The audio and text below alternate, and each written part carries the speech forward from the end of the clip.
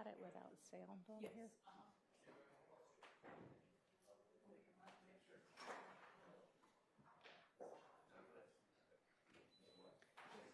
Yeah, if you can cue that up for me.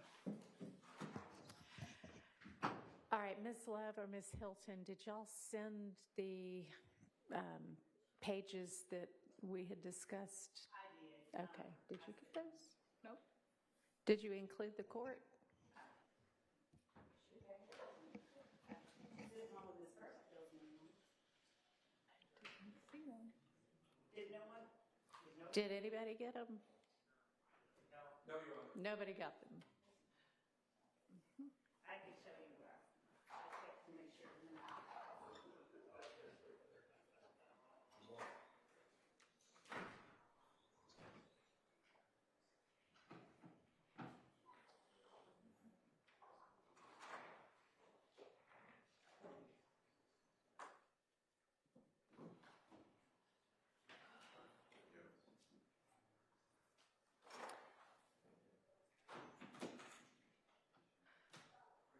All right, so I think we need to see what he.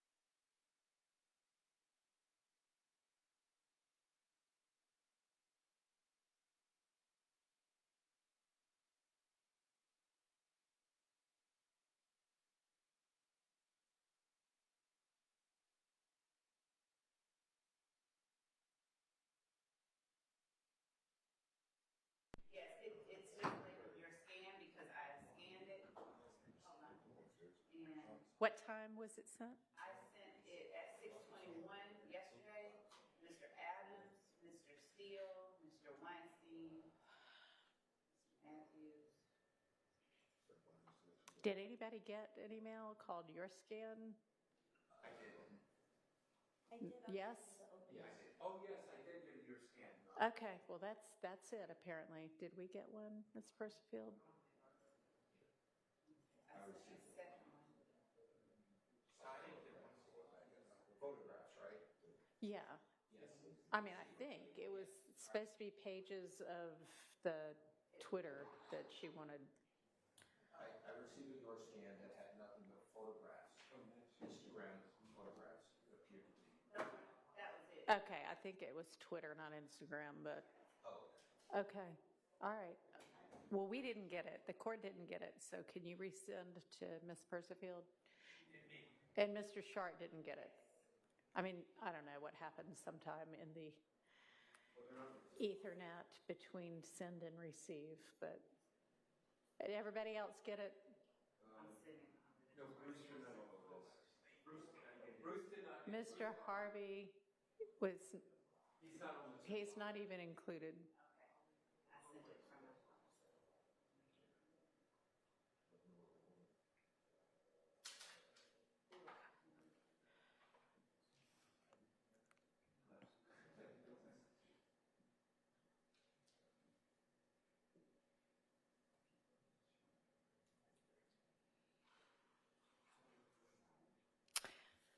the court. I sent it to Ms. Percival. Yeah, no, I know, but she said she didn't get it.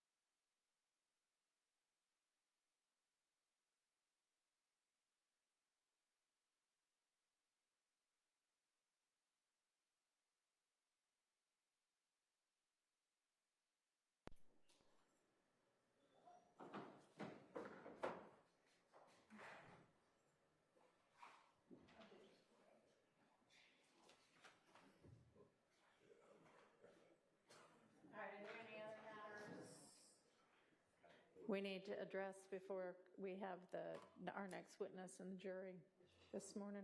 Yes, Your Honor. Okay. I just want to keep the court apprised. I was in contact with Mr. Atkins last night, and we compared lists. We have a slight discrepancy on what's in or what's out based on the court's ruling about the transcript. Okay. We may have a discrepancy. Mr. Atkins is reviewing what I sent to him, Okay. and we'll report back. But I assume the state is not planning on playing it immediately. Is that? It's pretty early, so. Pretty immediately. Sounds like. So maybe we need to get that sorted. Mr.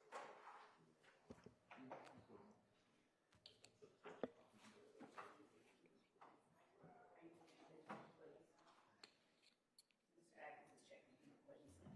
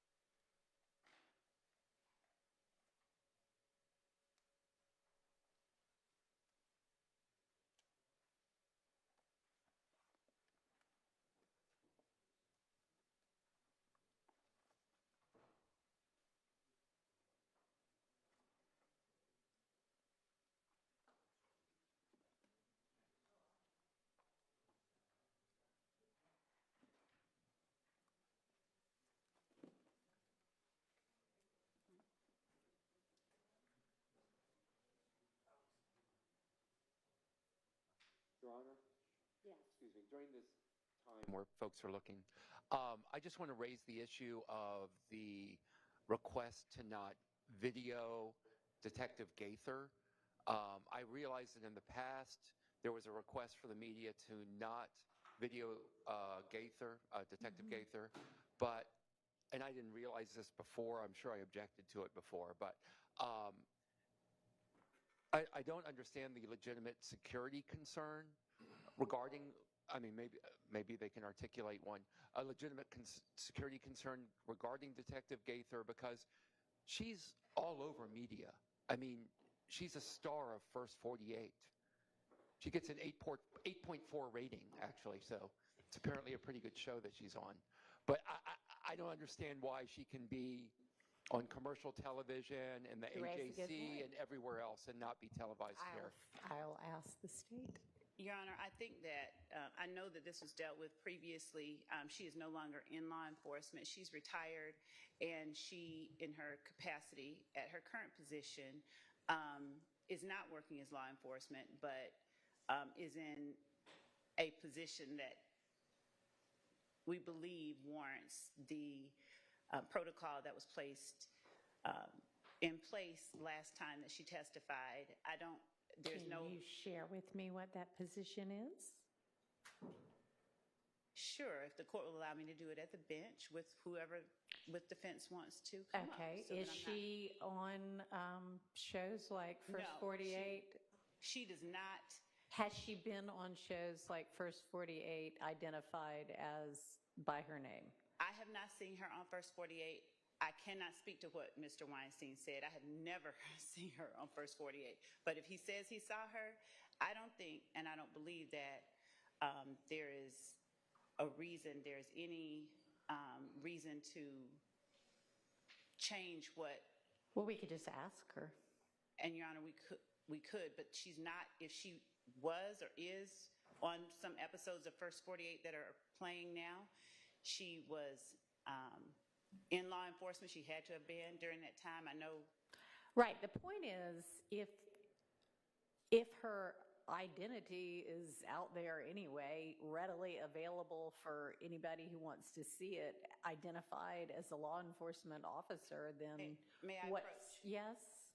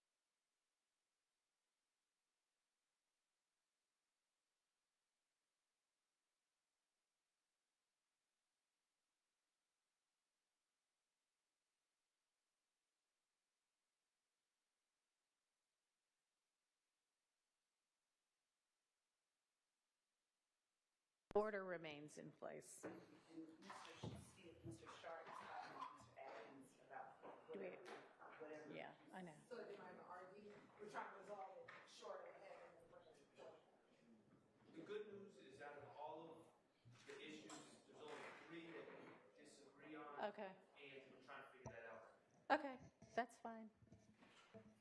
All right, well, I guess we can't really have the witness in to testify until those couple of things get figured out. So I am going to recess because I need to check on something.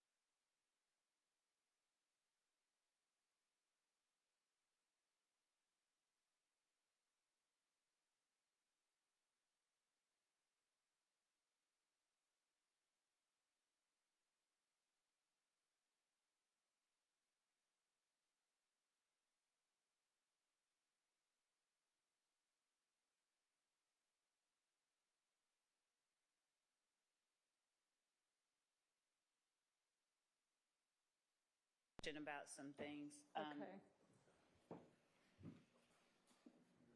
So,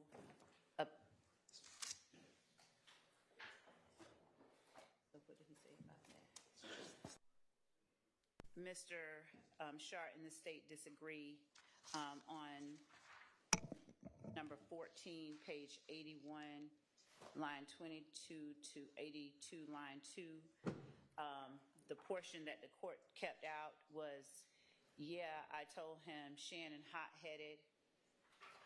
The line after that, we have that it is included and available for impeachment purposes.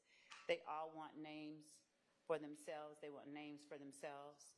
And when I asked the witness on the stand, I was looking to go back to see all that I asked him, but I don't have that transcript in front of me. But he said, when I asked him, it's everything that he said about the 3 people who are currently on trial. Or why is it that everything you say about them, you can remember they didn't say, or you told a lie, but you can't remember anything else. That would allow what he is saying here to be an inconsistent statement about them wanting names for themselves. That is the one area that there's disagreement on. There were 2, so the other one is. Your Honor, can I respond to that one? One at a time. The- And so the state had that it could be used for impeachment. Yes. The state keeps taking the stance that as long as something was, and I'm not conceding that it was a prior inconsistent statement because I don't recall them asking that, but they seem to be taking the stance that as long as something's a prior inconsistent statement, it's automatically admissible. And this is speculation. It's speculating about my client's intent in doing something that he wasn't even there for. So that was the foundation is, did my client say, hey, I did this and this is why? And that foundation was never laid. It's not a matter of prior inconsistent statement. Right, yeah.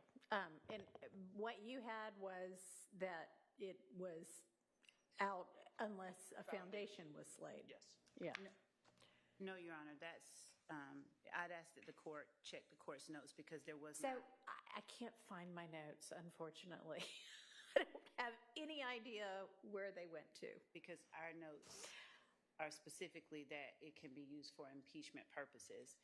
And the argument that his client wasn't there is belied by the witness's statement to the police that he was, which the court is requiring that we keep out because the court ruled that it has to be kept out. About, I don't know why he's saying his client wasn't there. I didn't say my client wasn't there. It's just what he just said. I said that. No, that's not what he said. He just said my client wasn't there. He I said literally Mr. just said Zachary my wasn't client there. wasn't there. Okay, but that's not why it's being kept out. I'm aware. You mean, I mean, the ruling was would that- have been, I mean, it's the same thing as the similar one that we talked about yesterday. I would have said, lay a foundation that he actually knew that and it wasn't just his speculation. Your Honor, this is someone who, during the course of this entire interview with the police, and certainly around this area, talked about his relationship with and how much time he spent with this defendant. I believe that as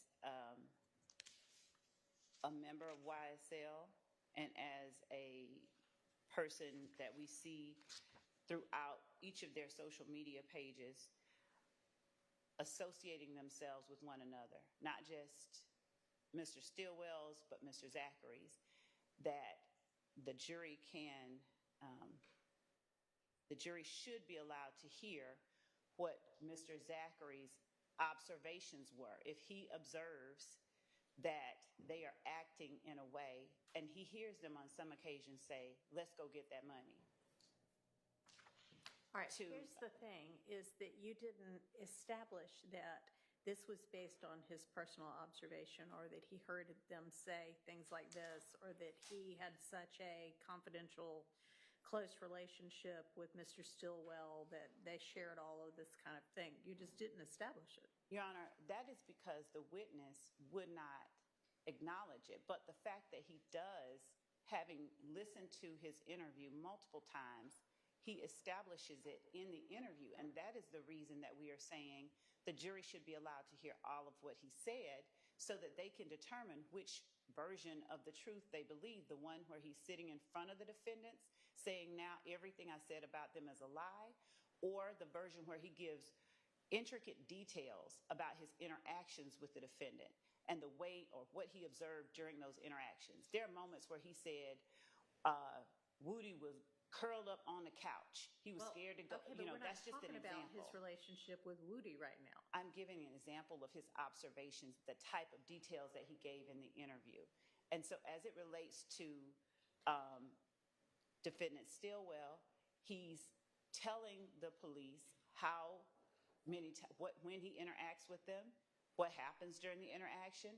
He's telling them when they started associating, they ask questions like, Ms. Lev, I understand all of that. If it's just based on what's all in the interview, it seemed to me at the time, and nothing was established to convince me that this was anything more than his theorizing about what it was. And the rules of evidence are there for a reason. It's not that I want this in or I want this out.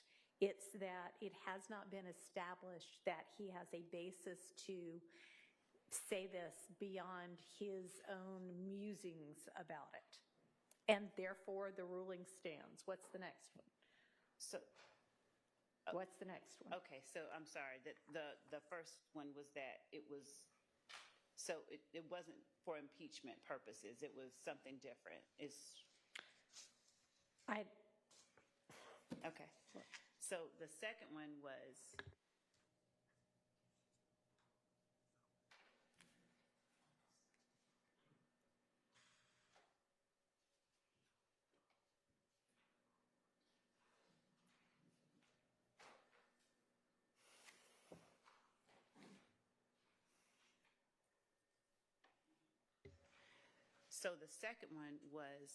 the call that the court addressed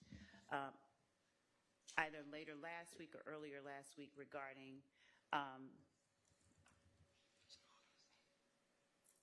it was in August that the court addressed the call about them putting Shannon, Pokey, Woody, and Mr. Zachary when they were at Big Boo's grandmother's house. And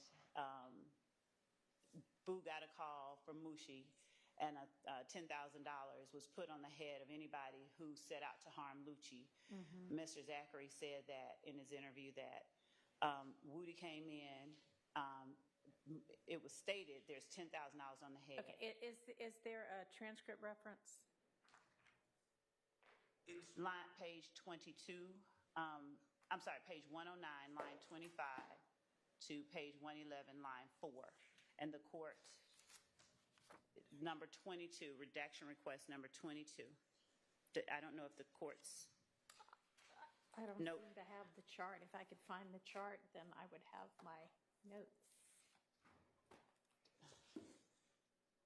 But anyway, our chart says that it's in. I don't know what show me what the chart looks like. It was. Give it to us. Just. They tried to revisit this yesterday. No, we didn't. Show me what the chart looks like. Just turn it around and let me see it. So, Mr. Atkins is coming up to the court. Oh, is this something y'all gave me before, or this is just your own chart of my? We used it, and we gave you a copy of it, and that's how we were referencing it in the arguments. Your Honor, if I may, yes. Mr. Shard's redaction chart that he sent to the court and the state, that is the same list that when we went through the redactions in court, those 2 days or 2 days and a half. That? And it was labeled from the 2015 interview 1 through, I believe Mr. Shard's last redaction was 43.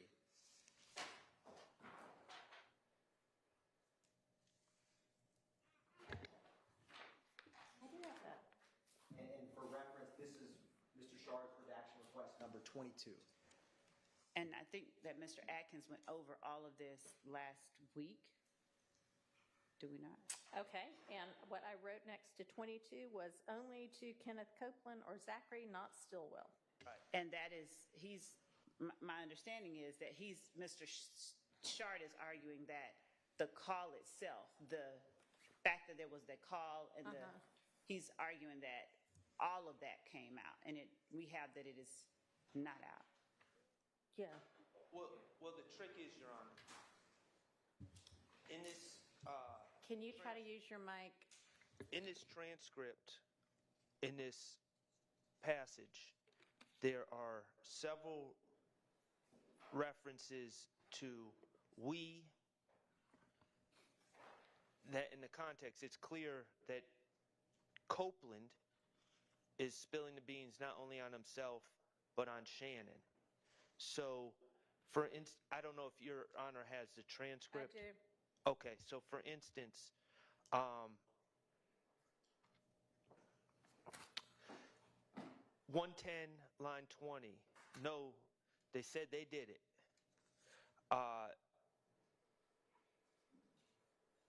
111, line,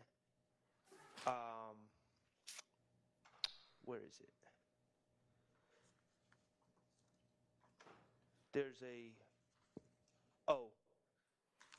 111, line 4. He like, man, we just shot up Lucci Mama's house. So there's things that, in that spilling the beans by Copeland, that in the context of this interview, as it's played to the jury, is going to implicate Shannon. I understand. Now, I don't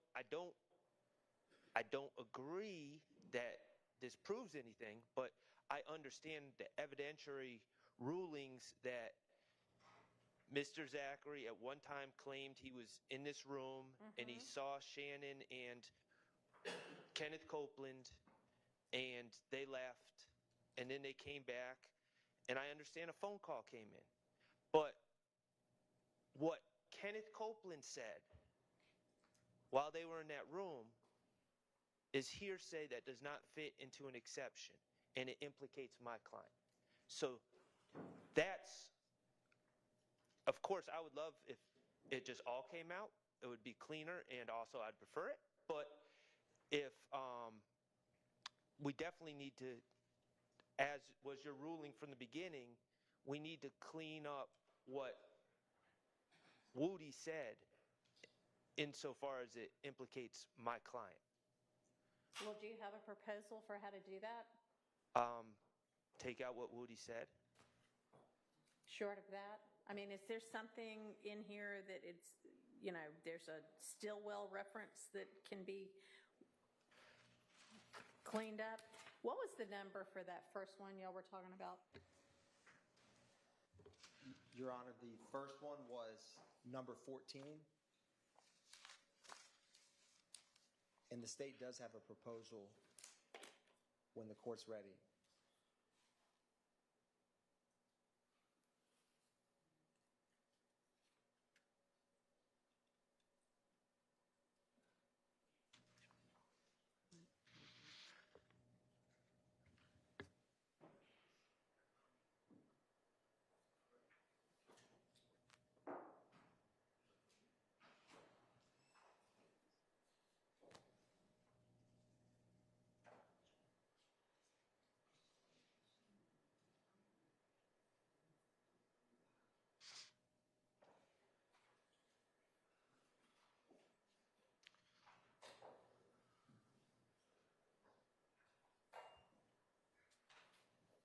All right, what's your proposal?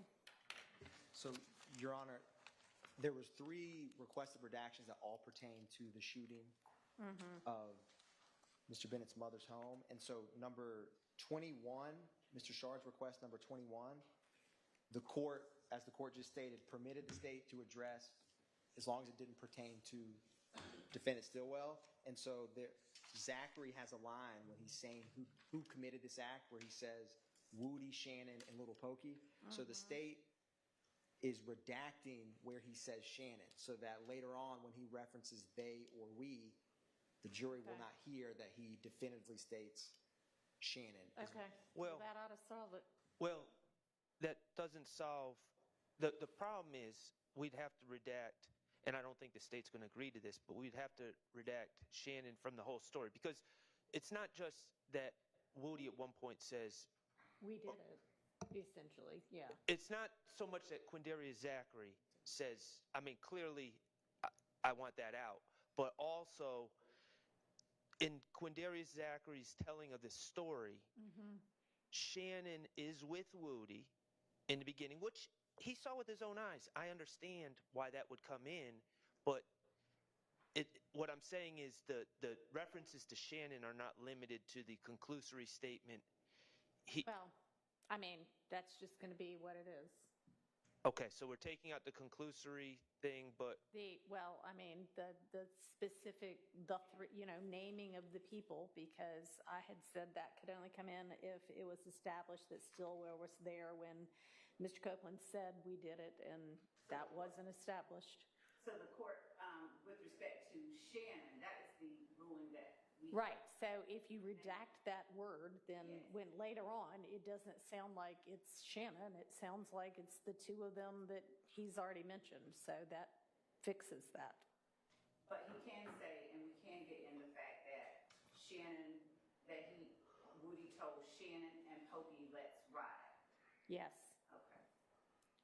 see, and that's my problem, Your Honor. I think that they inescapably refers to Shannon in the mind of the jurors, even if we take out the one conclusory line. Well, I mean, that may be what you think, but that's the way we're going to handle it. Okay, I What's the understand. next And just for the record, Your Honor, it is the lines that I'm concerned about on the transcript are 111, line 4, where it says, "He like man, we just shot up Lucci's mama's house," and page 10, line 20, where it says, "No, they said they did it." Okay, well, I don't agree that it still sounds like Shannon when Okay, only certain people were named and he's not one of them. I understand the court's ruling. Okay, what's the next one? I think those are the only two, but I just. Oh, I thought y'all said there were 3. He's shaking his head. Okay. So All right. I just need to make sure, I would like to make sure with the witness that those two areas are clearly understood. Or we bring her out here and something's said.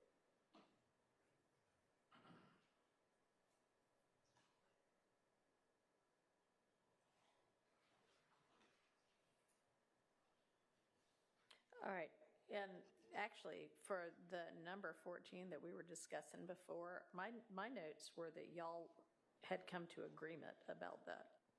Number 14. The one the very first one that we took up. We agreed on hot-headed. They all want names for themselves is the portion that we have noted the court allowed us to use for impeachment purposes.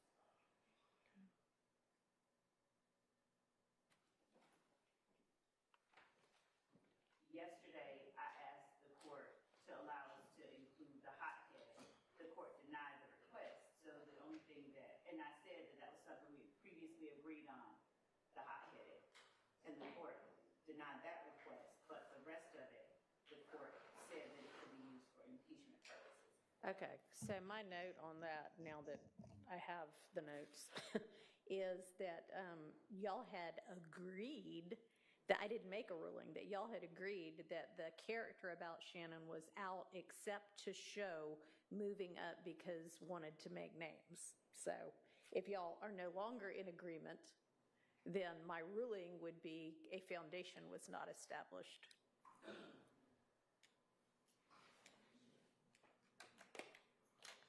So I think we're ready for the witness and the jury. I want to make sure.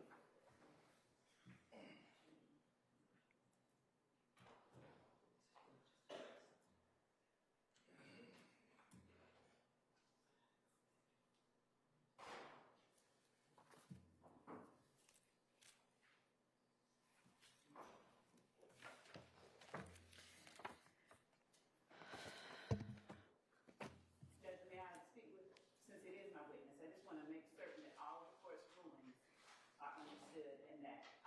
articulate them to her so that we don't get into, because I will be asking questions to avoid some of this.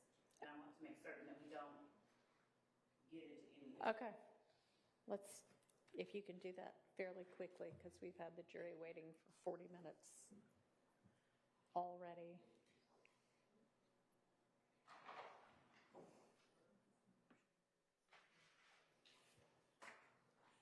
May I just step out then?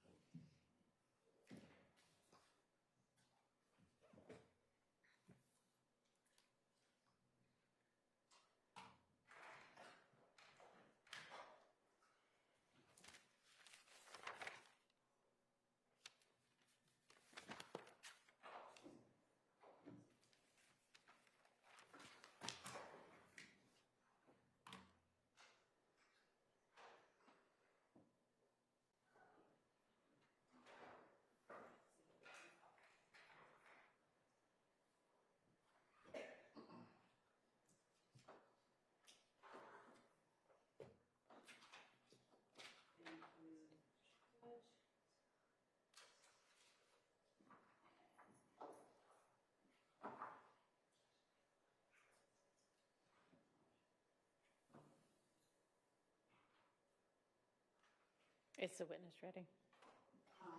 Yes. All right, let's go ahead and get the witness in.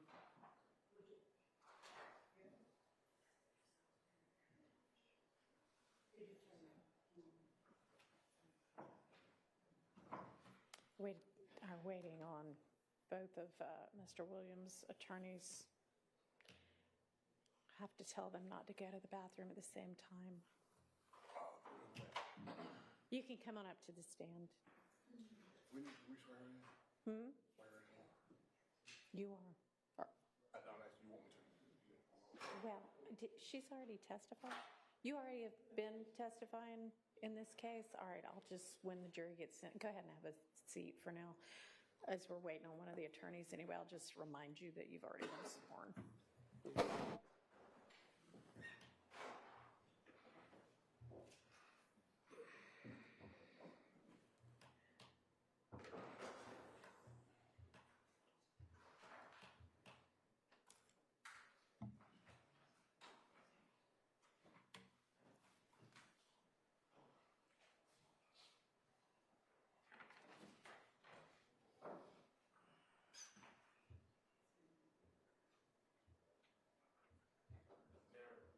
I need one of them back.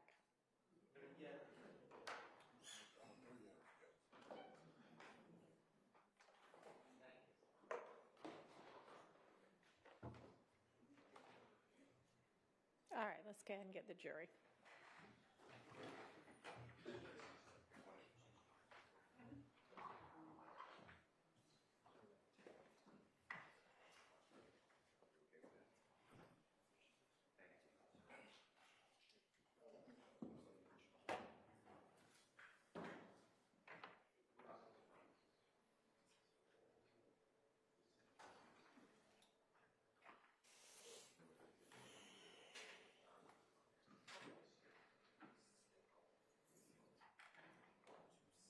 We have the clip on. I'm sure it's somewhere.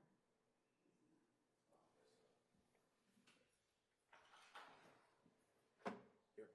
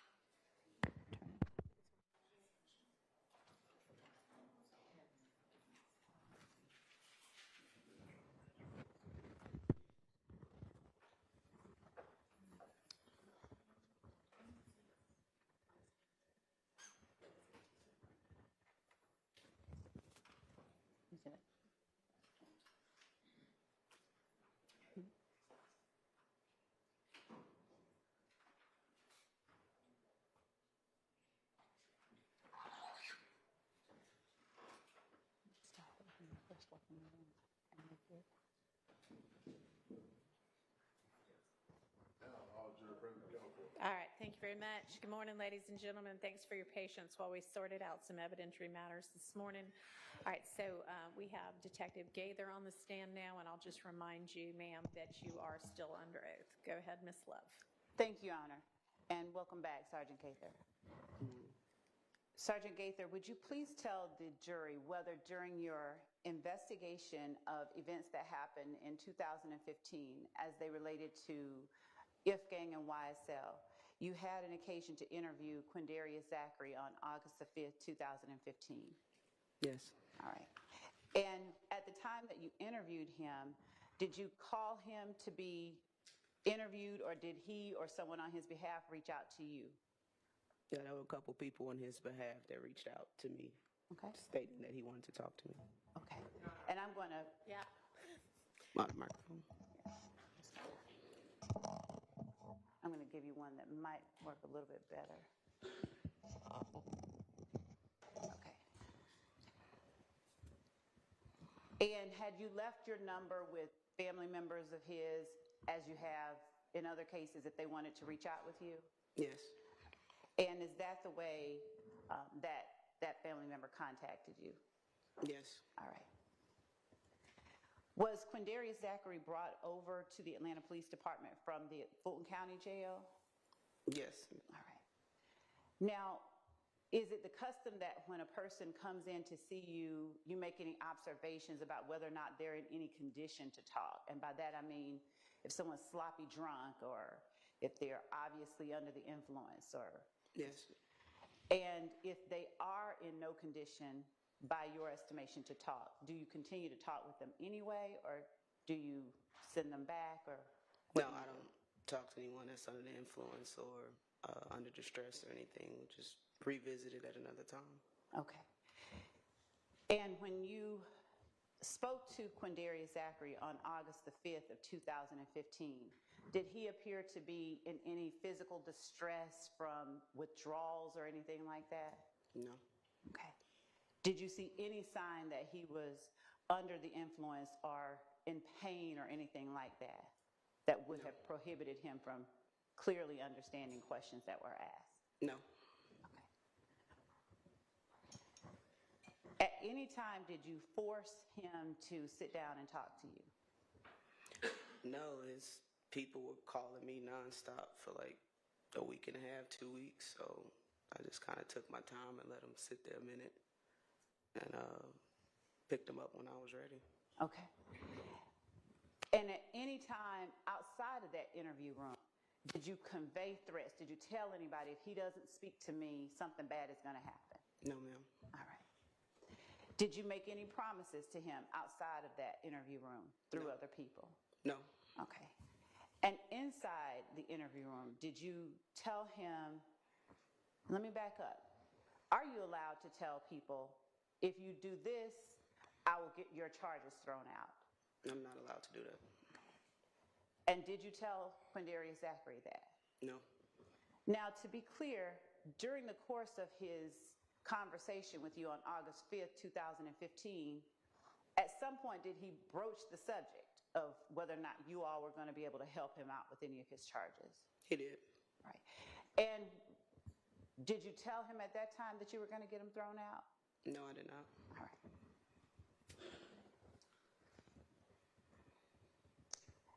Your Honor, can we get access to the Zoom? Unfortunately, I don't have access to the Zoom right now either, and I had just typed my team to let me in. All right. Maybe if somebody's listening up in my chambers, they could let Ms. Love and the court in, please. Normally, Ms. Persefield does that, but she had to step out and handle another matter. So while they're doing that, I'll continue with the questions. When you spoke to Quindarius Zachary in August, had you already gotten, you remember when you talked to the jury last time about the Dexter Montgomery shooting? Yes. All right. And do you remember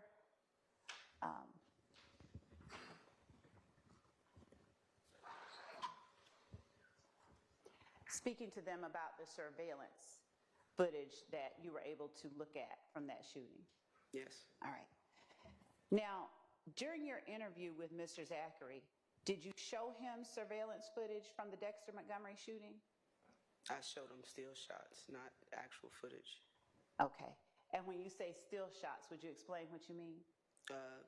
Basically screen grabs or images of people that were depicted in the actual video. We just took a picture of that particular person and printed it out onto paper. Okay. I'm going to show you what I believe has already been admitted as states 308 Yankee. And I'm going to ask you, it was in here. Mm-hmm.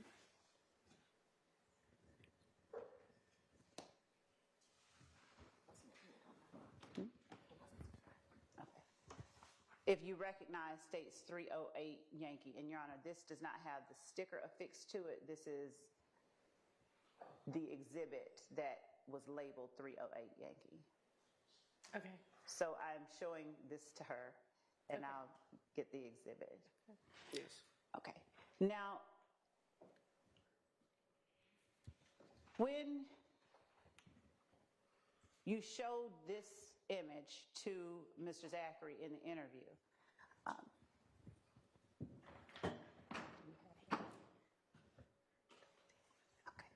okay. And for the record, it was 503 Yankee. 503. And was And it that has- already admitted? It was. Okay. And I'm sorry, just like for housekeeping, are we going to get an exhibit sticker on it or? Yes. Okay. It's actually the one that we admitted does have the exhibit sticker on it. Oh, it's a copy of the, okay, Yes. no problem. And so you spoke with Mr. Zachary. Did you have any reason to believe that he was at or anywhere around the Browns Mill Road area at the time that that image was captured on the surveillance footage? No, I didn't. Okay. Would you tell the jury what it was that you showed him that footage for? Why it was that you showed him that footage? To help further that investigation, see if he can identify people that we had not previously identified involved in the Dexter Montgomery shooting. Okay. We knew that he was affiliated with persons that we were able to identify. So while we had him there, why not ask him? Who was it that he was affiliated with that you were able to identify as being involved in that Dexter Montgomery shooting? Walter Murphy. Okay. What did you know about Mr. Zachary's affiliation or relationship with Walter Murphy? We knew that both of them claimed to be YSL, so I assumed they knew each other. Okay. And did Mr. Zachary confirm knowing Walter Murphy? Yes, he did. Did he call him Walter Murphy or did he use another name? He called him DK. All right. Yeah, it was in, yeah. Can you pull this? Don't share it.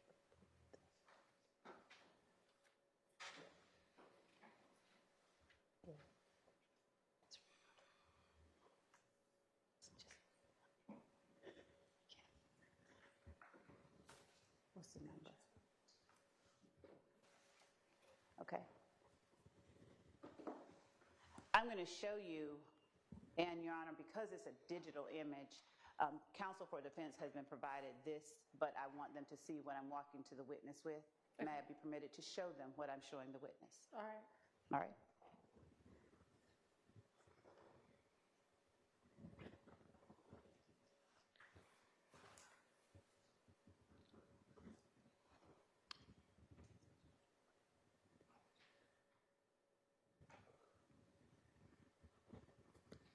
Miss Knight, that was 5. I'm going to show you what is 531 Yankee, a video on the screen, and I'm going to ask you, have you reviewed this video prior to coming in? I have. And is it a fair and accurate copy of the interview that you conducted with Quindarius Zachary on August 5th, 2015? Yes. Did you see any alterations or material changes? No. Okay.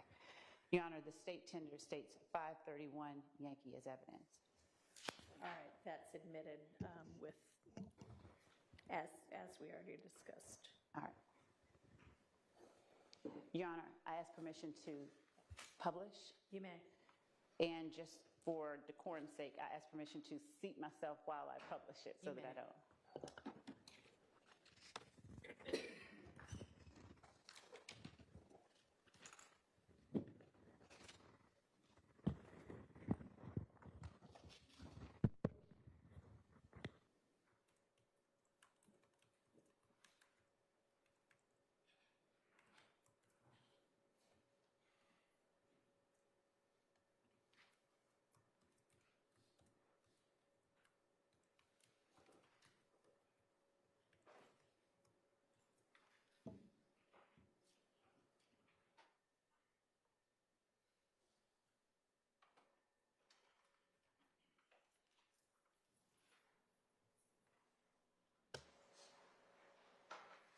Your Honor, may I use this screen?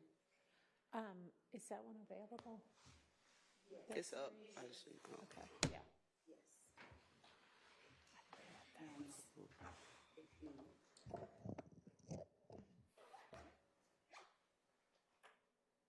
What do you use? If you want to use earphones, they're here and available for you. That helps. Allows you to hear.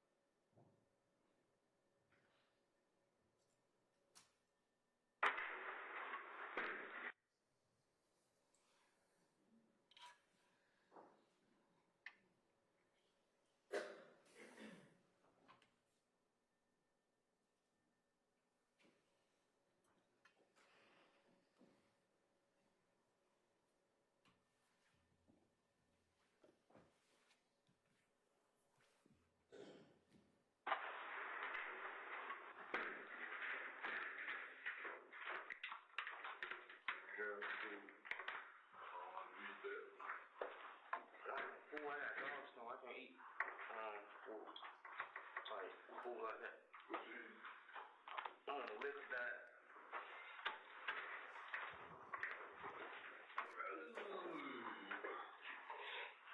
Well, as you know, you contacted us. You want to come down here and make a statement about these cases that we have. Y'all been getting on my darn nerves calling me. So we're here. But even though you reached out to us wanting to talk, I still got to advise you of your rights, okay? Let's say yes, you got to say yes, no.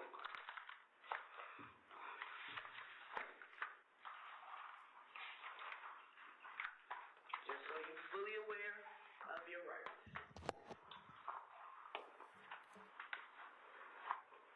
Spell your first and last name. Condare Zachary, Q-U-I-N-D-A-R-R-I-U-S, Zachary, Z-A-C-H-A-R-Y. What's your birthday? 8/21/93. 8/21/93. What's your address? 445 Cleveland Avenue. And Your Honor, I'm from over there. his address not to be completed. All right.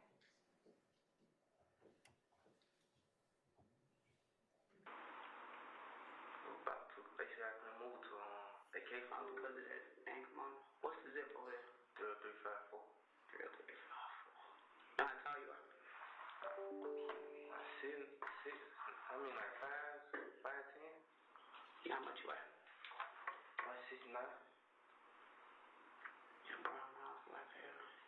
My eyes ain't brown. Your eyeball, meaning the colored part is brown. What's the highest grade level you can pay to? Graduate. I know people graduated 8th grade. Did you graduate high grade? High school 12th grade. What else do you do? All one, but I graduated from Korean. What year? I think 09. Something like that. You got a phone number? My mom no 44. Mm-hmm. 5. Mom name again? Kyler Zephyr, K-A-L. And Your Honor, just for the record, the state also muted the phone number of his mother. Okay.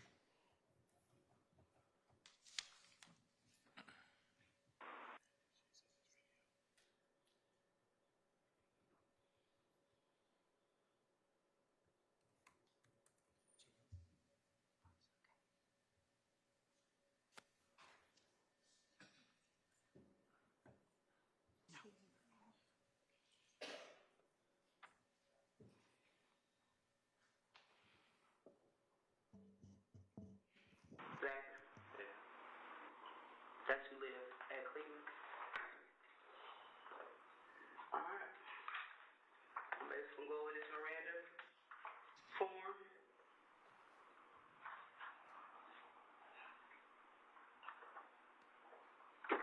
What's your middle initial? Yeah. T. T. What that stand for? Tashana.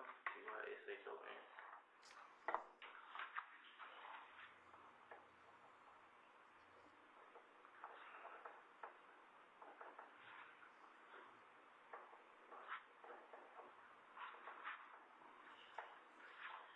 Basically states Aquindare Zachary has been informed by the undersigned law enforcement officers prior to being questioned by them that I am suspected of the offense of aggravated assault, which is what you charged with for the two drive-bys in Fulton County, state of Georgia, on the 28th day of April 2015. That's the date that the incident happened, April 28th, 2015, okay? I'm going to go through these one by one. If it's something that you don't understand, stop me, let me know I don't understand, and we're going to go over it, okay? Yeah. Your first right is that you had a right to remain silent and do not have to make any statements. Do you understand that? Yeah. That any statement that I make may be used against me in a court of law. Do you understand that? That I have the right to consult with my attorney and before making statements and to have said attorney present with me while I'm making a statement. You get that? That if I do not have enough money to employ an attorney, that I have the right to have one appointed to me by the courts to represent me and to consult with him before making any statements and have him present with me while I am making a statement. Do you get that? That if I request an attorney, no questions will be asked of me until my attorney is present to represent me. Do you understand that? Has anybody coerced you or forced you or threatened you to come down here and make a statement? No. You sure? No. No, you're not sure? I mean, I'm sure, but anybody forced me. Okay. Can you read? Oh, okay. Can you read and write English? Yeah. And I have had read to you. Today was the what? 5th, 2/6/17. Was what? If you would, initial by each of those, and then if you still agree to talk to us, sign down at the X.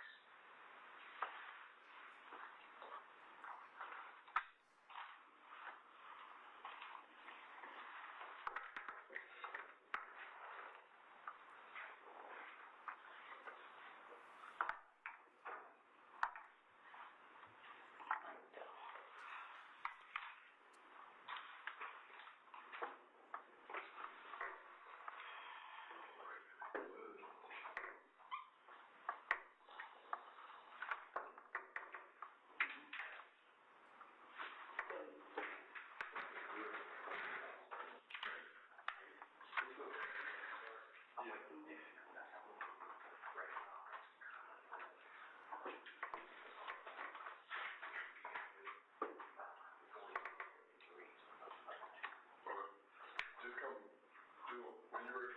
Sure. Sign my name here. Okay, this.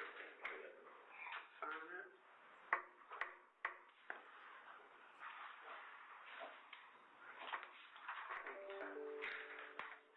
All right, well, we here. What's the big rush to talk to you? So, you know what? I'm saying, say what y'all want me to speak on first. Let's talk about this, what you've been charged with.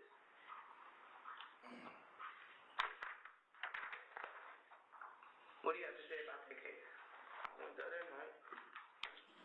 You wasn't where? What did you hear about it? Where? Someone came to the house waking me up to my DJ got jumped.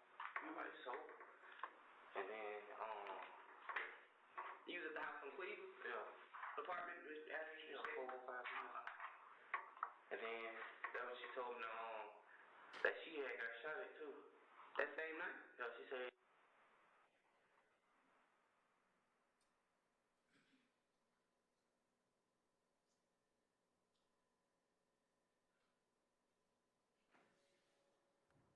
they got in a whole bunch of shooting, and then like L gang had pulled up at my cousin's house. Cause my cousin go with this boy named Tate. Threat, y'all know him? Mm-hmm. Yeah, Javante. yeah, I don't know his name, but she was going in the house, and she said y'all gonna start shooting at the house, like they were shooting from the apartment, like she said. Where is this house located at? What you talking about? Landrum apartment. Landrum and Zone 4? On campus. North Campton? Yeah. So who stay over there again? My cousin Liz, Frank, and Tate. That's what Javante said? Yeah. She your blood cousin? Yeah. I mean, you know how people say. Not my real cousin. So this gang got to shoot at them at Landrum. Yeah. Is this before or after D got shot at? I mean, got jumped on. She tell you this happened last. This after all the shooting. So first D get jumped on, then the shootings happen. And I'm telling you, like, from how I heard, like, when I heard her, Okay. I like, should most of them call me or something in the morning, let me know that. Mhm. But she like, most of them cussing D out, because D telling them that he was shooting, they had shoot them in the face and jump. Most of them told D that he had to find around home. And then that was she like, then that was D told, I would sleep, D told me that morning, like, they had shot up the house. D told you that, say that you kind of skimmed over that part. When you say D, you talking about Demekion, right? That your real name? You talking about Lil D from 30D, Yeah. like Mechanicsville? Demekion. Demekion told me that they had shot at the houses. That who had shot at the houses? Him, Tay, Mhm. and who it was? Shannon. He just told me nothing. He said him, Tay, Shannon, and some other boy named Trey Dunn be with Tay. Named Trey Dunn? Yeah. Mhm. He told you personally. Yeah. How did he tell you over the phone? In your face? Yeah, he's over my house. I was sitting there like he told me that they had shot the house, he said, and then what's called that they shot up Larry where Tay stayed. So this gang came back Yeah. and shot up Yeah. Tay house? Yeah, someone right there. Mhm. Like, I guess that was she was gonna go that night. And he said that when they went and Pierre home. Mhm. That when they went and shot up Pierre home. Who went up and shot up Pierre home? Him, Tay, Shannon, and Trey Dunn. He told me them full name. He already said them about Moonton. But I kind of feel Moonton without a. Why you figure that? I think I ain't got no car. How close are you and to him? You know, my whole life. I told my dad and my dad and him, they grew up here. So you got a lot of loyalty to Moonton. For me? Yeah. Yeah, but I ain't got nothing. I had some of him, but he ain't got nothing to me. How you know he ain't got nothing for you? Shoot. But I ain't been talking to him lately. Have you talked to him since you've been in jail? Have I talked to him since I've been in jail? Mhm. Yeah. I mean, since he's been in, because you went in first. Yeah. Yeah. So he told me that Demekion told y'all why he was scared, you tricked him. Demekion sat in that exact same chair, and you're gonna get the exact same treat that Demekion. I don't have to trick people or lie, because phone records You're tell a grown man. Right. And it's my trick, you grown man. And that's what I'm saying. I feel like you kind of getting off track, because we got your phone records too. Mine? Yes, sir. What phone record? This is what we do. Okay. Remember when we locked you up the last time? Yeah. And Cat went to the house and we ended up getting your phone number and stuff. And I got your phone record. Because that was your phone number, right? No, that ain't my number. Okay. Well, like I said, we can stop this right now because it's going in the wrong direction. And I don't want to waste your time or mine. Because this shit don't matter to me. My shit is good. This is what's going to fuck y'all. So I got Demekion.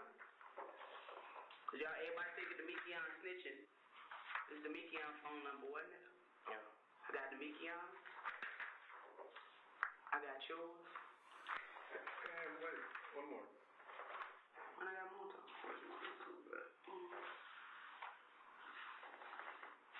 622. 662, whatever. So I don't have no reason why. So the media ain't necessarily had to tell it. You know what I'm saying? Technology told it. So that's what I'm saying. That's why I was impressed about coming to get you and coming to talk to none of y'all. Y'all want to talk to me? That's fine. This is the opportunity for y'all to say yourselves. Because this is what's going to fuck y'all. So I feel like, once again, you're kind of going in the wrong direction. You say you're going to come down here and be honest about shit. I'm being honest. You wasn't there. No. I'm from my window.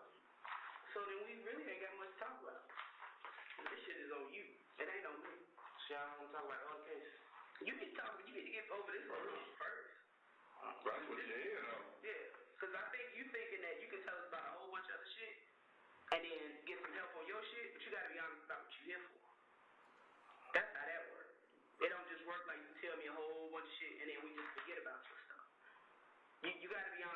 got going on? Me, Monton, Shannon, Trey Dunn, and D. Mm-hmm. Which car was you in? It was two cars, right? I was in car Monton. Which was which car? And Pop. What color? Gray. Who all was in the car with you? Me, Monton, Shannon, and D. And Trey Don and They was in another Impala. what color was that Impala? Like, I heard a burgundy or something. SS. Okay, the new one or old one? Same year Monton car, bro. 08 or something like that. Okay. How did you all know where they stayed? Not Trey Dunn, Tay. How does Tay know? Cause he said he been beef with them folks. So he knew where they stayed at over there on Mosley Park. On the address is 1428 Dale Avenue. Over there by Mosley Park, right?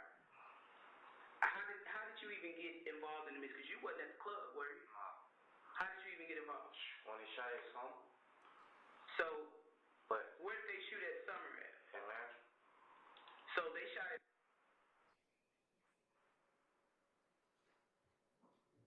before. Is this the same night? Yeah. They shot at Summer first. Okay. And they shot at I think they did shoot at the club. I don't know about the club. So Summer was at Landrum Arms with Alexis and Tay. Yeah. They were in which car? Or were they in the car? She went with Tay. She was with Lex.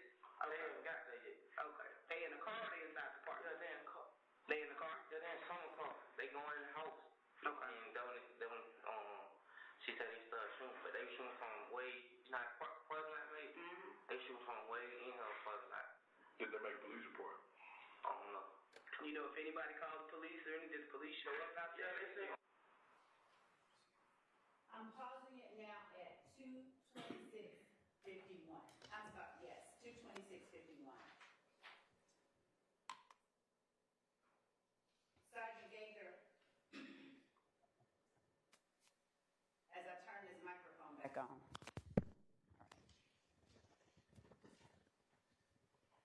Now,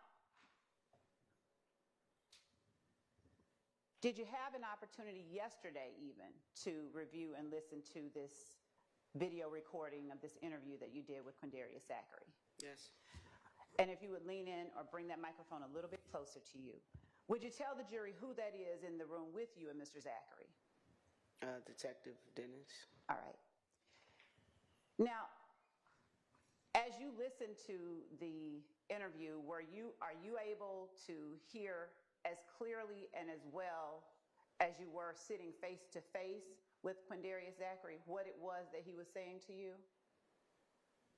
Or did you understand that question? I think I did. I mean, he appeared. I appeared to understand what he was saying. It was clear. And what I'm asking is, as you sat in the room with him on August the 5th of 2015, were you able to hear him clearer or more clearly than you are listening to him on the video? Yes. All right. And having watched the video, are you able to recall and tell the jury if there are things that aren't as clear as we listen to it here today? Some things, yes. Okay.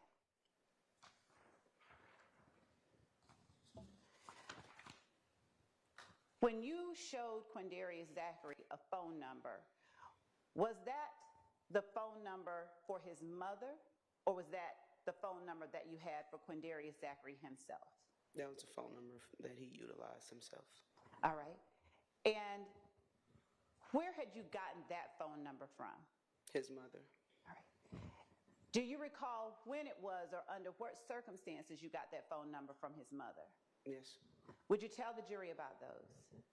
I believe he was arrested early May for possession of a firearm. Shortly after that arrest, my team conducted a search warrant at his apartment off of Cleveland Avenue in hopes of recovering other firearms that he had recently purchased and other evidentiary things. And at that time, I believe he was in jail and his mother and some family members were in the apartment. Okay. And that's when I spoke with his mother, got his phone number, and also gave her my phone number and his girlfriend at the time my phone number. Who was his girlfriend? Summer. Good? Yeah, some are good. All right.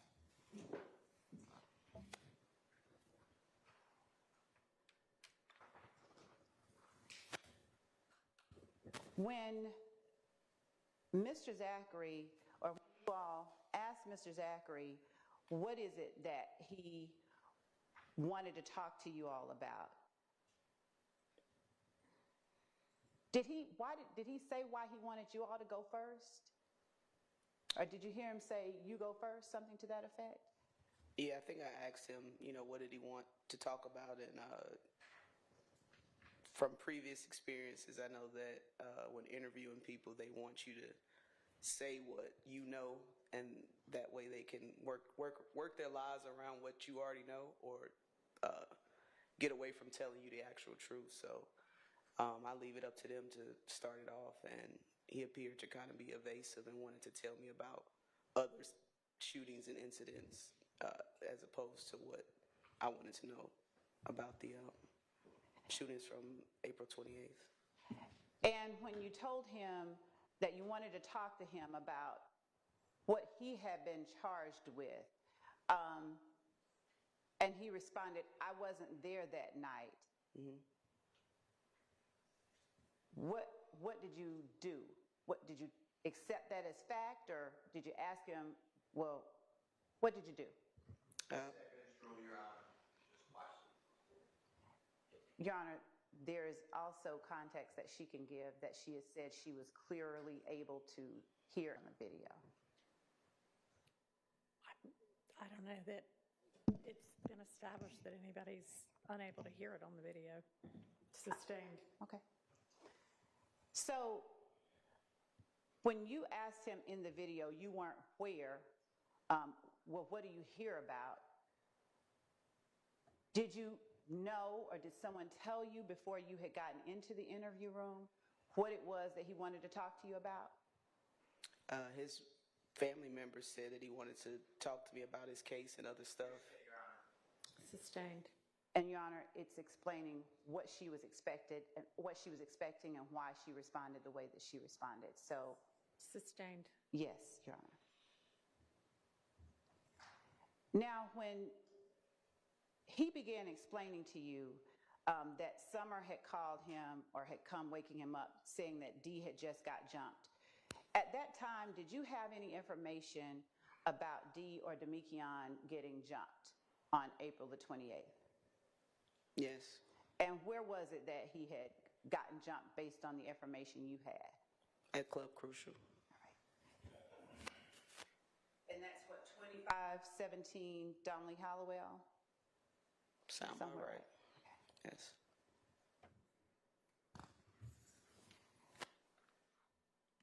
At the time that Quindarius Zachary told you that she had gotten, or that Summer said that they had gotten into a whole bunch of shooting and that they had pulled up at his cousin's house, Alexis Bryant. Did you know the name Alexis Bryant?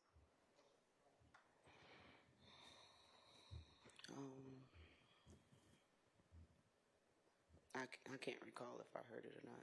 At any point during the course of this investigation into these retaliatory shootings, did you hear the name or did you learn about an Alexis Bryant outside of the interview with Quindarius Zachary? Yes. What about Tay or Threat? Yes. What can you tell the jury about who that is, Tay or Threat? I've been familiar with Tay or Trevante Turner for a while. He was a documented gang member. I believe he was MDC. Had several cases with involving him Okay. prior to this. All right. And when you say Trevante and he says, I don't know his name, and goes on to name other people, Mm-hmm. are you familiar with those other people that he names as well? I am.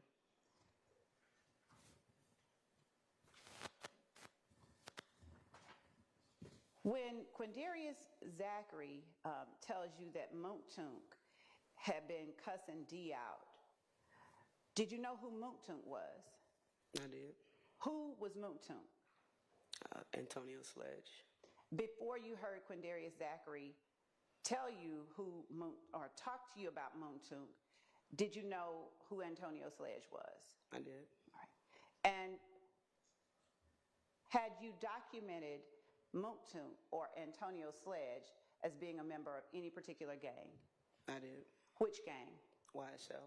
All right. What about Demikion or D? Had you documented him as being a member of any particular gang? Object. Hearsay confrontation clause. Overruled. Yes. What gang had Demikion been documented as belonging to? As initially 30 Deep, and later on we added a subset of YSL. Okay. And when you said you're talking about Lil D from 30 Deep, is that what you meant, the gang 30 Deep? Yes. All right. And is 30 Deep a gang that operated in the Mechanicsville area of Atlanta? It is.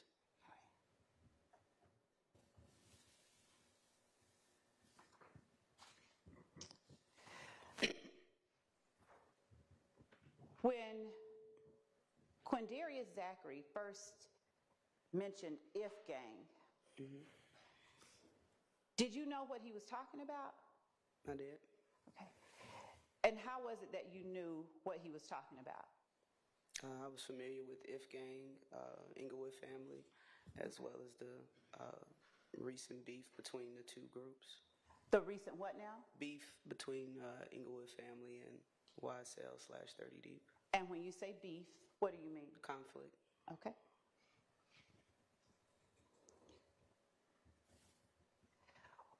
When Quindarius Zachary talked about Perry Homes, where is that located?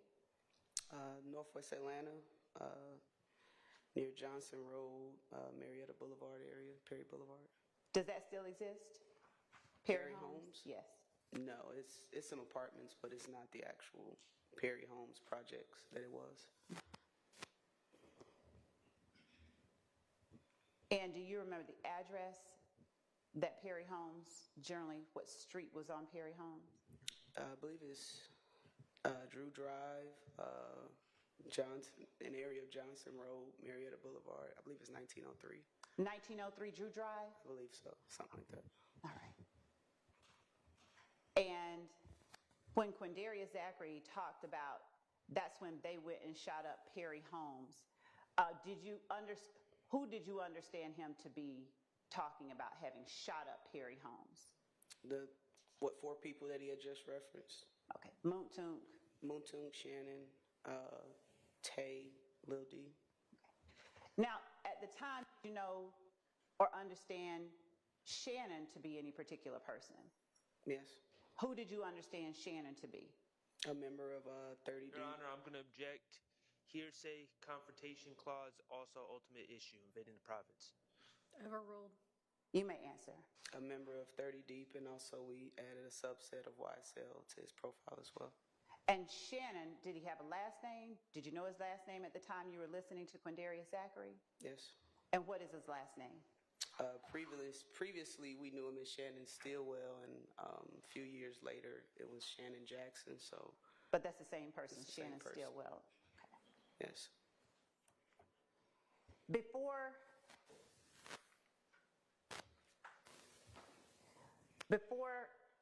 Quindarius Zachary mentioned Shannon, Tay, D, and Moontoon shooting up Drew Drive, did you tell him that that's what you wanted to talk to him about, Drew Drive, before you went into the room? Did you say anything about, I want to know Shannon's involvement? No, ma'am. Did you tell any member of his family, I want to know Shannon's involvement in the shooting on Drew Drive? No. Okay. Before you spoke with Quindarius Zachary in that room, and he said, I kind of figure Moontoon was there, though. Did you tell him you wanted him to tell you about Moontoon's involvement in the shooting at Drew Drive? No, I told him I wanted to know what his involvement was. Okay. And when he said or spoke about people not having a car, when you asked him, why do you figure Moontoon was there, did you understand him to mean who it was that he was saying had no car? Yes. Who? Shannon and Little D. Okay. Why did you ask Mr. Zachary about his loyalty to Moontoon?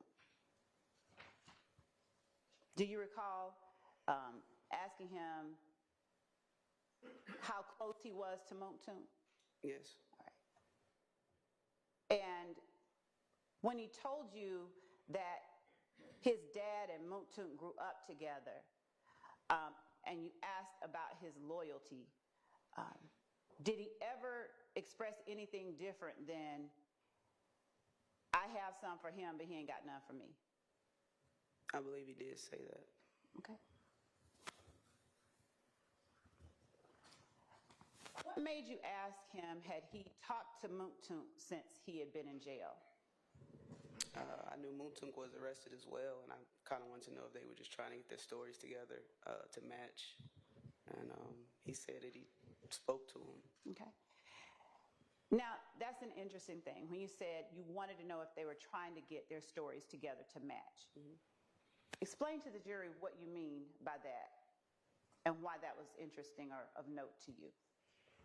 I like to have independent recollections of incidents, so I don't necessarily like if defendants talk and, again, try to get their stories to match to see what I know to sound more believable. So he didn't really go into detail if they spoke in depth or anything. He just said he spoke to him since he had been in jail. At some point, did you speak with Antonio Sledge? I did. All right.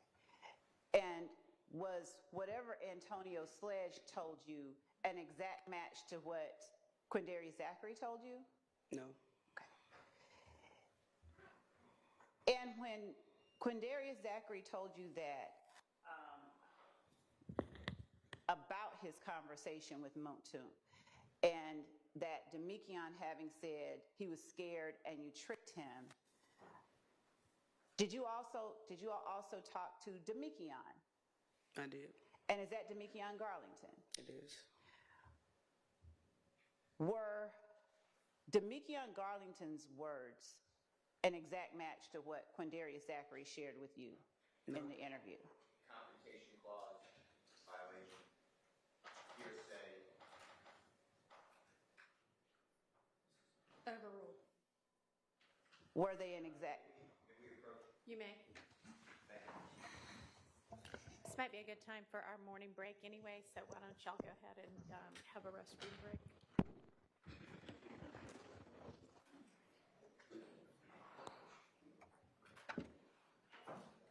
Mr. Steele, will you still need to approach? Okay.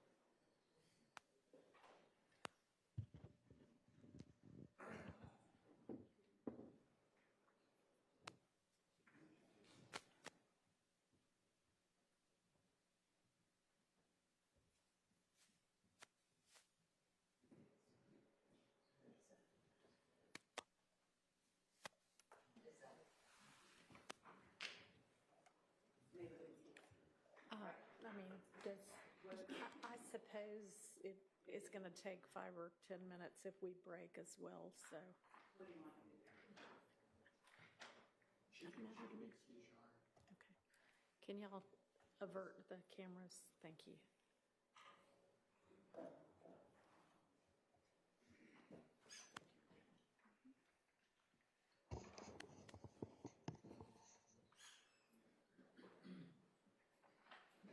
Yes, sir. Good morning, Your Honor. Good morning.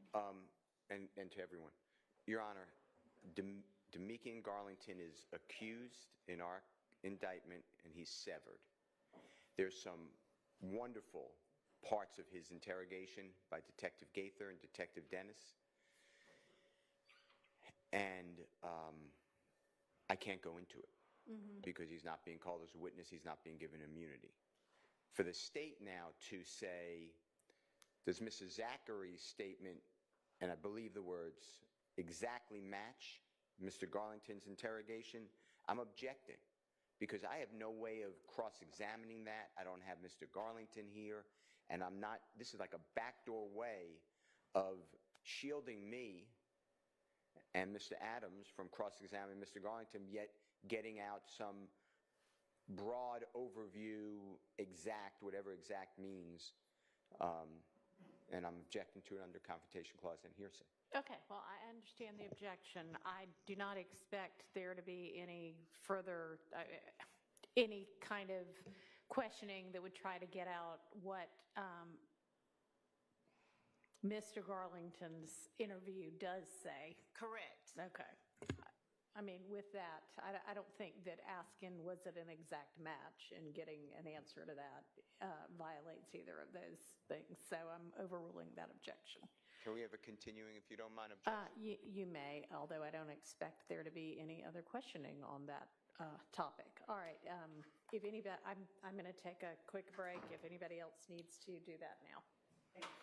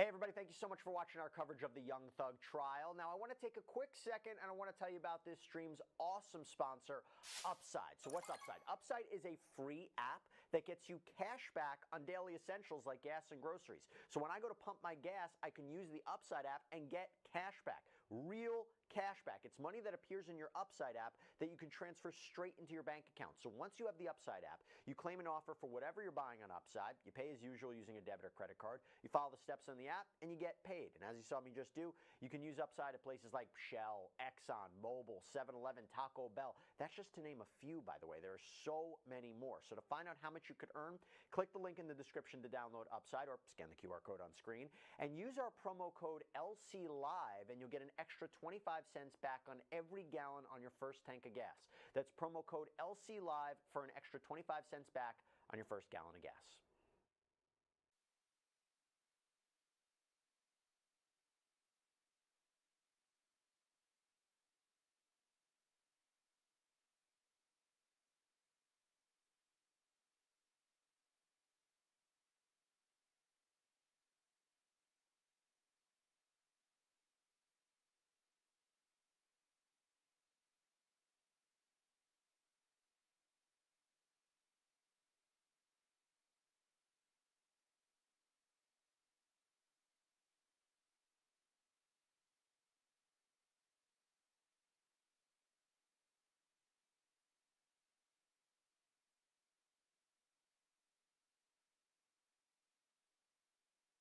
Just wanted to Hey, make I don't know if everybody or all the.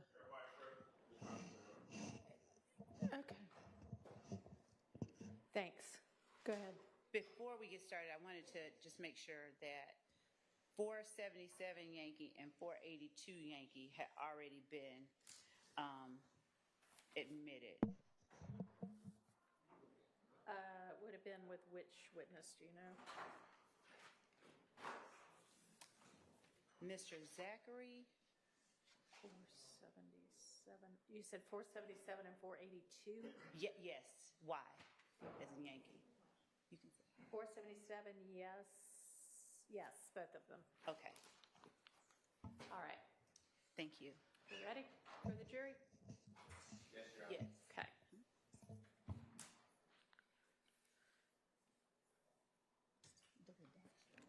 This is probably it. Mm-hmm.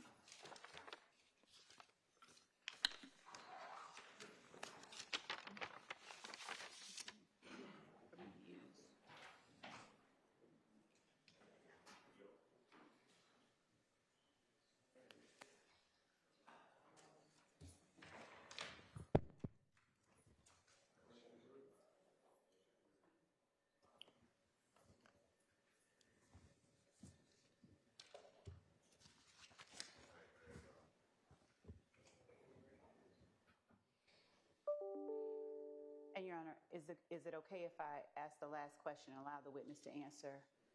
Yeah, I don't think we got an answer, so yeah.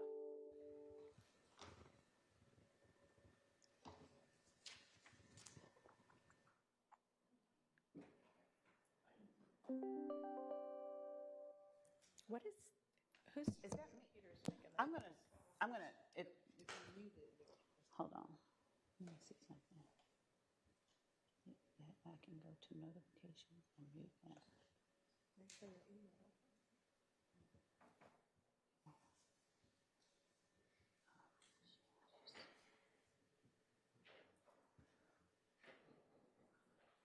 Ask Ms. Laura to turn on.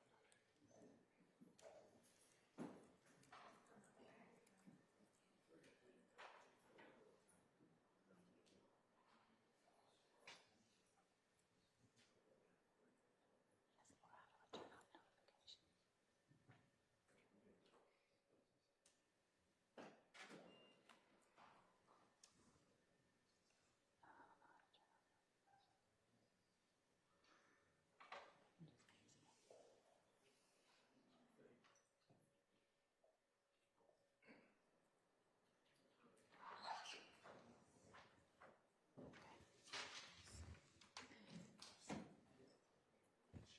Let me see the next page. The next page. Page 50. I'm doing it by this also.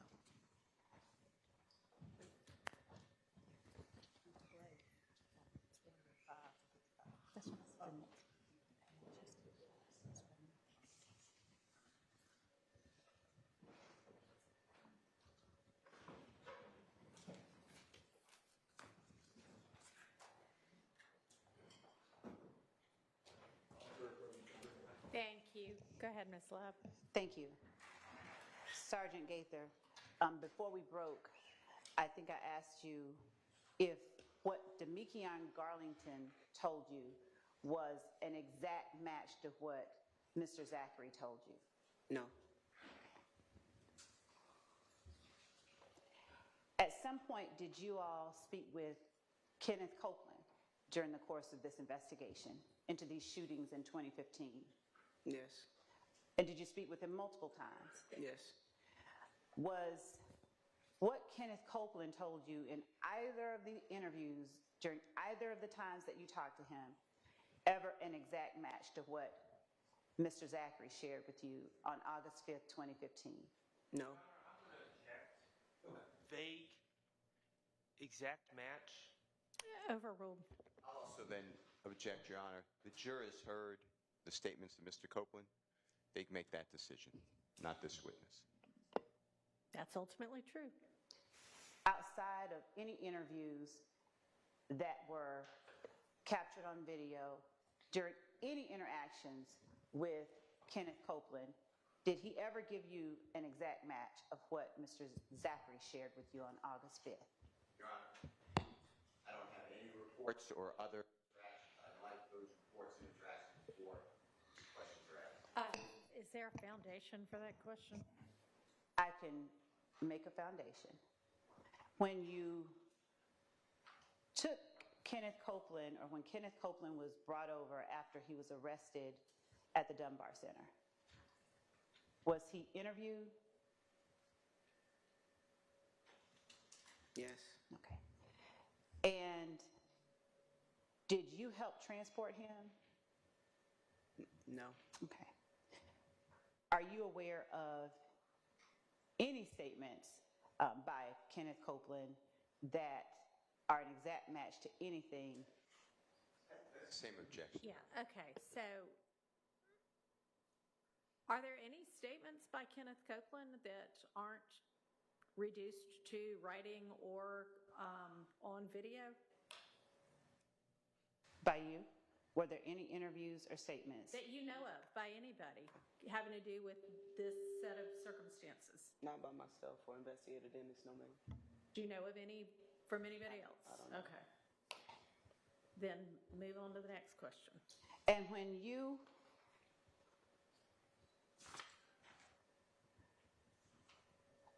told Mr. Zachary, Demekion sat in that exact same chair, was that after you had interviewed Mr. Garlington? In Yes. other words, okay.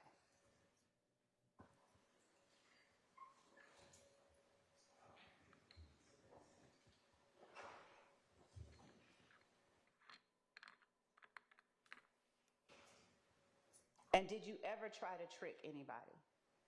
No.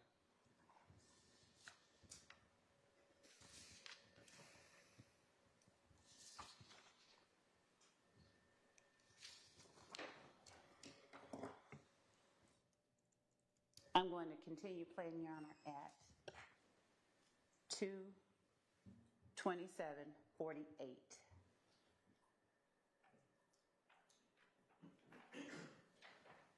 Okay. She can tell me what happened. I told her she can tell me what happened right now. Right. And then that one, I called Moontum. And Moontum told me that he was outside. Say they ain't want me to ride with. They wanted me to ride, but they didn't want me to ride. What you mean? Like, they wanted me to go with him. Mm-hmm. But I ain't have to do nothing. So where were you sitting? I was sitting in the back seat. Well, how were y'all sitting? Huh? Let's break that down. Shannon's in the front, D right here. I'm on this side, Moontum drive. Whoa, let's break it down. So Moontum drive is Shannon front passenger. You sitting behind Shannon? Yeah. And Demekion behind Moontum? Yeah. Okay. So what exactly did they say they was gonna do? Like, why were they picking you up? Oh, now you listen to them. Say that passenger, seating chart one more time. Mountain driver, Shannon, front passenger. Me. And D. Good D. And then The other D. Demekion. Yeah. We went to meditate on. They was in different cars. What kind of car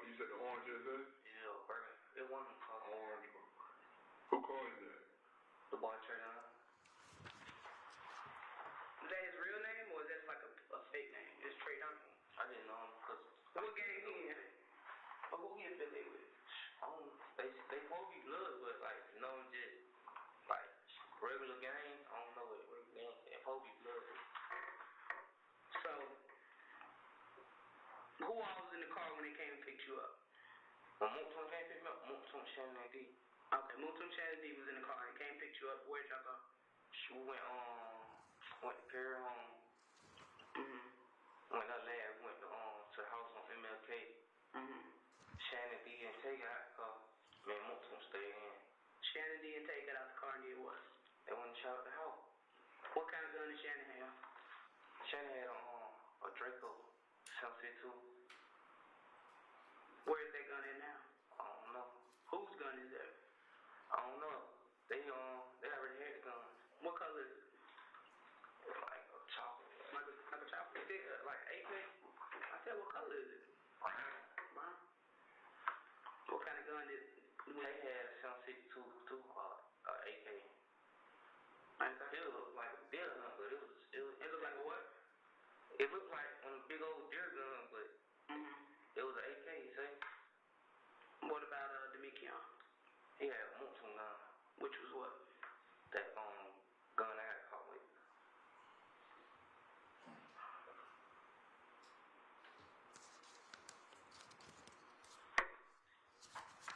And you didn't shoot? No. But don't you own? You went and bought like 3, 4 firearms. Man, who tripped me out of those? He tricked you out of all of them, man. Yes, he did. We gonna get to that though. Right.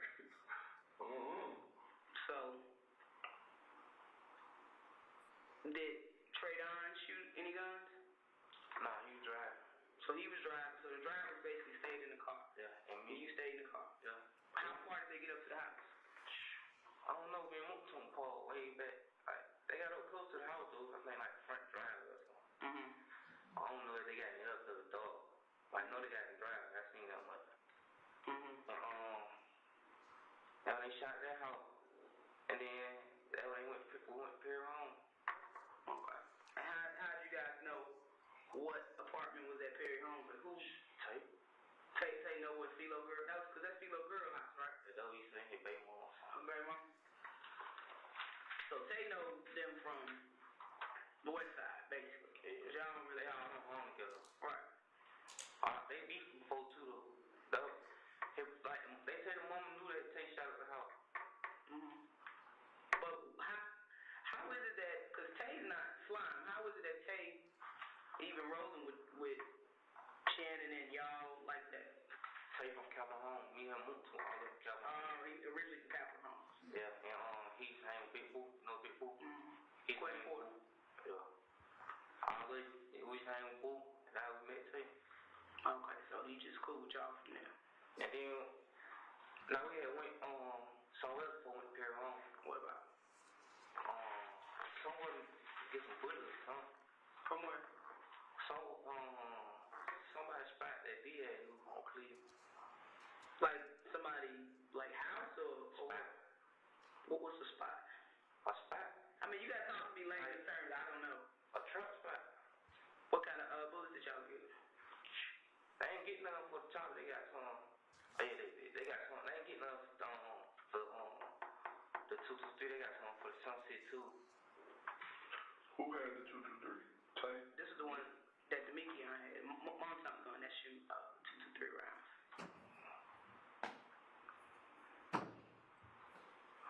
So is that Monsoon's gun that had the double drum on it? Is that the one you talking about? Yeah. That's the one that he was shooting? So the gun that you got caught with on May 7th, Yeah. that's Monsoon gun. Stupid. Be real. I need my gun to go for girl for that night. He needed your gun. Cause it was small. That little gun y'all just got. That they just busted your house and got. The little bit gun. Yeah. Yeah. Yeah. The 40. Was it the 40 or something? 40 Smith & Wesson. So he needed my gun to go for girl out. So that's your 40. Yeah. Cause we just got him last week. I ain't had a chance to run it yet. But I had just bought that gun like a day or two before. Before that, yeah. We know. From our Boulevard, one of the apartment, 493 Boulevard. Nah, I said I had bought. I know. From Arrowhead. How do I know? Yeah, I got a receipt. I got something better for you.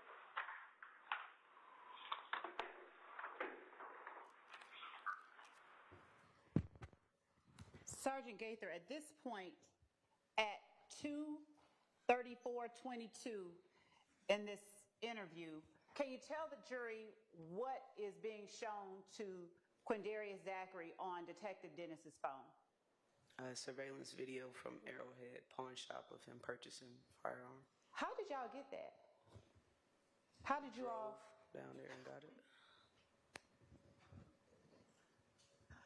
Okay. What was it that led you all to drive down to Arrowhead and get that surveillance footage?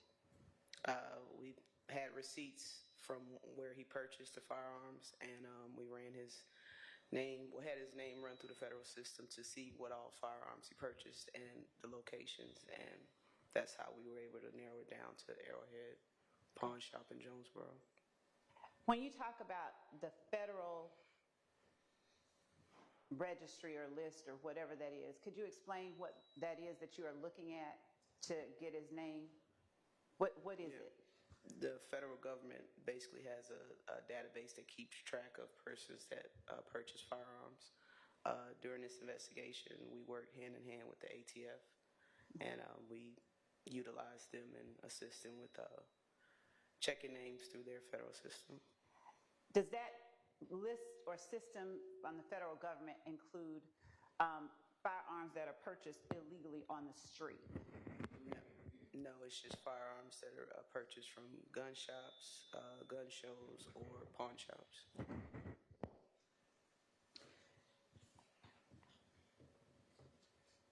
When you said that you had receipts of guns that Quindarius Zachary had purchased, where did you get those receipts from? From his apartment when we executed a search warrant. And that was after his arrest in May? Yes, ma'am. All right.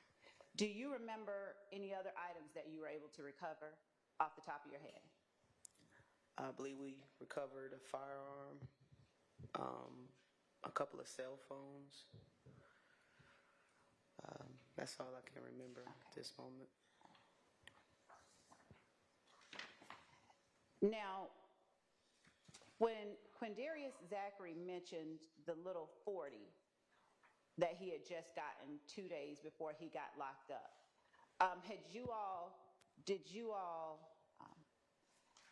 and you said we still have to run that. What did you mean? We recovered a 40 caliber Smith & Wesson, which is almost the size of the palm of your hand, from his apartment.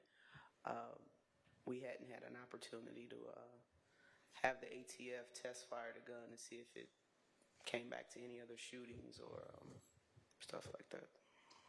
And why is it that you all were asking Mr. Zachary where each person that he said was in the car that Monkton was driving, where each person was seated?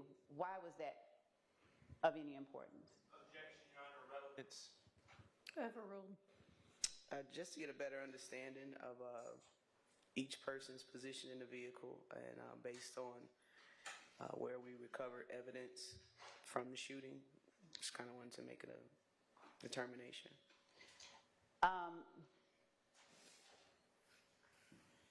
And when Mr. Zachary is showing or motioning to Detective Dennis on the paper that Detective Dennis has in front of him where each person is sitting, is he motioning in a manner consistent with what he had just verbally said to you all? Yes.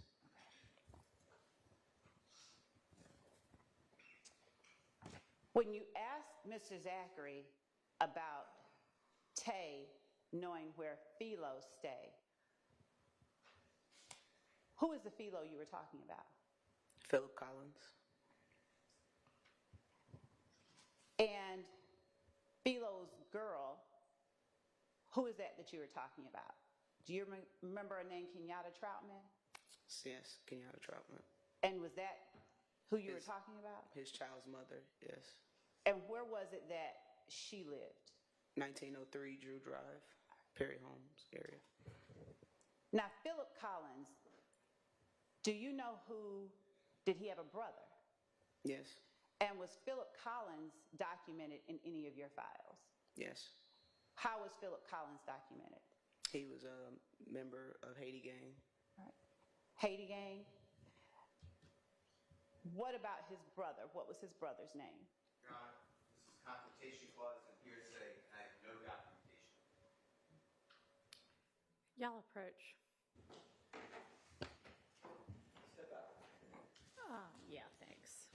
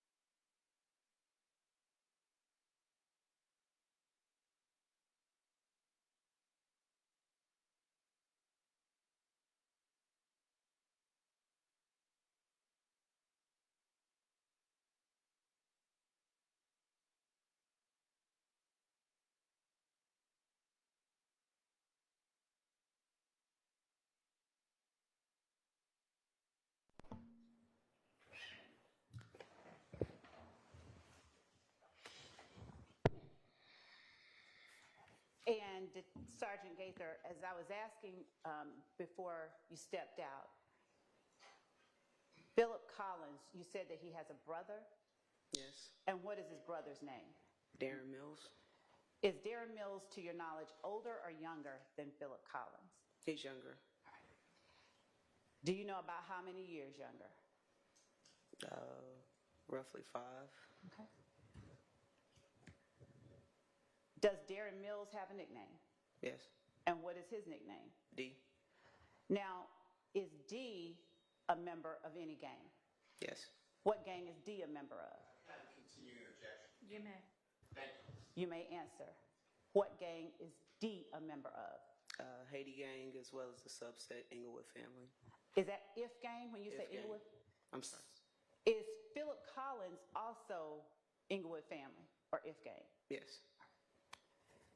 Are you familiar with Philo and Dee's mother's name or address? 1428 Adele Avenue is the address. I believe her name may be Denise. Is Cecilia Davis the mother? Yeah. Is Denise Bell the sister of Cecilia Davis? Yes. All right. Are you familiar with whether Philo and Dee have a sister? Yes. Do you know what her name is? She's the twin sister of Darren. I believe her name is Diamond. Diamond? Diamond. And what is Darren's last name? Mills. All right. And do they have a sister, Stacey Adams? Correct, yes. Did Stacey Adams live at 1428 Adele as well, to your knowledge? I don't recall. Okay. When you asked about Tay knowing Philo and Philo's child's mother from the west side, what did you mean? They both were from the west side of Atlanta. Mr. Zachary stated Tay was originally from Capitol Homes, but he grew up on the west side as well. The same as Darren and Philo. So there's only a couple of high schools, a couple of middle schools in that particular area. So where is Capitol Homes located with relation to the west side? Capitol Homes is more or less downtown, Memorial Drive area. The west side is considered Bankhead Highway, Hollywood Road, parts of Martin Luther King, Cascade. Okay. And did you prior to Quindarius Zachary telling you that he and Moncton were from Capitol Homes and that is where Tay was from, were you aware of those facts before you went into the interview? No. Sustained. Your Honor, with the court's permission, I'd like to revisit that at a break or another time.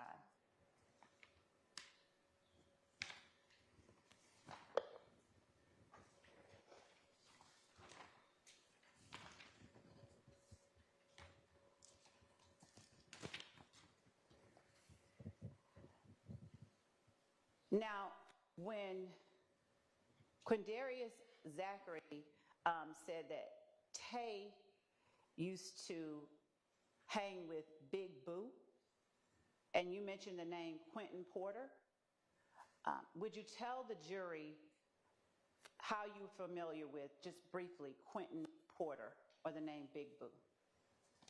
I'm familiar with Quentin Porter, a.k.a. Big Boo, from the Cleveland Avenue area. He was a known gang member of Raised on Cleveland Rock Crew. Worked several investigations involving him, so I was familiar with the name. Okay.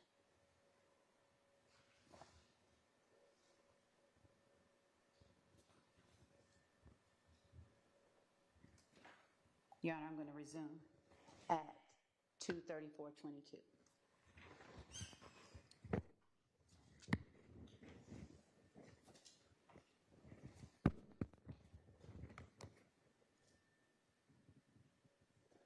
Actually, before I do, let me ask you this. When Quindarius Zachary referred to a spot and then told you a trap spot on Cleveland. Would you tell the jury what a trap spot is? Trap spot is a location where drugs are normally sold or illicit activity is conducted. And based on the investigations that you have conducted as a detective in the gang unit and during your time with the Atlanta Police Department, is a trap spot ordinarily a place where guns and ammunition are also stored? It is. And at the time that Quindarius Zachary told you about a trap spot on Cleveland, at that moment, did you know what trap spot on Cleveland he was talking about? Not at that exact moment, but I had an idea. And was the idea that you had confirmed at any time? No. Okay.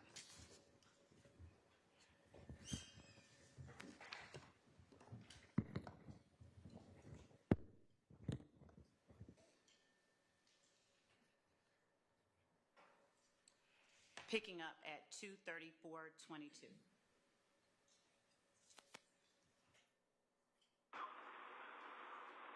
That's you? Yeah, I think that's you. We did all of that. So, after we got the bullet, went to Perry home. Okay. Then W got out and shot the house. Who got out and shot this time? Tay, D, and Shannon. Tay, D, and Shannon again. Okay. And they had the same guns that they had before? From there? Nah, it was another one called this time. And called Tatum. What's his name? I think his name Lee. Lee? Yeah. Did he get out? Yeah. Yeah, handgun. You remember what kind?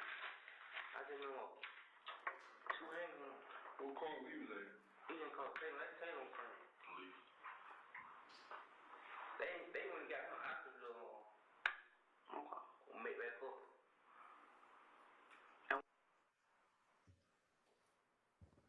Pausing at 2:35:28. Sergeant, at the time you spoke with Mr. Zachary on August 5th, 2015, did you know either Tay, D, Shannon, or Montun to be wearing dreads during that time? No, they weren't. Okay. And when Mr. Zachary told you about a person named Lee, did you know of a Lee associated with them, with YSL?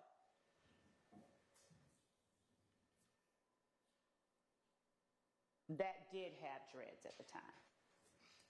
I know of a Lee that was associated with Tay and Traydon from MDC. Okay. Now, what Lee was that you knew of? Ali Caldwell, Caldwell.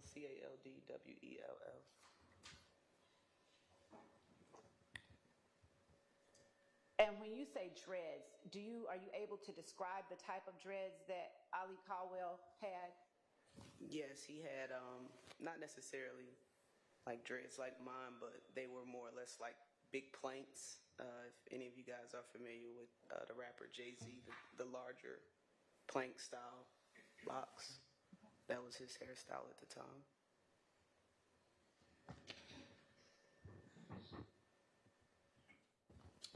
Thank you.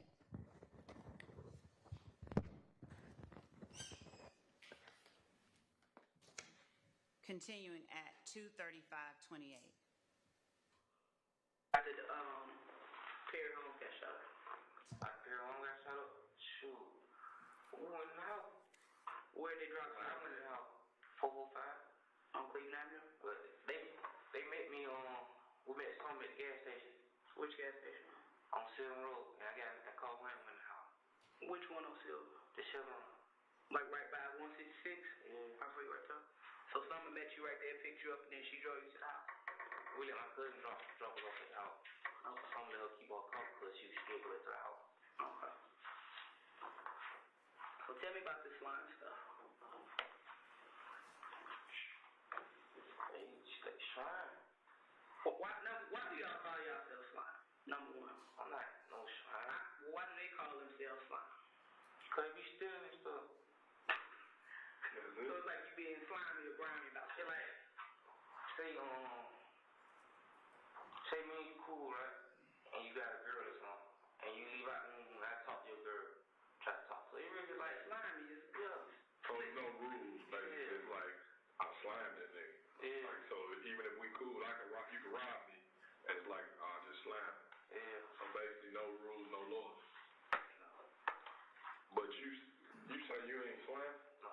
I ain't, like, they wouldn't know let me get out. Why? Because my brother, he don't really want me hang around him. But you do. I know. He be mad. Who is your brother? And I ain't take. He be mad. Want the dread? Yeah, how you know? Come on, bro. Hey, he mad. He mad that I hang around Dino and Woodoo. But he's slime though, ain't he? Yeah, he's slime. So I'm saying, what does it matter? If he I'm little brother and then I'm sick. Mm-hmm. So like something happened to me. He'll feel bad because you kind of got down to it. How did 30 Deep and Cleveland Avenue link up for a long time? Ain't nobody fuck with them. Y'all didn't fuck with each other. Those stars fuck with Woodoo. So that just kind of brought everybody together? How close are you and Woodoo? Well, how close were y'all? Only reason we got close because I don't hang with Moot, so Moot will hang with the. Mm-hmm. And then another one, Woodoo, what you call it? We started it. So the Woody people, meaning Demekion and Shannon, everybody just kind of started linking up. Yeah. Y'all ain't never had no problem, nothing with each other? No. We ain't never had no problem with Campbellville. Well, they ain't never had no problem with Campbellville. I ain't never got into it nobody from Campbellville. Ain't nobody never got into it nobody from Campbellville. Mm-hmm. It just linked up like that. So how did it get to a point where, you really didn't have too much, really? What? No, go ahead. What, the beef started? That's what you saying? Yeah. Killed him, shot up the Gavin house, the dugout. Right.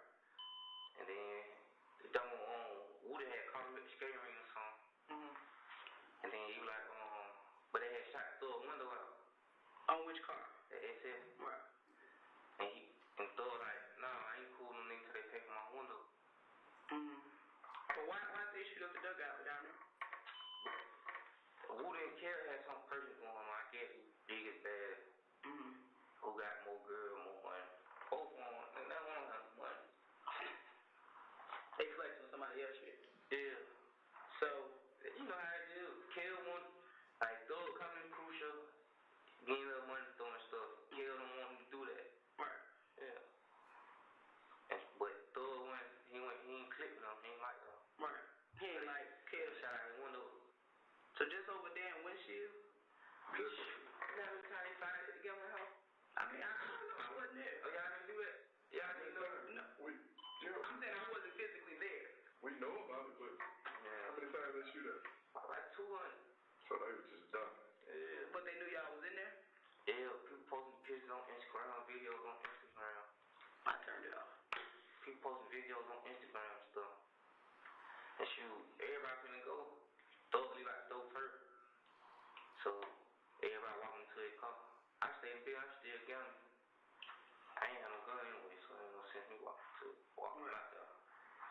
Then you just hear gunshot stuff going off. They say they was in the woods across the street or something. Mm-hmm. Then everybody ran out the door. Everybody who was in those guns ran out the door stuff. Right. So they thought they were gonna get some money. So when this windshield got shot out, he confronted Kale about it? Like, what? No. He ain't know it. They ain't know it first. They thought MGC did. Mm-hmm. And then when I got shot. Right. Who shot you? I don't know. Okay. It's just shooting at the club. Okay.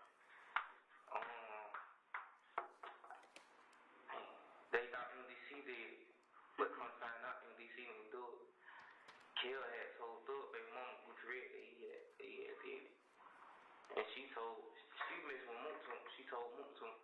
And went. Wait a minute, Thug baby mama was messing with Mutu? No, Thug baby mama told my sister two missing with Mook too. Okay. So tour? Yeah. Okay. And went from there. So I'm just trying to follow you. So y'all in the dugout, they shoot up a bunch of rounds. Y'all come outside. They standing outside. I ain't had no gun. Well, they went outside. They are Everybody still out there? I don't know. I mean, how do you know that it was Kalen that did it? I just told you I didn't know. I told they thought it was MDC, somebody else. Kale running his mouth to Gucci head trying to play. And then that was That's when he got back. Yeah, she told my sister told Moon too. Cause then Moon told Doug that it was Kevin. Moon told Wood and Thor, yeah. Okay. So this incident with chain and phone getting stolen out the car. That was way before. I don't know. When did this happen with the dugout? With the dugout? That was in January, right? Yeah.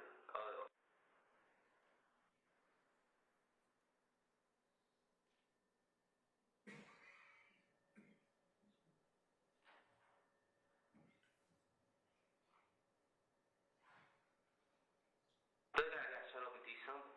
In December. Yeah. So from that point, it was really on like y'all just didn't fuck with each other. Meaning, yeah. YSL and they ain't remember each other. They ain't remember each other.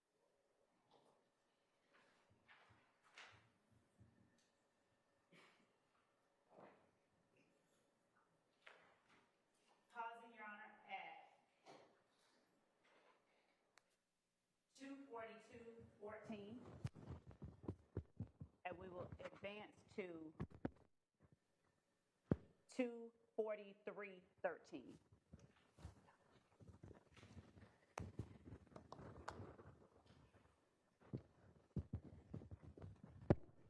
Sergeant, while we are advancing, I'm going to ask you a couple of questions.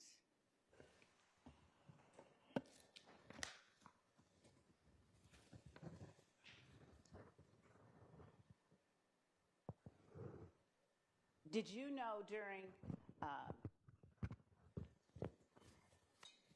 your interview with Mr. Zachary in August 2015 that before he told you, did you know that he was sick, as he called it? Yes. All right. And was that with an autoimmune issue? Yes. Okay. Was there anything about that illness that at all appeared to affect his understanding or ability to communicate with you during the August 5th interview? No. All right.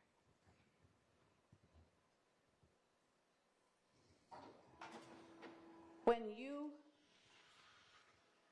heard Mr. Zachary say that he had never had a problem with Mechanicsville, did you have any particular understanding, or what was it that you understood him to mean? The area, the physical location, Mechanicsville, or something else? Objection, Your Honor. Relevant speculation. Overruled. I understood it to mean 30 Deep. 30 Deep operates in Mechanicsville. And based on your background and your expertise as a gang expert, Woody, Shannon, and Demekion, did they have any affiliation with 30 Deep? Yes. Were they all each 30 deep? The three you just named? Yes.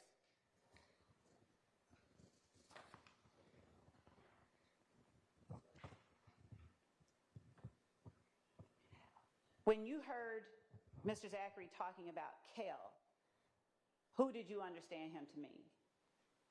Kelvin Watts.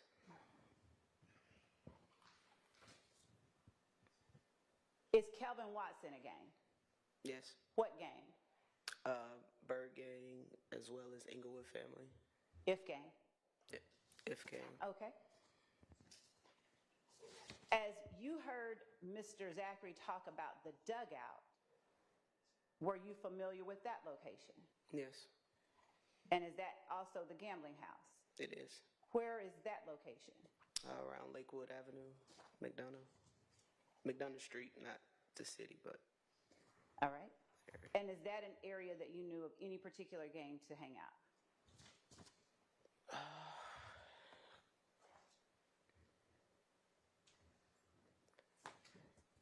Southeast Atlanta. I mean, it's kind of no man's land. Okay. It's really close to the area for If Gang, but it's not necessarily within that territory. Okay. And before Mr. Zachary told you about the dugout getting shot, did you know about that incident? From previous interviews, yes. Okay.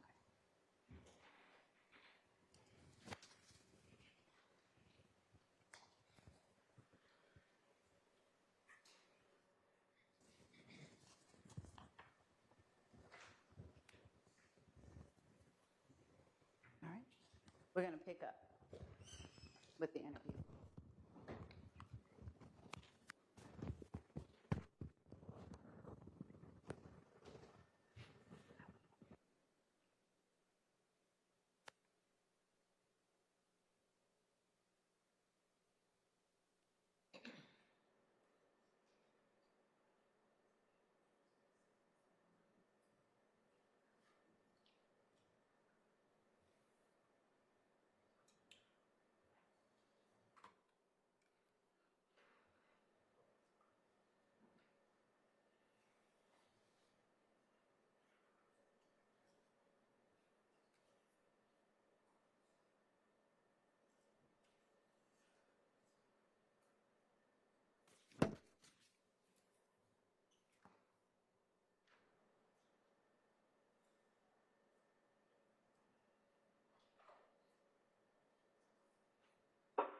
Every Monday, y'all know y'all got beef. Y'all still go to the club.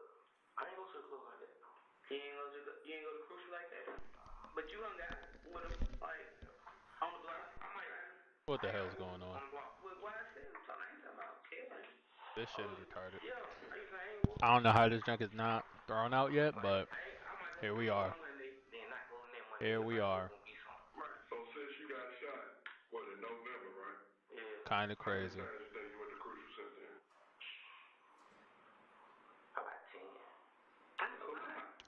About 10. I'm on hold right now. November to January. Been doing some lawyer calls and stuff, so I've been running around the house on the phone. And I gotta leave in the next 30 minutes. Probably like 5 times. Like 5 times? 5, 4. So I'm gonna keep the stream up and running. I'll be in the chat while I'm driving and at therapy. And then hopefully when I come back, I'll hop on. He tell Wolf. Unless there's mistrial by then, you know. I guess we'll all be celebrating, but it don't look like they're gonna do a mistrial. I think that this judge, I personally believe that she's reading the notes of the jury, and the jury are saying that they're going to grant this as not guilty, and I think that she sees it, and instead of doing it a whole mistrial, having a whole big thing, she's just going to finish it out, so they'll get not guilty, so they can't be charged for the shit again, and they can go about their life. But yeah, I'll be back.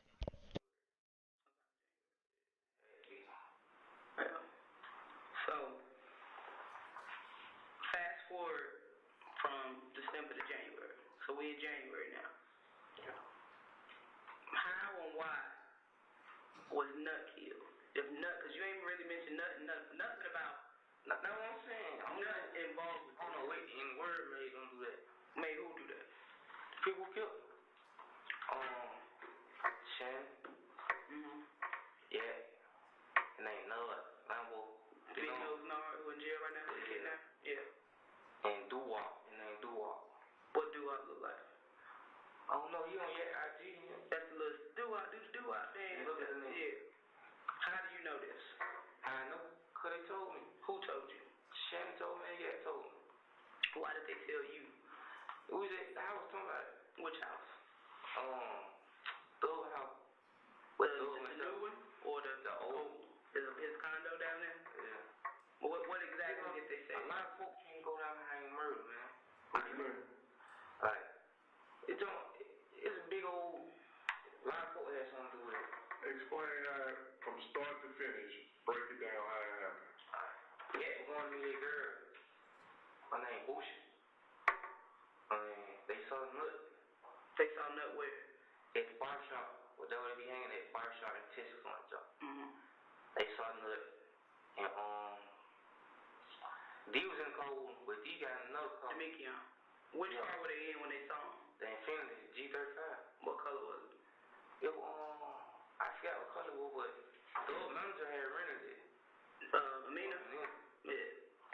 I forgot what color it was, but man, Was it a newer model car? Yeah, man, Wood was in there later on that night.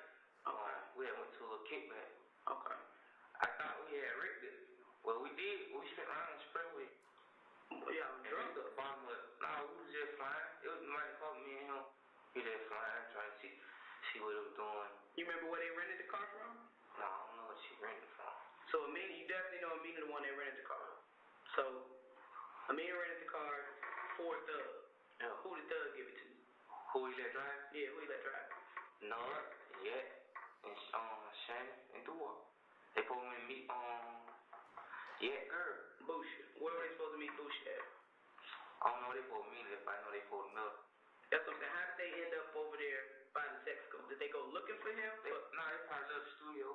I went there when they, like, out there, like, my little niece had a party, and then Moontoon called, like, Moontoon didn't even know.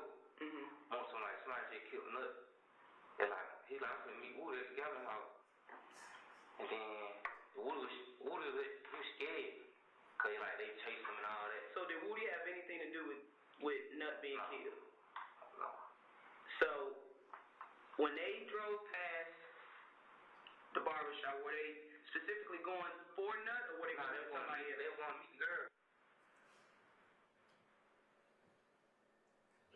But when they saw Nut, were they saying we're gonna get Nut, or was it somebody else? We're gonna get Nut. Why? Pausing at 2:48:20. Advancing to 2:48:33.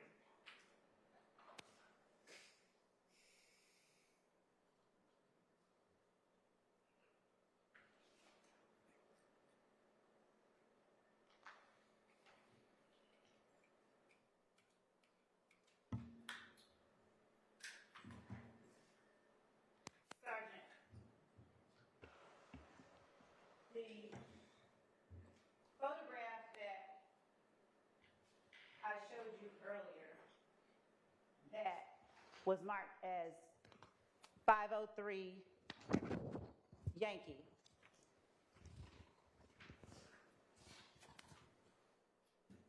Who was depicted in that photograph that you were asking Quindarius Zachary to identify?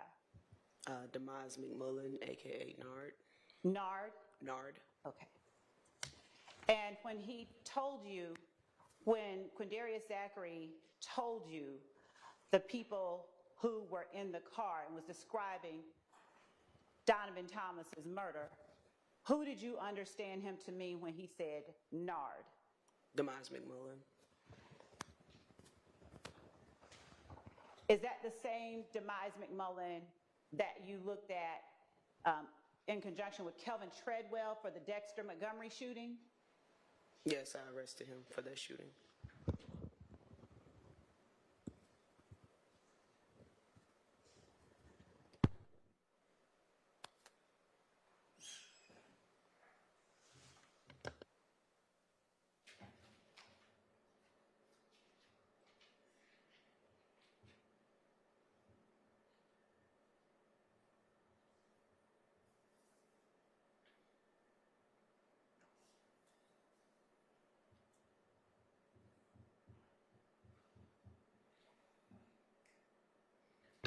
Picking up at 2:48:33.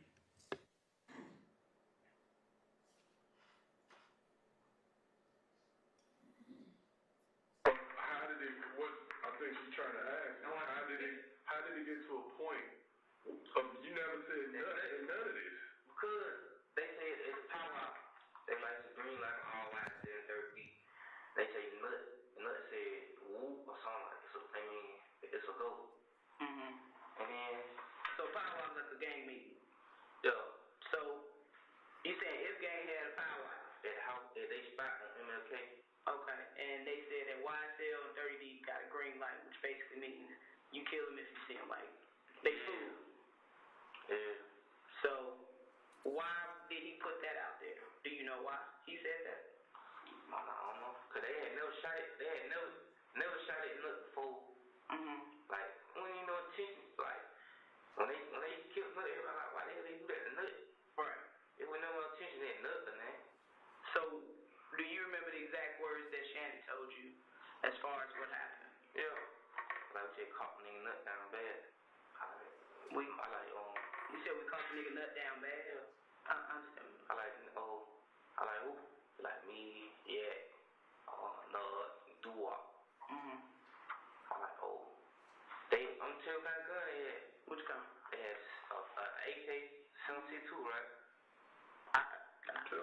He said, you gonna tell what kind of guns they had for the murder, right? You said the AK-76. Whose gun was that? That was Nut gun. What else? That a 4.5. I don't know what other. Whose gun was the 4.5? Shannon. You remember what brand it was? XD or something. XD? Yeah. You know what that gun is now, or where these guns are now? Like, I know who. Let me finish the story. Okay. They caught Nut down bad. They took the guns in the car to OG Bentley. You know Bentley? Calvin Trevor. They gave him guns in the car. What did he do with it? He hid the guns and they took the rental car back. Do you know where he hid the guns at? I don't know he hid the guns. I know they took it to his spot on Cleveland. You know where at on Cleveland? His spot? Yeah, I don't know the address. It's on Oak though. On Oak Drive? Yeah. So, this is all what Shannon is telling you. That was this was both Shannon and Jack told me, but this Shannon what Shannon told me first. So Shannon told you. They both told me the same story though. Right. Where were you guys when Shannon was telling you this, and what day was it? The same day or the day after? Same night. Shannon I was walking through. I had just walked me and Moose when I just pulled up at the house. And Shannon finna go to a girl house. And all the bullets were going out the gun. Like, he like, we ain't got no guns. They see Moose on gun. Right. Moose had a little handgun. They see Moose on gun and go to the store. Moose say, wait, I ain't got no bullet. Then that when Shannon started talking. Moose still didn't know. He didn't know that night. Right. He didn't know that night that Nut had got killed. Nah, he knew that Nut had got killed, but he didn't know that they did. They're like, Moose don't talk too much. That's what I heard too. Yeah. And then that when Shannon was telling me the story. Say they were going to meet Bush, but they looked up and seen Nut. Say they had rolled back around and then started shooting them. Shannon had nothing to walk. So was Kale out there? No, I don't think Kale. Kale went out there in front of our shop. Well, he wasn't the target. I don't think he was out there, but they just like, we seen Nut. Right, because Nut made the call for all the youngsters. Because Nut had some rank, right? You know what Nut rank was? What? I'm asking you, do you know what his rank was in F? Nah, it's supposed to be OG or something. Yeah, OG. So, because he made the call and green lighted YSL 30B, he tell the other ones what to do, so they was the ones going to be coming after y'all, so it makes sense to take him out instead of That's what they said. a whole bunch. Nah, like, they ain't never shot at me. Like, every game. They ain't never shot at you? They shot at me one time, but I don't know if that was them for sure. Where we were? At the park on Empire. Cleveland, y'all heard about that? Y'all didn't know they had something to do with retaliation? I don't know. Yeah. Are you saying that was them? Because we added in. Yeah, it had to be them. Well, I ain't know at the time until they got on Twitter and started tweeting. Who was tweeting? They were tweeting, stood between. What were they saying? Like, we shoot at them, they make a police report. Something like, yeah, they say we shoot at them, they make a police report. But they shoot at us, won't say that. So, what did Nard tell you, if anything different than what Shannon said, like any exact words?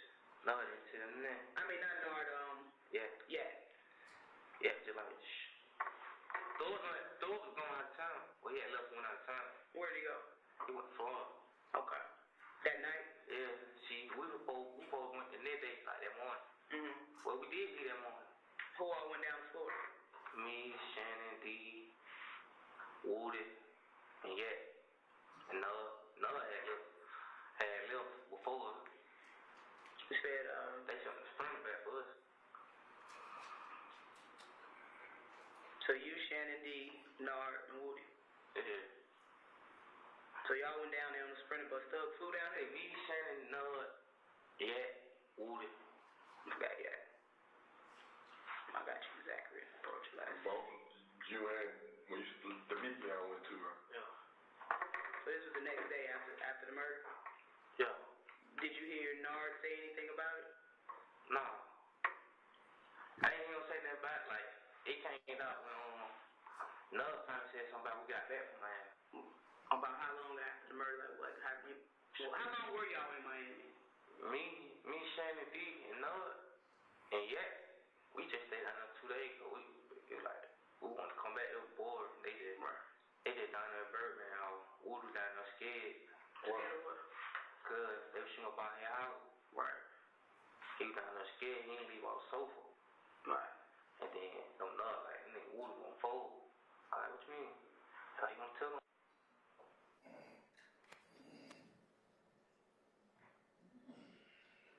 Stopping at 2:55:13.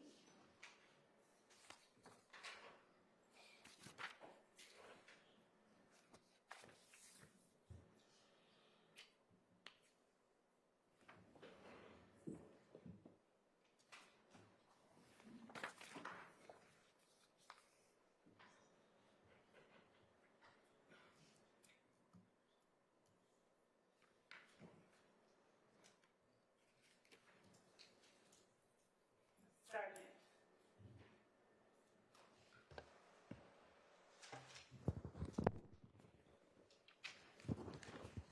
I want to talk a little bit about what you covered with Mr. Zachary in the clip that the jury just heard. Now, when you're talking to Mr. Zachary about Donovan Thomas's murder, had you been assigned by the lead detective to get any information on that murder? No.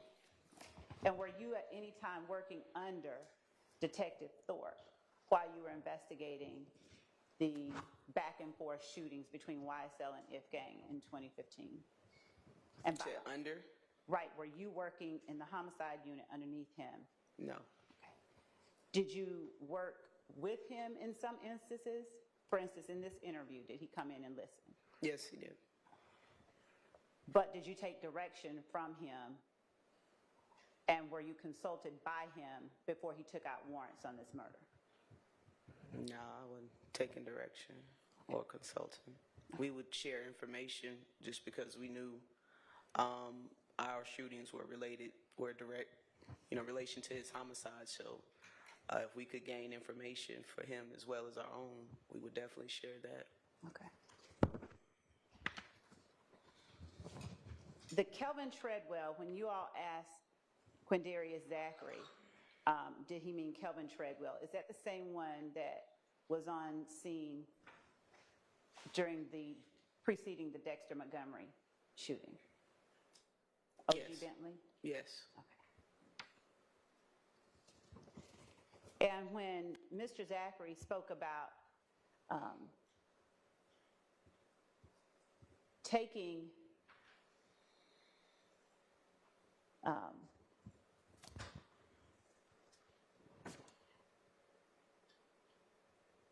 when he talked about If Gang having a spot on MLK, were you familiar with what that spot was? Yes. Where was that spot on MLK? 1428 Adele Avenue. Now, when Mr. Zachary talked about a green light, can you explain to the jury what that means, what that was? Yes, and in gang terms, a green light is basically giving permission to lower-ranking members of that particular gang that whoever's green lighted, you're giving permission for them to harm them or kill them. Okay.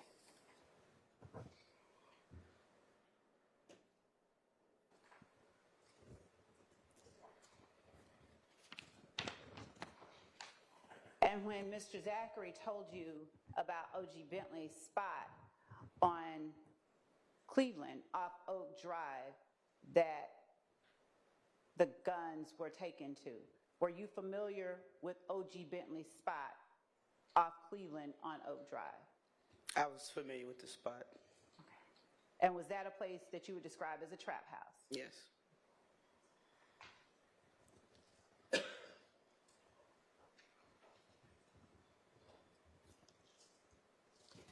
I'm going to object to that. Before- I'm going to object to that foundation, Your Honor. Overruled. Now, before you spoke with Mr. Zachary, and Mr. Zachary told you that, was it that Woody had shot Cal? Yes. I believe that's what he said. Did Woody tell you he had shot Cal? Of course not.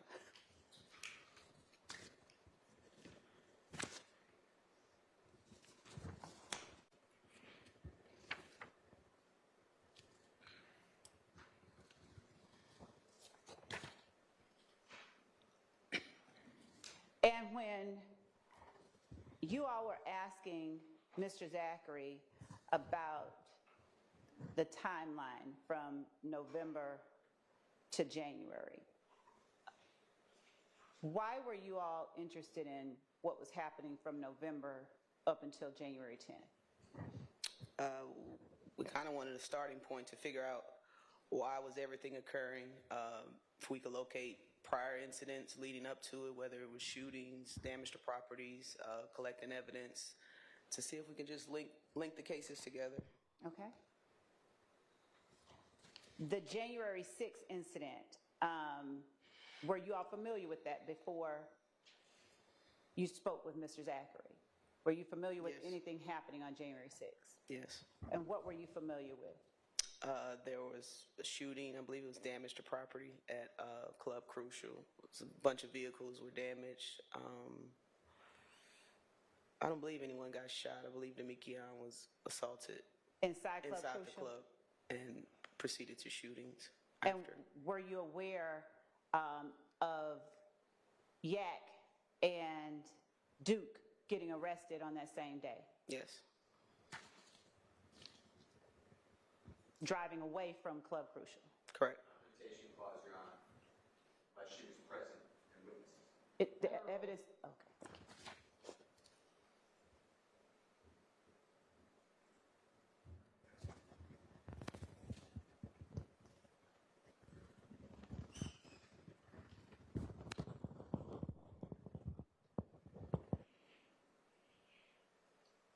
Your Honor, the court had asked us if there was a particular spot that would make it better to break and then continue, but we can Okay. go on. I think that this is this one?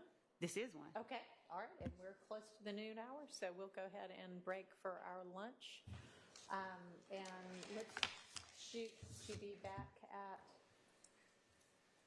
1:15. Yes, Your Honor.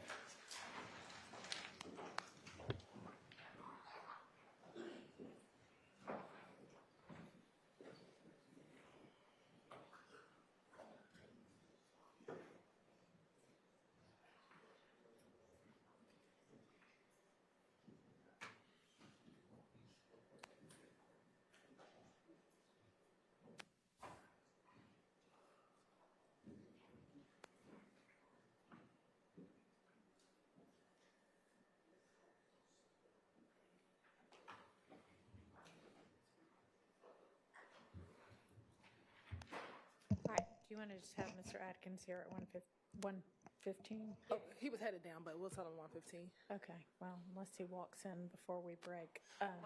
We'll see you at 1:15.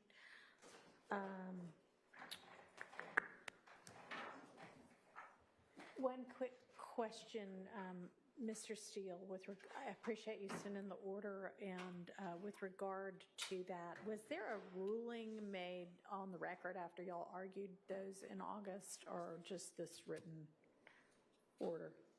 There was oral argument, and then case law cited, the Harris case was cited, and then the court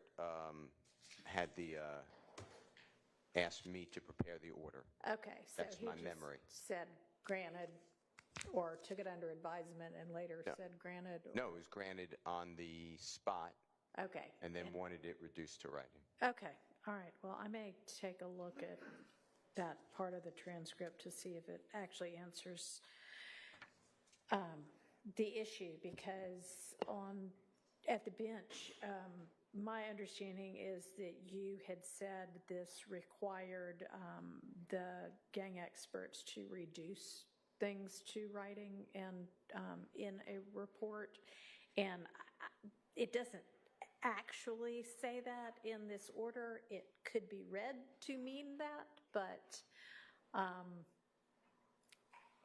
just going to go back and look. That's fine. Unless, what was the state's understanding? My understanding was that it was not, that was not a requirement. Mr. Steele specifically asked for that, and the court specifically said that he wasn't going to require that they do that. His understanding of the law was that that was not a requirement. If it exists, produce it, but if it doesn't, you don't have to. Right. I mean, that's my understanding of the law too, but he could have ordered something else. So if the record, the transcript seems to reveal that, then I'll require that. But otherwise, I don't read the order to say that. Well, okay, and whatever the transcript says, I stand by the Harris case. Yeah, I read it. And it says you make it better for cross-examination, you put things in writing, you get this. Well, what was ordered in the Harris case, though, was the notes that existed. So, anyway, I'll take a look. Okay, that's fine. Thank you. Thank you. See y'all back at 1:15.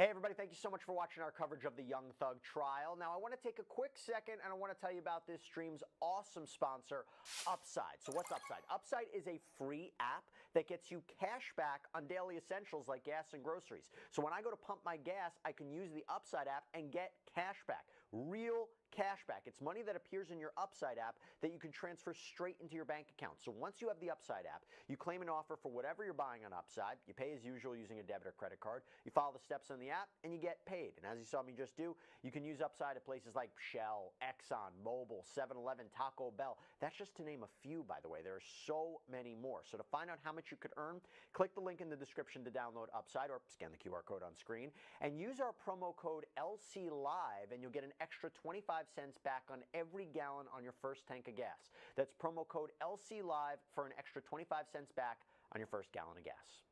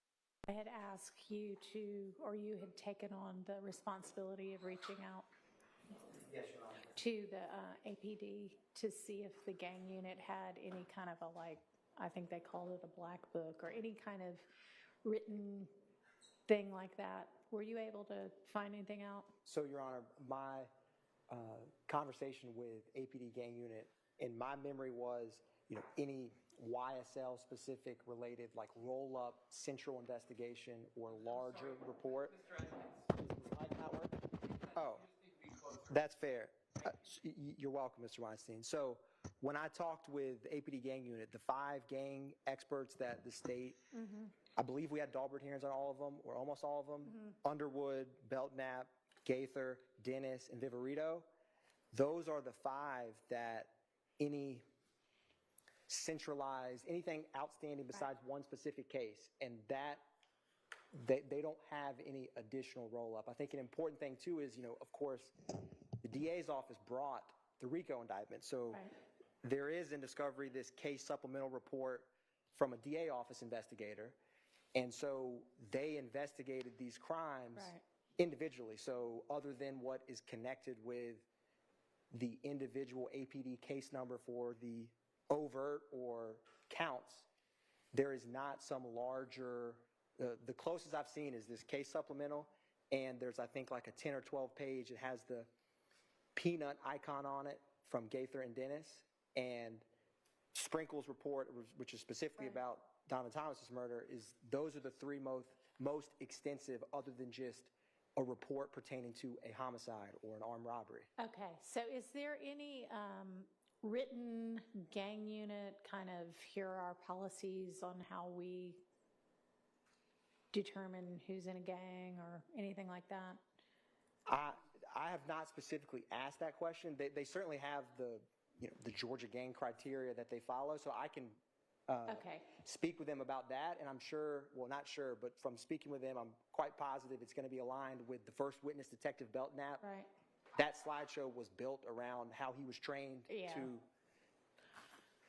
Okay, if you wouldn't mind just asking, and was there anything else beyond, like, what their policies are, policy manual, any kind of gang manual they might have? Yes, Your Honor. Or any methodologies or anything of that nature. Yeah. What did Mr. Matthews say? Any methodologies, any of their processes, Any things of that kind of nature. manual, any kind of written anything they've got about how they go about things? Yes, Your Honor. Okay, thank you. And can you get back to us fairly quickly on that? I will. I'll leave court and make some phone calls, Your Honor, and try to get anything I can find on that topic. Perfect. Thank you. Yes, Your Honor. Yes, sir. Your Honor, what I'd like is, I'm making all this as an example. Detective Gaither speaks with Kenneth Copeland. It's the 10th day of June 2015. In an interrogation room, it's video audio. And Mr. Copeland states that John Doe is a member of this gang. Well, then the gang investigators, they say, well, we have from a confidential, reliable source that John Doe is this gang member. So now it's a confirmed, documented gang member. And now we wind up on the witness stand with Detective Gaither saying this person's in this gang. I want to go behind who said that? Where is that documentation? Because it's not just... There may or may not be any documentation. So can you inquire into that as well?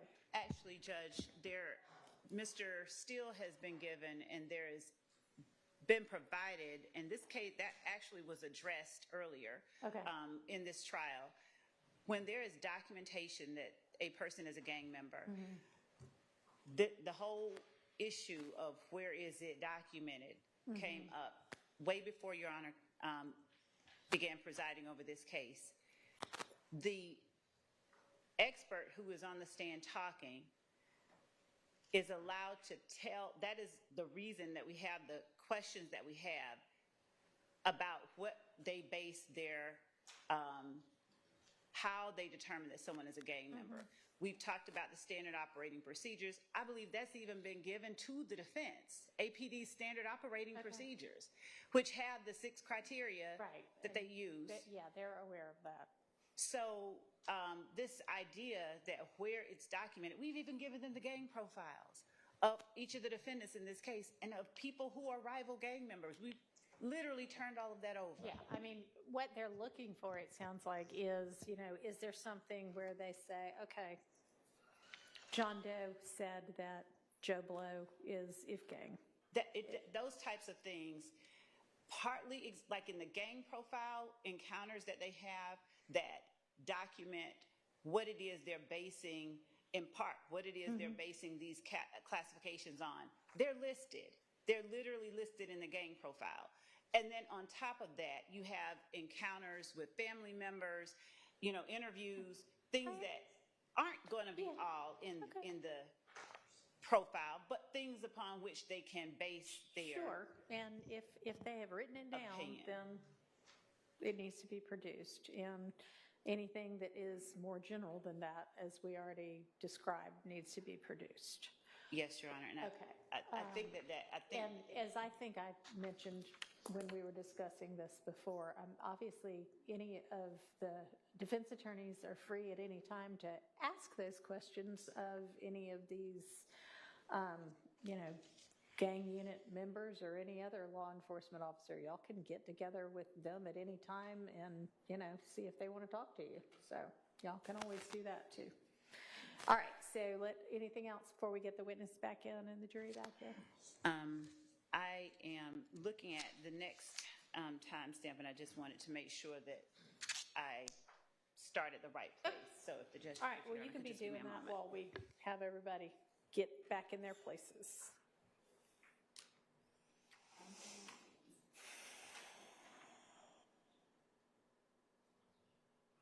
So can somebody let Sergeant Gaither know to come back in? And I'll make sure to avert the cameras till she's in place, please.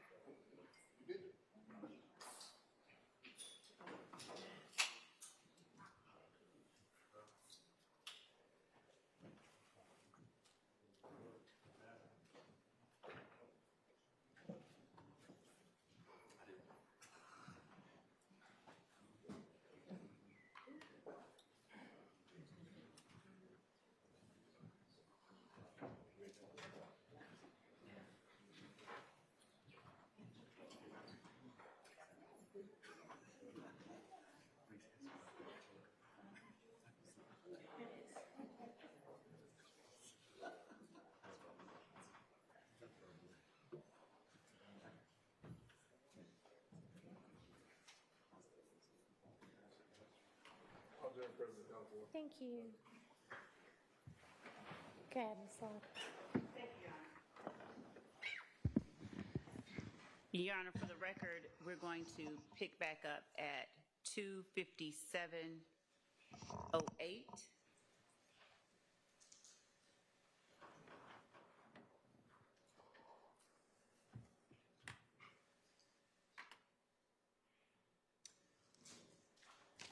Actually,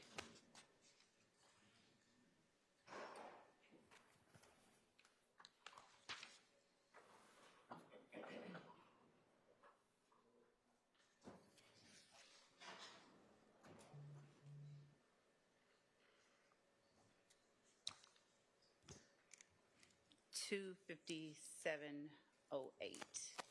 But before that, I'm going to ask a few questions.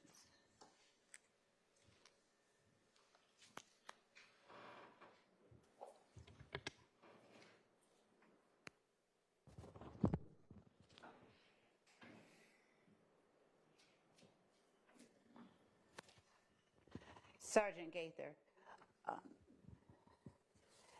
during your interview with Mr. Zachary, did he talk to you about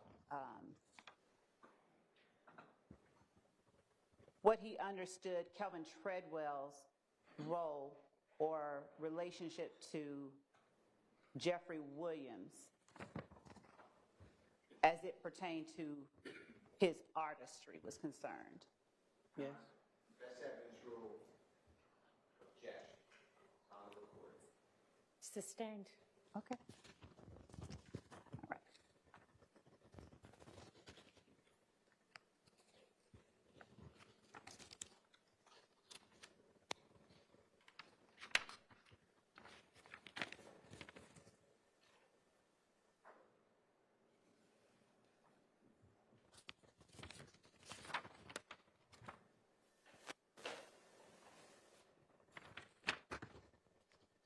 Your Honor, may I approach with Mr. Steele about his objection, specifically about, may I approach? Okay.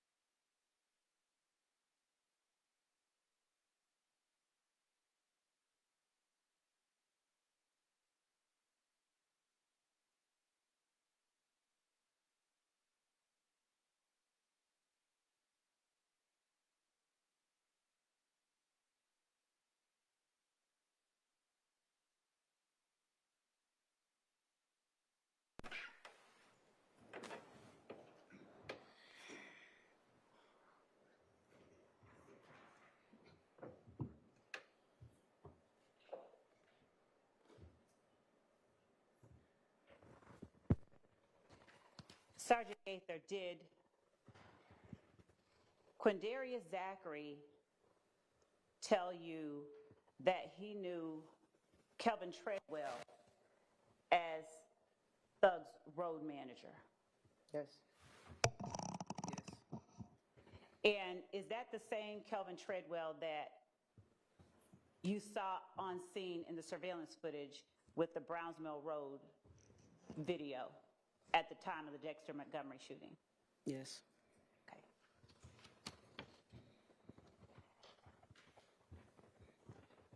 Did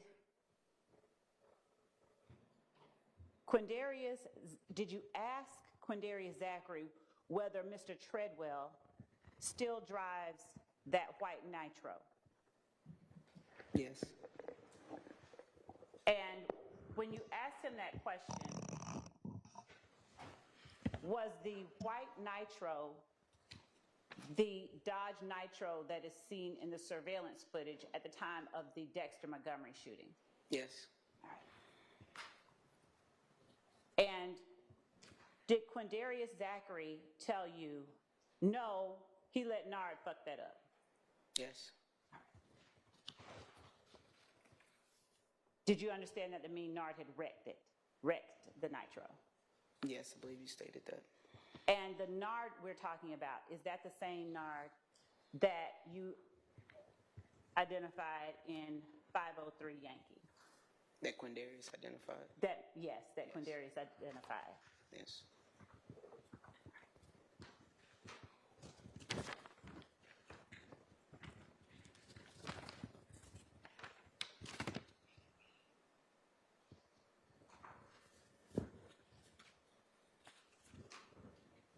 Your Honor, I'm going to now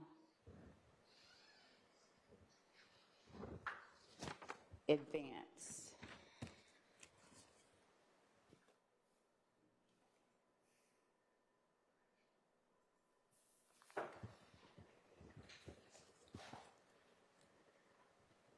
During your interview with Quindarius Zachary, did you talk about the shooting of a Frida Reed's home? Yes. Is that Rayshawn Bennett or Lucci's mother? Yes.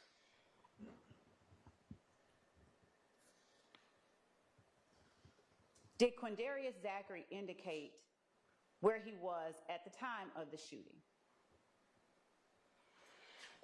He did, but I can't recall exactly where. Okay.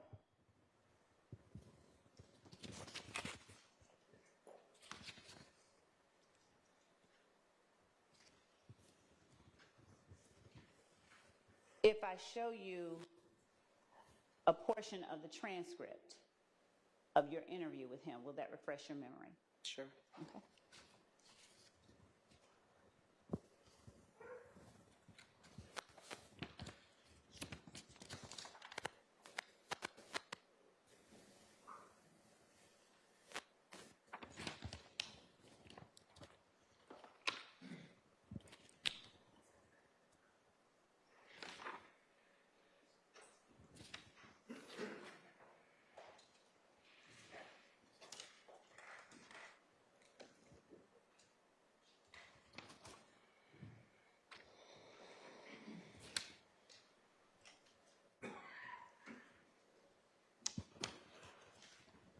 Just 1 second.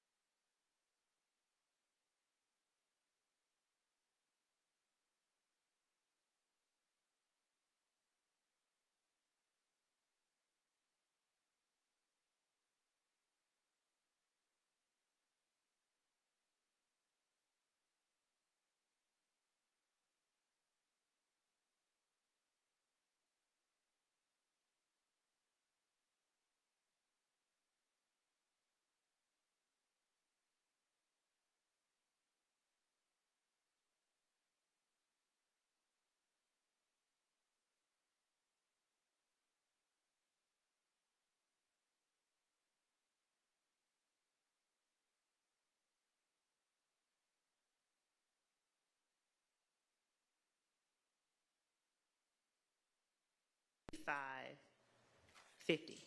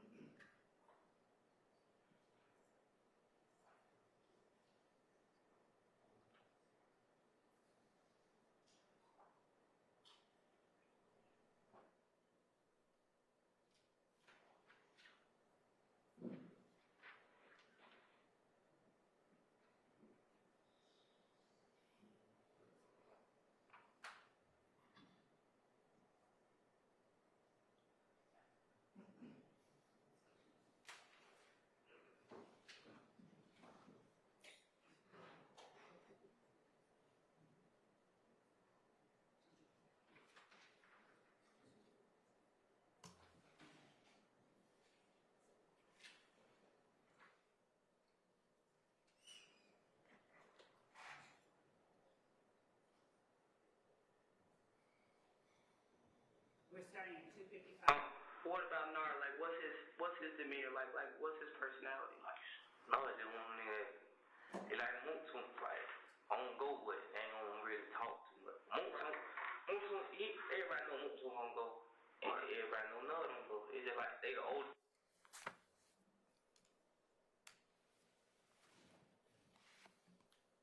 So it's like they know they about it, but ain't nobody gonna too much fuck with them. Yeah, ain't nobody really gonna milk Moonton. Right. If he went to hang with Wood. Right. Ain't nobody gonna milk Nard because they know. What about Dewey? Fit into this because he at home. So him and Yak are close. Yeah. Do you know Dewey? No, I just know him like I don't know. I didn't know his name Dewey. If you Yak, like that, so I was.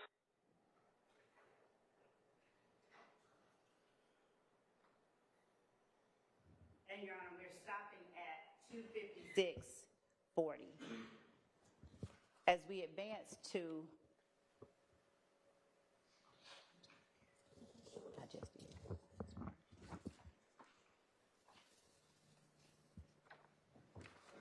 Let me ask you this, Sergeant Gaither. As far as you know, Nard and Moonton, their ages, are they older than, significantly younger than Mr. Zachary? What did Mr. Zachary and you mean when you're talking about Nard and Moonton being old heads?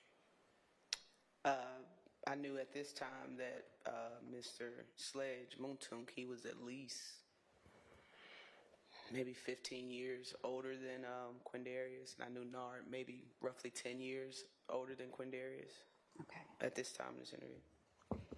And when talking about doo-wop, do you know or remember what name doo-wop, what his given name is? I do. What is it? Justin Cobb. Justin Cobb? COBB. Thank you.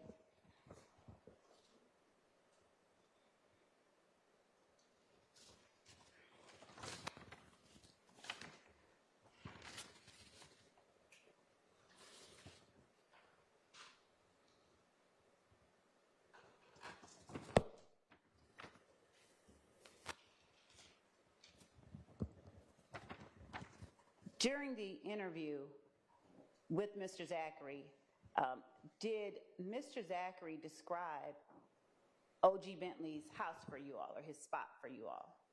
He did. And did he describe it saying it was a brick house with the fence around it? Yes. All right.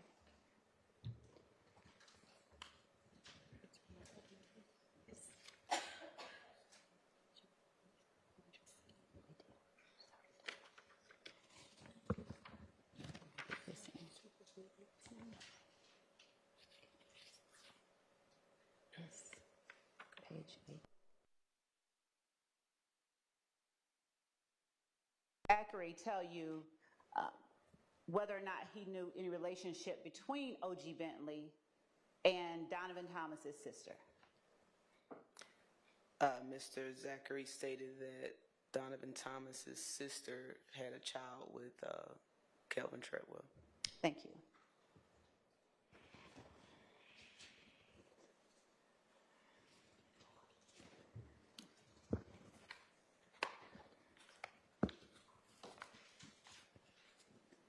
At this time, we're going to restart at 2:58:18.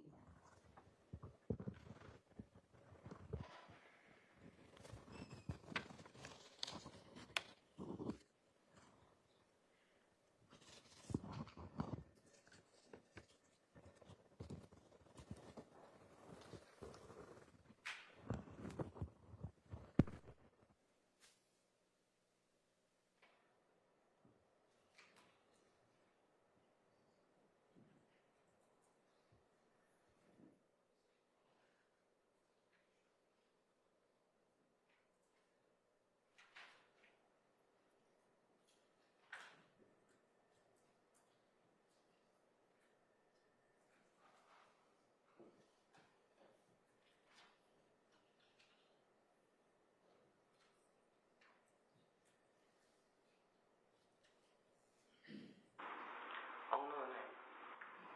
Y'all don't know her name? Everybody know her? I know a nickname. What her nickname? I'm sure.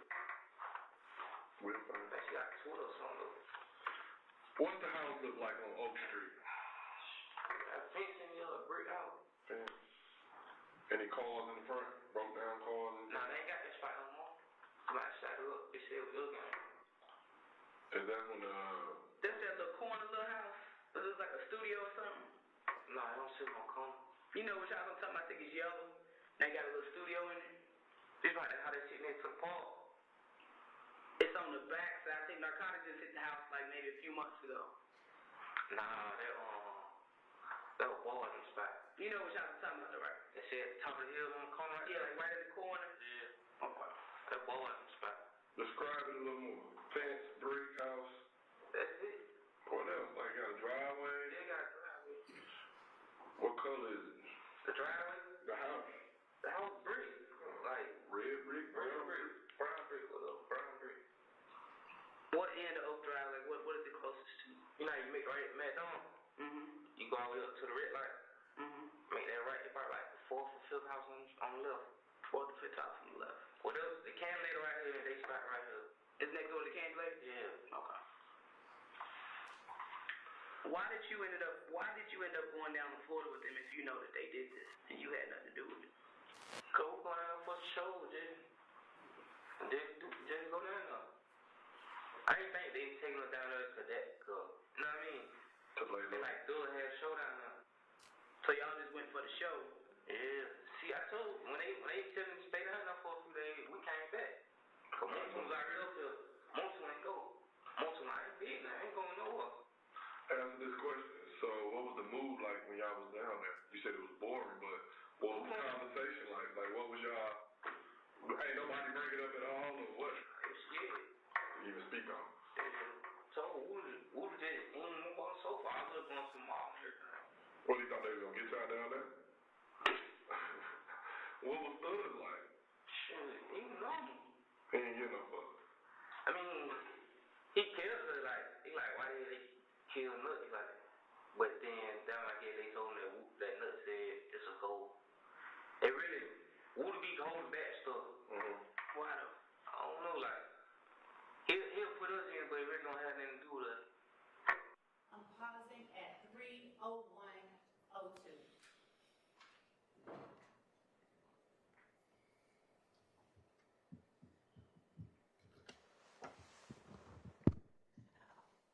When Mr. Zachary said that,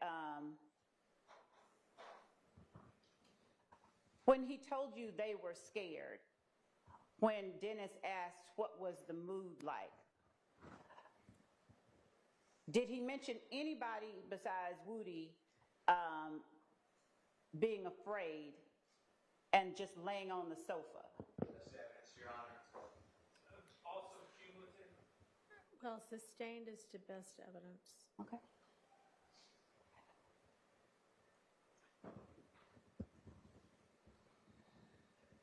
Did you know who Quindarius Zachary met when he said, while Woody was laying on the sofa, all of us are going to the mall and everything? Who is the all of us? Did you understand him to mean?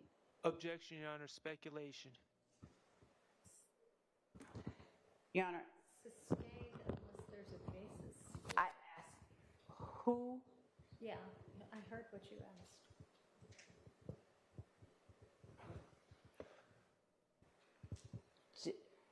I'll ask a different question. Okay.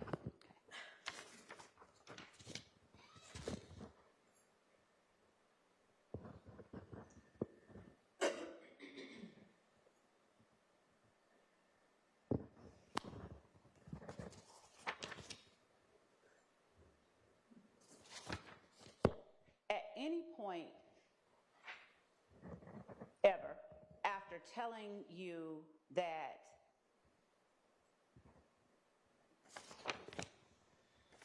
Thug asked, why did they kill Nut, did Quindarius Zachary give you any other reason besides Nut saying whoop? Your Honor, it's all on the video audio. I object. Your Honor, I would ask to approach as to the answer that I have so that I don't. Is it basically the same thing we talked about just a minute ago, or something different? It's something different. All right. Come on up.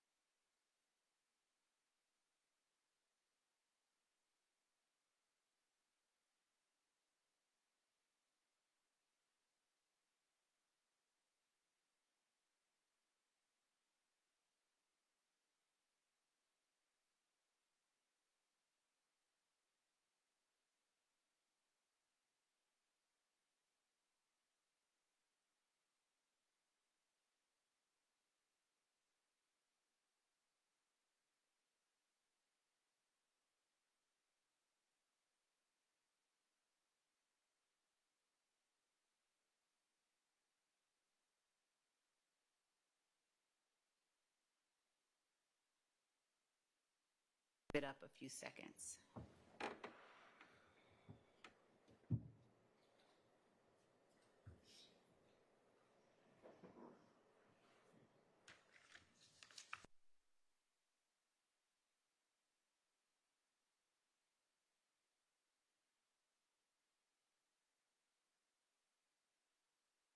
Like yeah, they told me that whoop that nut said it's a goal.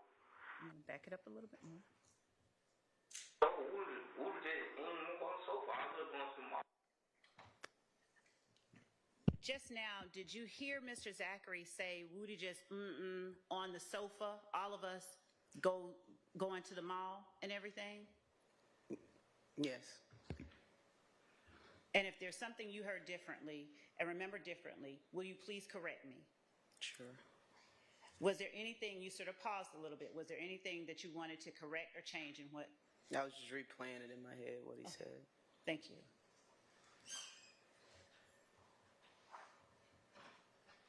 What do you thought they were gonna get y'all down there?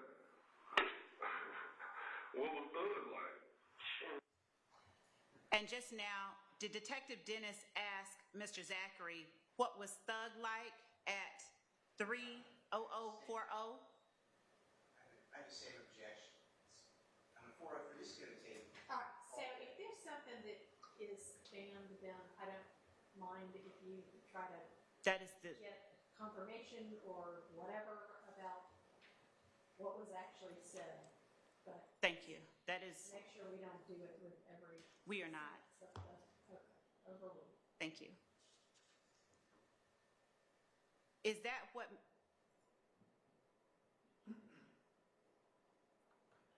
Detective Dennis was asking, what Thug was like? Yes. He ain't get no fuck.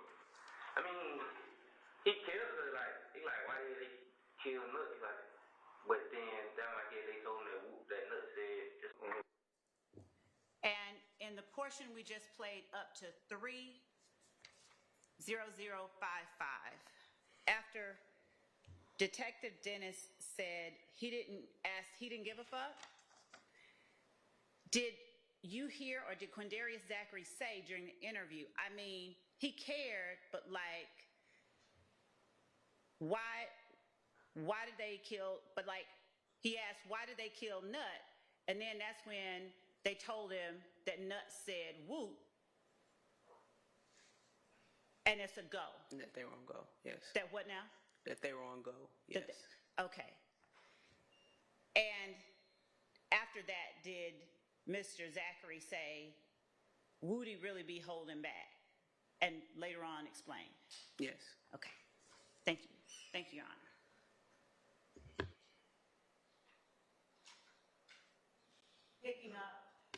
Picking up at 30055. I don't know, like he'll put us in, but it really don't have nothing to do with us. Like he was like, look, they said something about you. Like he told me I said something about me. Like to rev him up? Huh? You mean like to just rev somebody up to be down to do some shit? Yeah. Like it really be at him, but he'll try to push it off on like on like you saying something about me and I bring her into it, so I got somebody behind my back. Yeah. Gotcha. So why initially did it come out that basically they was trying to kill Woody and shooting up all his spots? Like, I'm just trying to grasp what I'm saying. I mean, but why would they think Woody has Woody done something to them previously? They say Woody had shot up Gucci Studio on Metropolitan. Metropolitan where?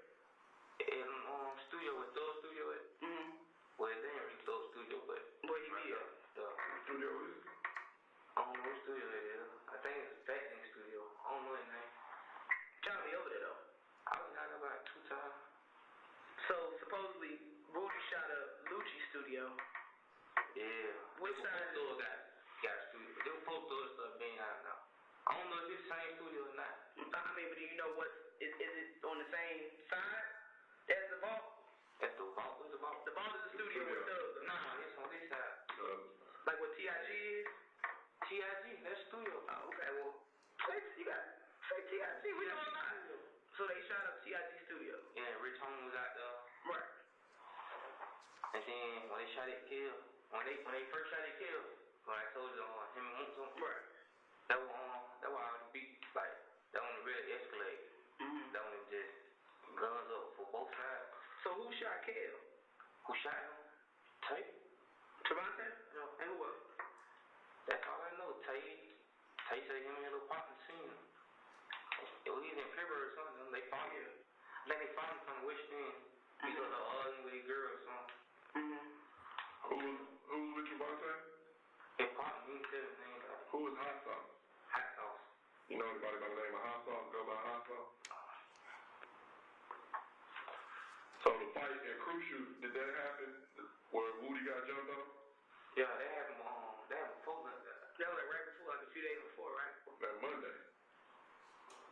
The nut got killed on a Saturday. Yeah. Yeah, I would say about 5 6 days. So that Monday he gets jumped on by Kel now. Did they shoot up any other spots? Did they shoot at him downtown? Downtown? Did Thug Girl event get shot up at a hotel?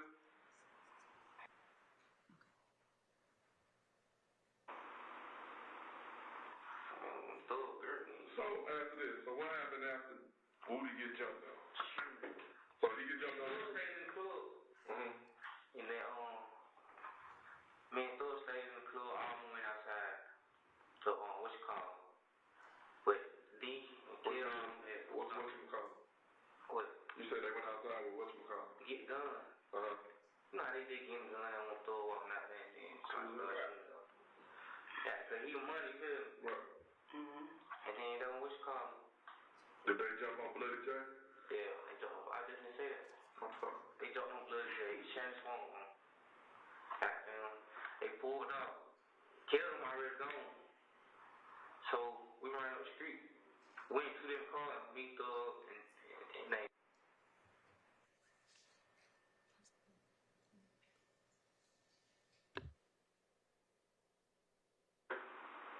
I'm gonna call Big Drake Thug and Corvette by itself. Then the Wood out line up on the side of the street by the church. Went on Bloody J on the ride past. When they rode past, they started shooting up. So it started that night, basically. The shooting, all this like Kel, they shot at Kel, all them, they've been having. So Nuts murder basically was all really a month. Really, we was a month behind. Cause shit was already going on. Yeah. Okay. It didn't like just happen. It was stuff was already going on in November, December, and it just kind of bled over to the actual murder in January. Gotcha. So now while y'all in Miami, Woody's family house is getting shot up. He done scared tripping. As he should be. Wouldn't you be scared if I shot up Summer house, Kelly house, your daddy's house, your grandmama's house? Wouldn't you be scared? But if somebody shoot towards my mama, that's when I'm going to jail. What about Summer? Because clearly you just said they shot at Summer. You got him out of bed to go deal with that. Somebody shoot at my mama, I'm going to jail. What about your sister? Fuck her. You must be mad at her now. Nah, yeah. My mama and Summer, they always go. Mom and Summer. What about grandmama? That's my grandma. Exactly. So one of the point I'm making is that. Stopping at 3:06:09.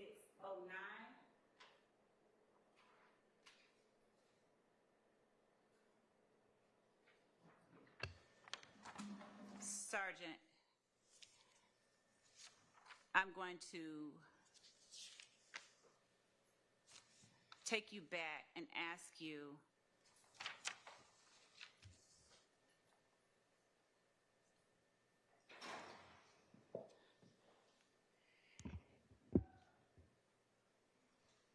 about certain portions of the video that were just played.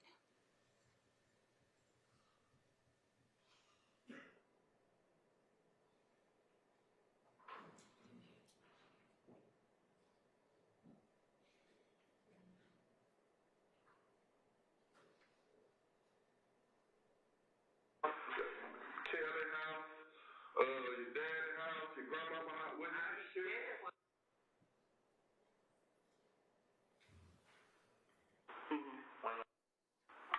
Wood out line up on the side of the street by the church.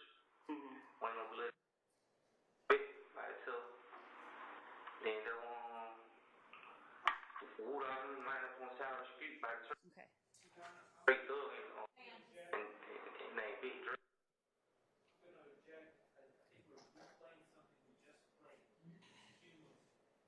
Your Honor, may I ask the witness a question to establish for the record why it is and what it is that I'm replaying?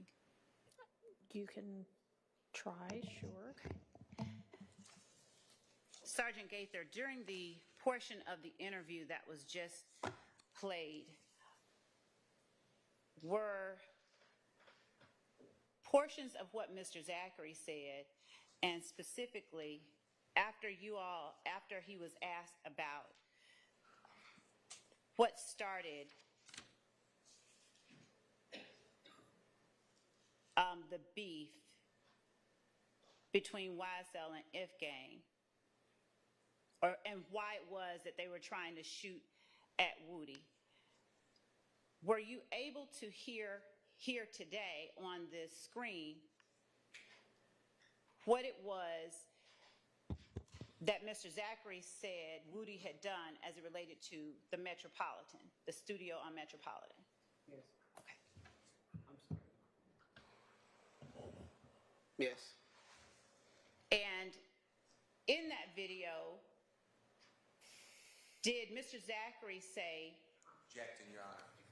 I mean, this is just repeating what we've already heard. If the jurors can't hear it, the jurors know to ask the court if they can rehear it. Your Honor, I'd ask that the court's instructions and I'd ask to be allowed to do what the court said that it would allow me to do. The court didn't say anything. Your Honor. We're listening to a recording, then we're listening again with Ms. Love repeating what the recording allegedly says. I'm not conceding she's saying it right. And asking the witness whether she heard it. She says yes.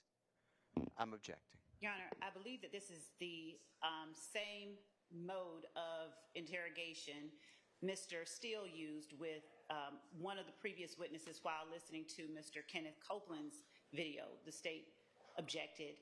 It was overruled. And I asked to be allowed to ask this witness about certain portions of this interview. I have not done this consistently. I don't actually recall the state objecting on this basis and that being overruled. I objected that he was not asking a question. He was reading portions of the transcript, and the court said, I think he's going to ask him, is that what he said? Okay, well, that is not the objection that has now been made. And based on that objection, I have to sustain it. Okay.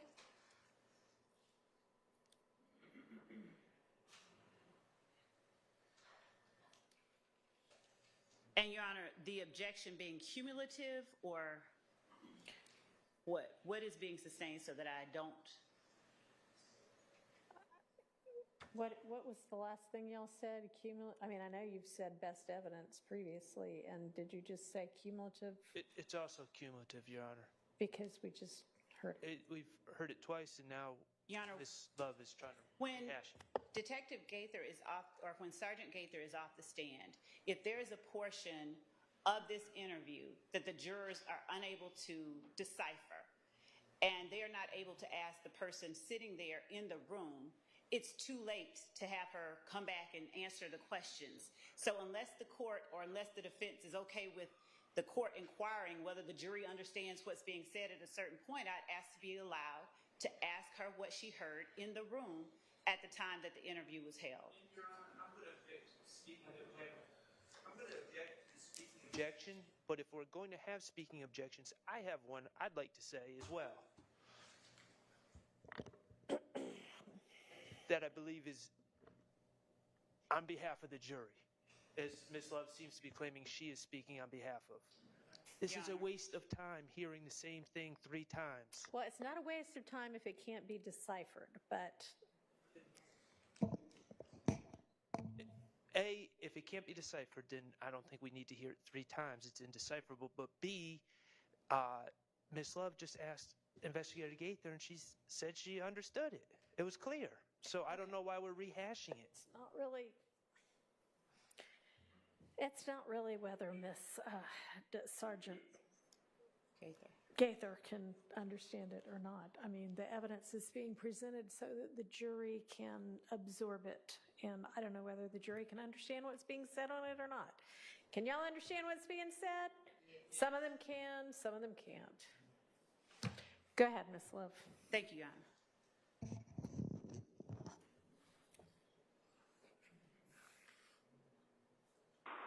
I'm gonna call it Drake Thug and Corvette by itself.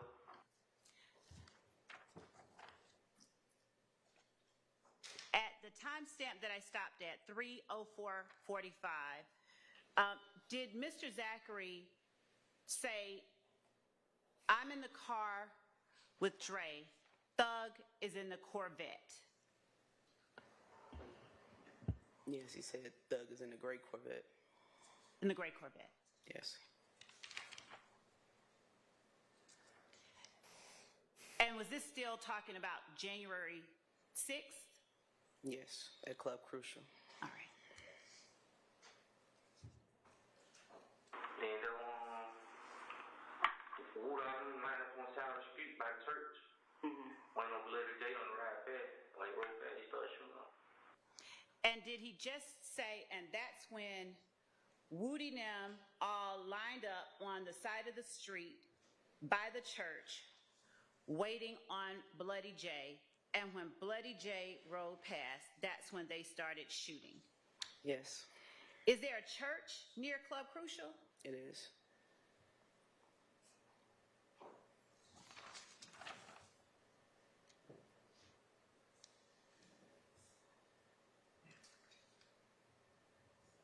Continue. They started that night, basically.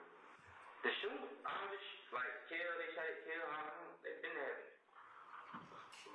So Nuts murder basically was all really a month. Really, we was a month behind. Cause shit was already going on. Yeah. Okay. Yeah. It didn't like just happen. It was stuff was already going on in November, December, and it just kind of bled over to the actual murder in January. Okay.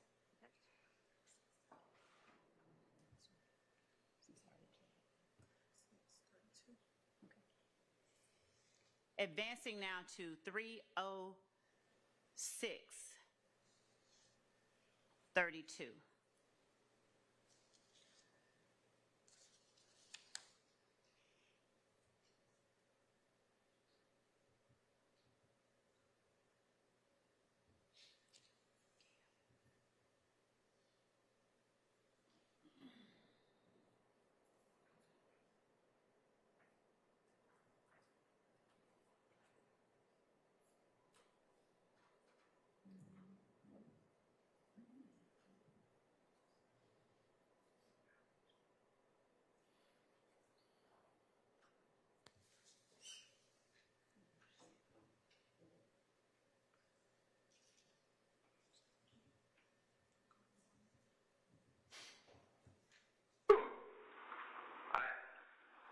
He tried to kill me, he didn't do it. They just kept pushing it up for that Wood deal, so he wanted Wood. That's his arch rival. Yeah, Wood and Kill just alike. Both of them, they gonna try to put it off on somebody. They gonna try to put it off on somebody. Say like, I don't like you. But I know we had altercation and we shooting at each other. Right. And then somebody on my side get shot, but you didn't do it. I didn't think that it was them just to get more people against. Yeah. Right. Well, what's Montauk and Kale's beef? Who Montauk? Antonio.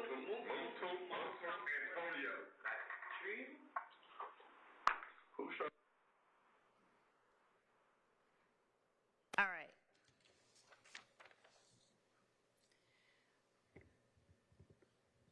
Did you understand, Mr. Zachary, at any point to say, my side gets shooting, their side get to shooting?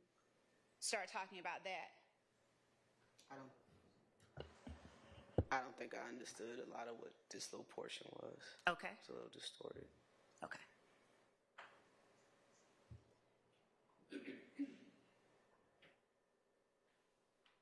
Did you hear Mr. Zachary say, after asking what Moontoon and Kel's beef were, did you hear Mr. Zachary say Trivia? Trivia, yes. During the course of your investigation, did you look into a shooting at an Intrivia Smith's house? Yes. I'm going to advance to the next time frame.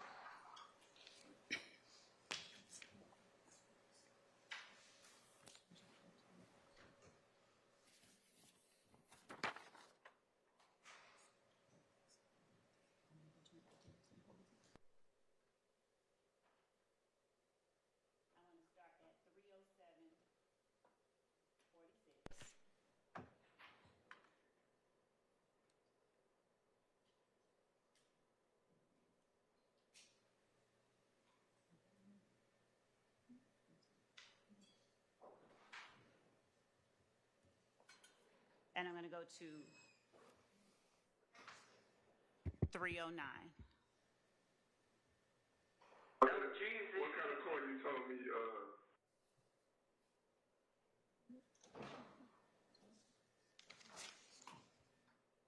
Monton got? Nah, he ain't had that in problem then. What kind of car was he driving? He had a running truck. When was this incident?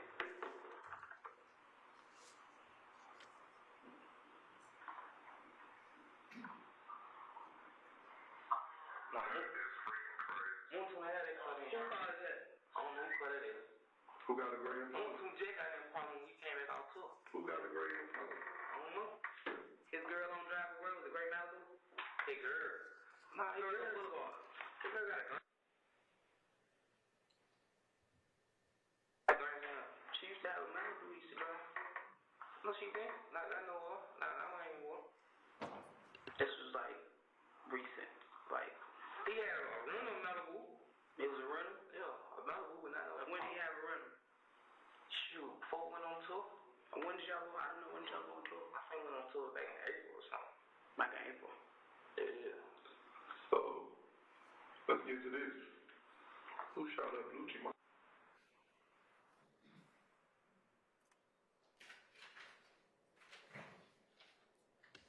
Sergeant Gaither, did Detective Dennis just ask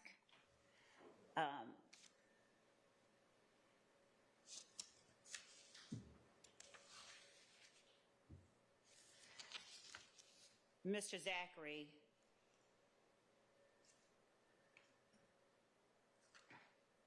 did you all discuss during the interview and at this point the shooting of Lucci's mother's house? Yes. All right. And is Lucci the Rayshawn Bennett that you spoke about earlier? Yes. What address did Miss Reed live at? Or just the street name, not the full address? Hill Street, Southeast. Did you all investigate a shooting at that location? We investigated a couple of them. Do you remember the dates of those shootings? Not off the top of my head, no. It was during this time. Do you remember whether Maybe one occurred in February. January?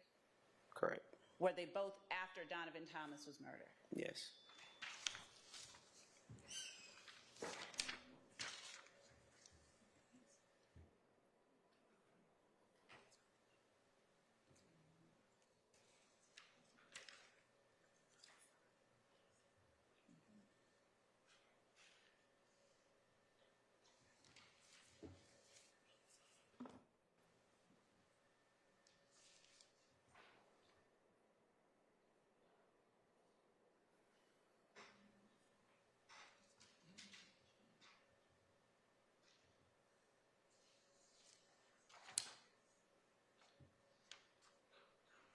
And Your Honor, I'm picking up at 30906.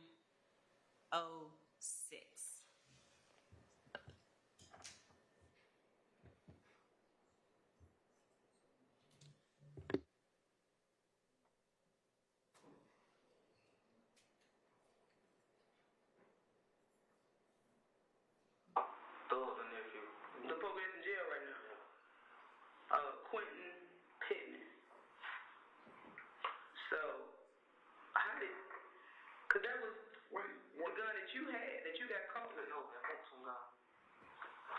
So, how did Woody end up with that gun that day? We was at Boot Mama house, Big Boot Mama house. And we was like, hey, fucking shit, that right. Okay.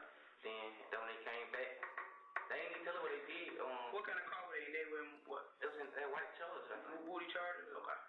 And then the boy, Mushu, who he be with Lucci, Mushu. Yeah. He called Boo. Like, when Woody got back, he called Boo. Like, Boo, they got in. Boo, like, what? He like, somebody just shot up Lucci mama house. And mama got shot. And Boo, like, don't tell me y'all just did that. Cause they come back and they say that. Don't tell me how I did that thing. That when Woody got scared again. Cause Mushu, I got 10,000 when Woody did that. Who had the Monton gun? Woody. So they actually came back and said they did it, or y'all just assumed they did it? No, they said they did it. He finally said it when Woody, like I told you, Woody got scared when they said he got 10,000.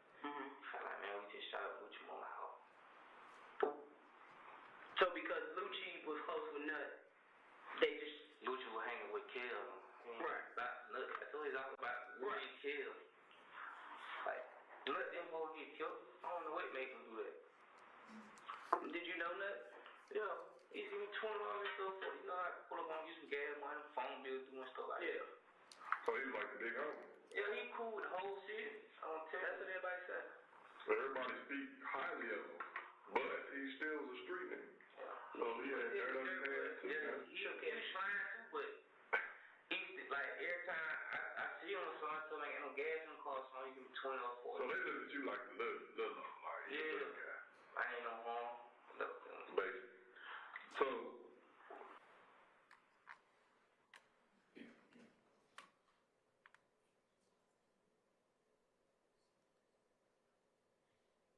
Your Honor, Yes. out of an abundance of caution, I'd ask to approach Mr. Sharp. All right.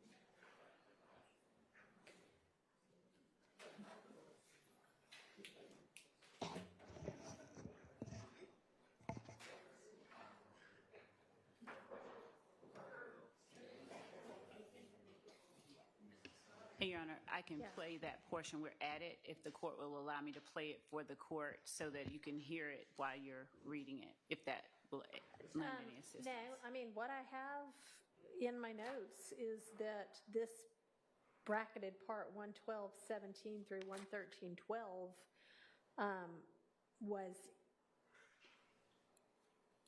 in. What I've got written next to it is okay. Thank you. So, Mr. Shart, I think what you're raising now is, does this sort of undo the not including Shannon's name in this whole conversation? Is that right?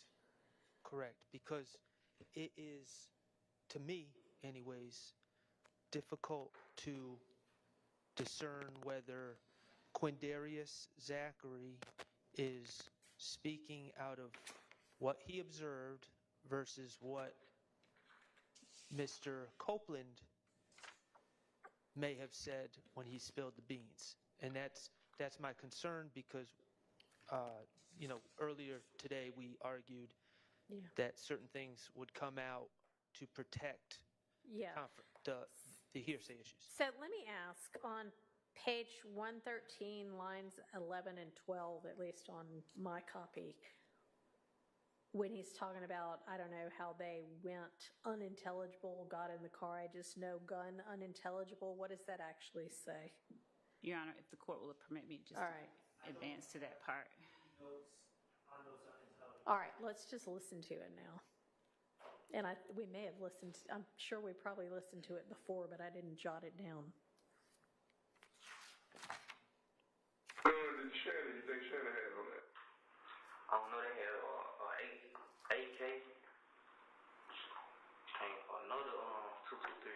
It was 223 and an AK. I know they had that big AK. That was poking on them. The AK was? Yeah. And what Shannon had?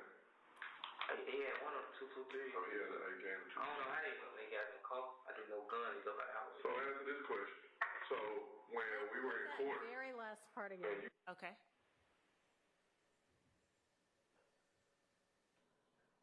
Answer this question. So when we were in court. No, before. And you found this question. Hang on, stop it. Okay.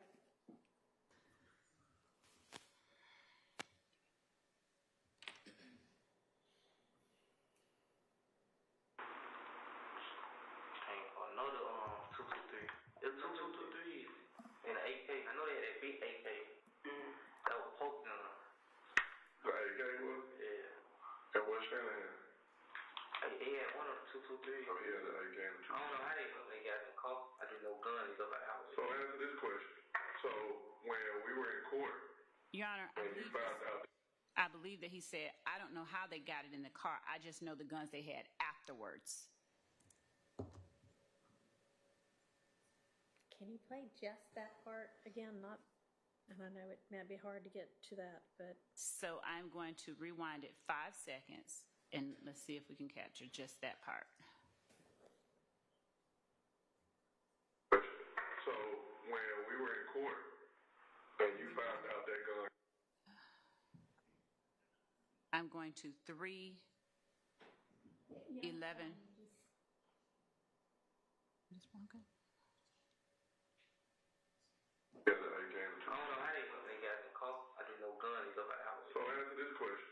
So when we were in court. I don't know what he's saying, and I don't expect you to ask, did he say such and such? If you want to ask, what did he say? That's one thing, but anyway, I mean, that's in.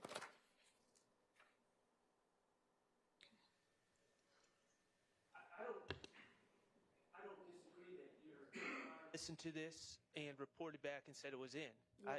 I'm not the one asked to approach, so I don't agree with the ruling, but Understood. I'm agreeing with what was ruled upon. So, why were we encroaching? Your Honor, just out of an abundance of caution, Judge. I mean, I don't have. I just wanted To make sure what the ruling was? Yes. Okay. All right, well, we know now, so. Is the jury by chance ready? Not yet? Okay. Anybody who needs to use the bathroom, please do it quickly.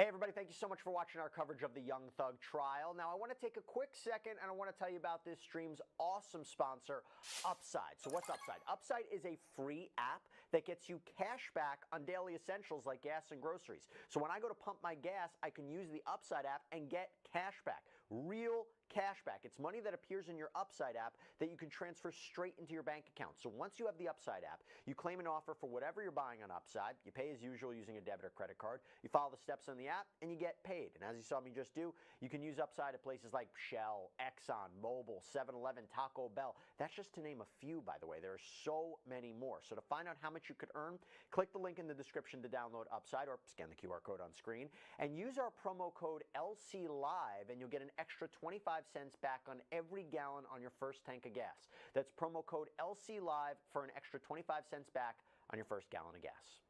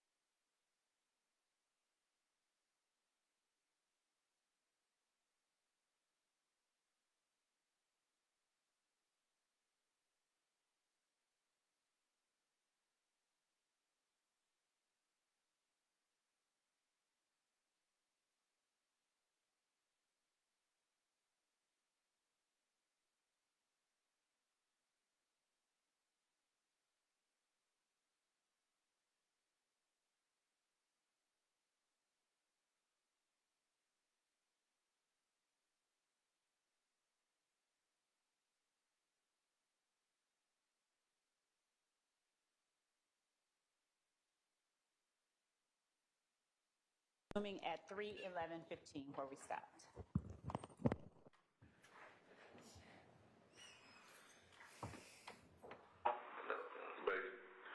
So, what gun did Shannon, you think Shannon had on that?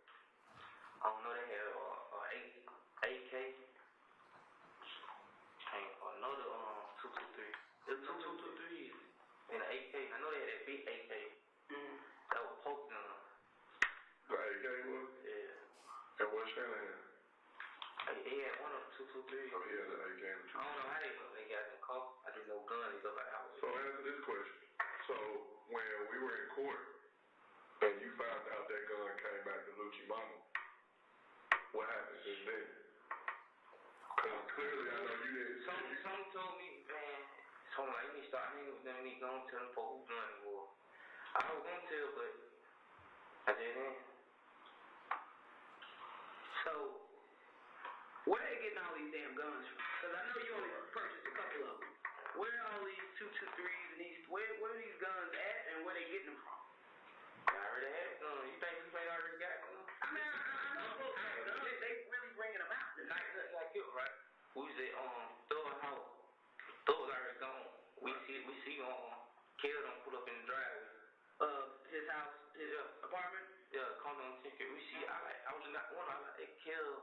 I see Lucha had the red Camaro. I like that. Oh, they parked up. They go park this summer car. I got a summer car. They go park this summer car with a few minutes and pull back out. And then when we went out of town, well, I just summer car at Thor house. She came and got my dad dropped off. Cause I ain't getting that car. They just parked there too. Right. I don't know if they stood around or not. Right. So that's what I was saying. When y'all went out of town. Yeah. They shot at Kel shot at Summer at Crystal. That was with your sister, right? With my sister? Wasn't it? It was Trivium. Yeah, Trivium and Summer cousin, and they met at the Crystals and Kel and Herbie had word. They say Kel thought I was in the car. That way he was pushing it. But you wasn't in the car. Right, but you wasn't in the car. You was. I was in Miami. Right, you was gone. So now you got beef too for somebody else's beef because they shooting at your girl and you really ain't got shit to do with it. You just hanging with the wrong people at this point. That night when D got jumped, that's the first time like they ever let me ride. Like when they go do something. So I was like, now they popping your chair. Cause when everybody else, he locked up or something. Boy, oh boy. What you remember what day you got arrested for that gun? Like May 7th. May 7th. May 5th or May 7th. Like, where are your guns at? I don't know. Woody told me that he lost. I had bought one when I came back. I bought the 762, the Draco. Yes. I had that for a minute. Then I had owed somebody some money. I had left it. I had owed one of Woody friends some money. So I left it. I told him to tell him hold that, so I paid him. So I see Thug get some money from him or something. He like, who is this? Because we need that gun. Who? You're the gun you bought. No. You had. I'm getting confused. Woody had his gun. You had mine. Answer this question. Answer this question. When you bought that Draco that you talking about for Woody. Nah, I bought it for me. Huh? I bought when they shot Summer Cole. So you bought it for yourself? Yeah, put it in Summer Cole, right with it. So how Woody end up with it? God owed somebody some money. So you sold it to him? Nah, I just like holding guns till I get money. Right. And Woody like, I hold it in my house. So was you ever gonna buy it back? Did you ever attempt to buy it? I had to see Thug, like Thug ain't stopped coming around. Because he got too much going on, he going down for some bullshit. Right. So he stopped coming around. And then that when I had bought the other one. I had bought the other one a few days later. Right. The 223. And who did you buy that for? Because I know it wasn't for you. I bought it for Woody. How much did he pay for it? $1,000. So you bought it directly for him? He just like leaving. He said what? He gonna leave me in the house with his baby mama and his kid. What's the investigator thought? That's the one that's handling the house. Yeah, what's going on, man? Yeah. What's up? What's up? Come on. Give me some long gloves, man. Where are you grew? Yeah. Long, where you can feel about the tape.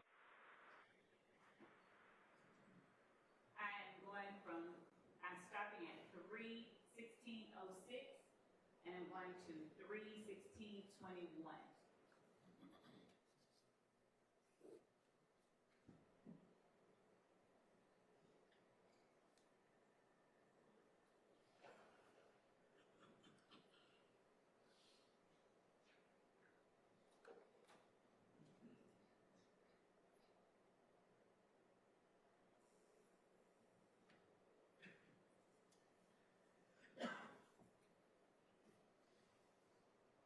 You gotta think about it. Wayne get money. Birdman going.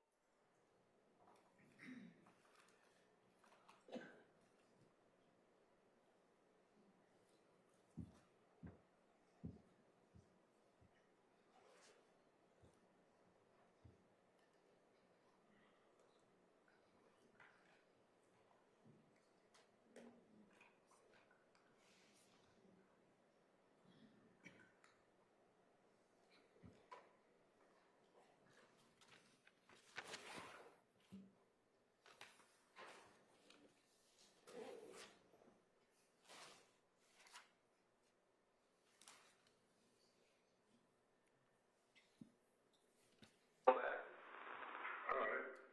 Well, we can fast forward on that. Wait, I got one more question.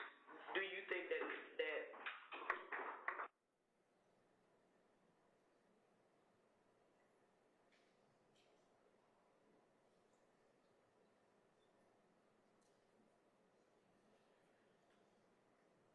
And I'm stopping at 3/16/36. And I'm going to 3/16/42. If there are no objections.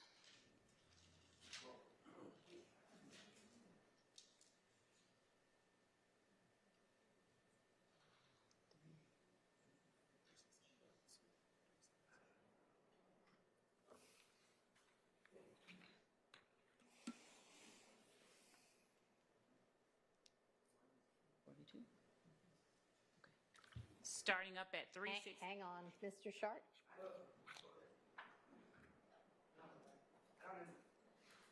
I asked it to be played the way that the court ordered it to be played. I haven't ordered it to be played anyway. Court, I don't know why that's being skipped. Okay, I don't know what's being skipped, but If Mr. Steele lets me know which portion he wants to tell me the timestamp, I'll play it. do we need to approach again? If we could just refer to the document, maybe it would help I'm referring to it. what's going on, because obviously we can't play the video in real time to know what the state's talking about. So if we could just refer to the document. If he, Okay, well, I mean, she needs to give the timestamps for purposes of the record, but are you able to do both the document? given that I don't know what portion Mr. Steele is asking to come in, I can't tell. I can simply say we are attempting to do number 25. So, I mean, that would work in terms of letting them know what it is.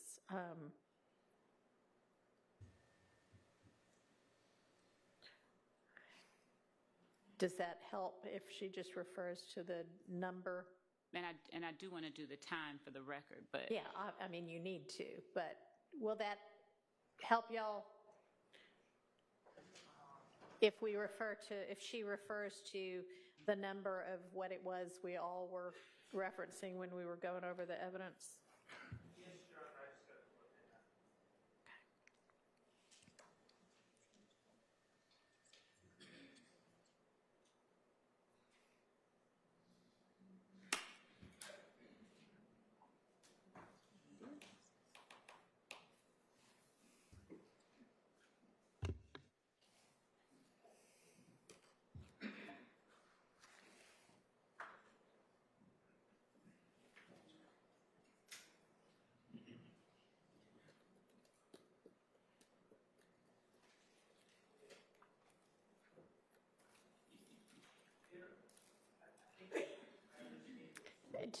I need you to use the mic.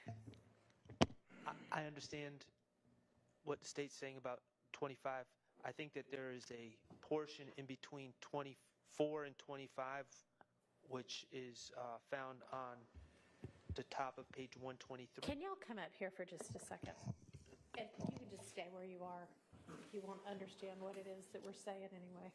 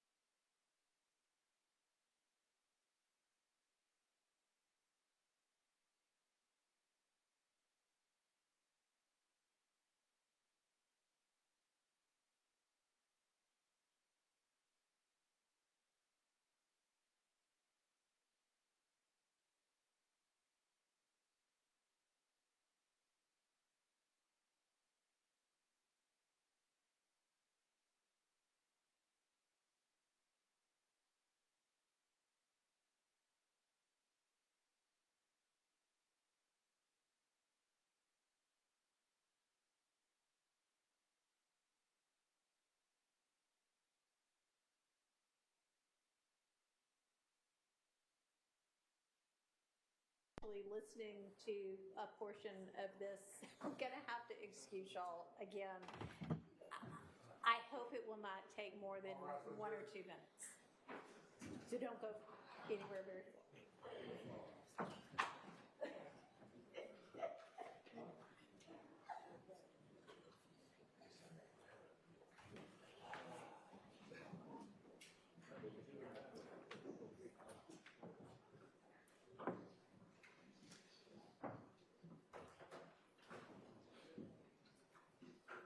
All right, Mr. Sharp, do you want to just come over to council table and y'all try to work with Miss Hilton or Miss Knight on what needs to get played?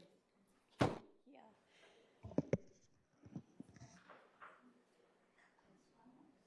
And that way y'all can listen to it and get the timestamps and sort it out. And to be clear, Your Honor, let me also put on the record, the part that I stopped at was 3:16:34. At 3:16:34, and honestly, I have on my own transcript like a hard line, take out. If this is not something that everyone on the other side wants excluded, I'll happily play it. But the part that I stopped at, it says, answer this question.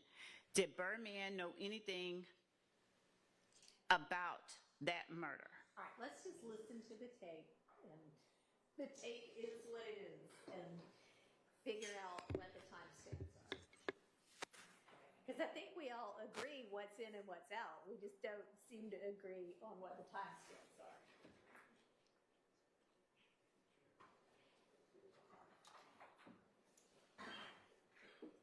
I'm starting where I'm going to go back to 3:16:20.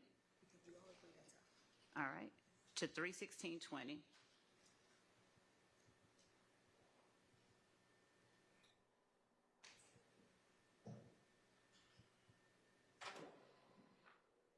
All right, so 3:16:20, I'm going to play.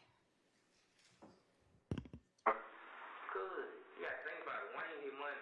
Birdman ain't going to jail for nobody. All right. Well, we gonna fast forward on that. Wait, I got one more question. Do you think that Thug ordered that? On murder against nothing? No. I told they were just trying to give the name. Okay. So there's like no sanctions? There it is, right there. The court's ruling, as I understand it, and I have documented, is that the part that the state just played, which is on 122, the bottom of 122 going to page 123, the transcript, where it says, do you think that Thug ordered that on Nut, murder against Nut? And he says, nah. That was all coming in. Right. Okay? And then, correct. And then when Zachary says, nah, I told they just trying to get a name, That's out. That's the out. law is in, and the rest of it is out. Correct. Yes. And then it picks back up with the question, right? So there's no sanctions, and all that's in. Right. So, no. So, am I clear that there's a 1 second part that's out? Because, yes. Judge, I'd ask to be allowed to play that, because I am not, a second, it's going to take less than a second to say that. To stop it. It doesn't matter. That part's out. I know, but what I'm saying, Your Honor, is I do not believe that. Can you turn the volume down for that part? Because that would be fine. If you just gnaw and turn the volume down.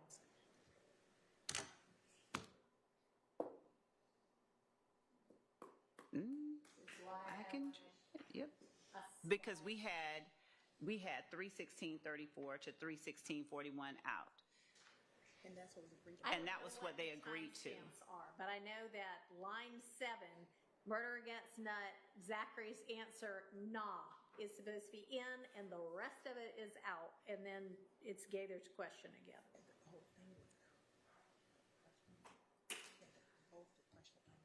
So the nah stays in, correct, but the rest of the sentence is out. And then it picks up after 5-6 words. Yes.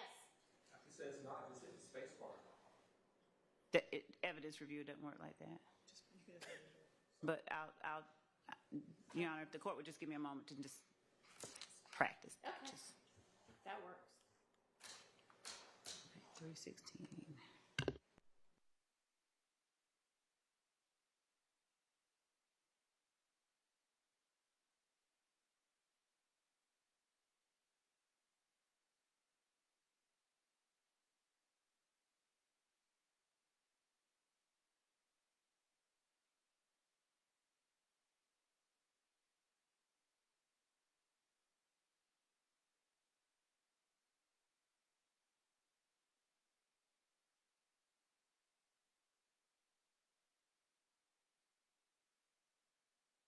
Really trying to get.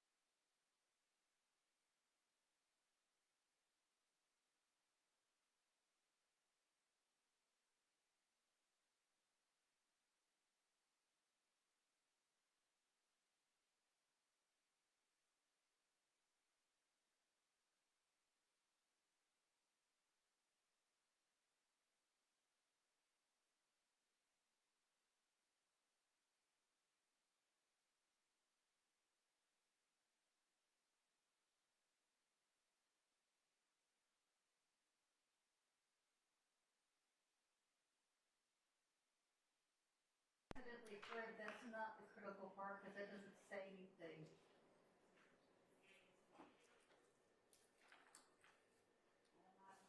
Although I don't know why we can't just. Or if it, in the interest of time, if she just instructs, or the court instructs rather, Detective Gaither to refresh her memory on it, don't say the second part, and just ask a question. Did you ask Mr. Zachary if Mr. Williams ordered the killing? And her answer would be no. Your Honor, I don't think that the court would ever allow the state to interrupt cross-examination and instruct the defense on how to ask a question or examine a witness. So, He's just trying to. Your Honor, he can get that out on cross. I'm not trying to hide anything. I would gladly play it all. So I'm going to do as the court instructs. I'm going to play it. I can pause it. I can hit mute. Either option is fine with me. But again, I do not want to be accused of running afoul unintentionally or intentionally of anything that the court ordered. So I'm going to do as the court directed.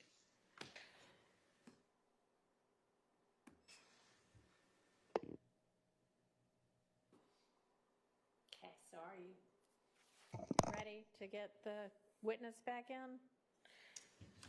Yes. Can you?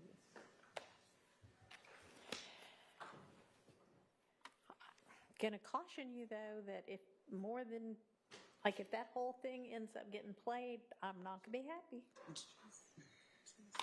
So make sure you don't do that. I'm going to make every effort. I want it on the record. I'm making every effort to comply with the court's instructions. All right, well, you've been able to do it twice in practice without getting any critical part heard, so I expect you to be able to do it with the jury, too. Counsel can play it, but Huh?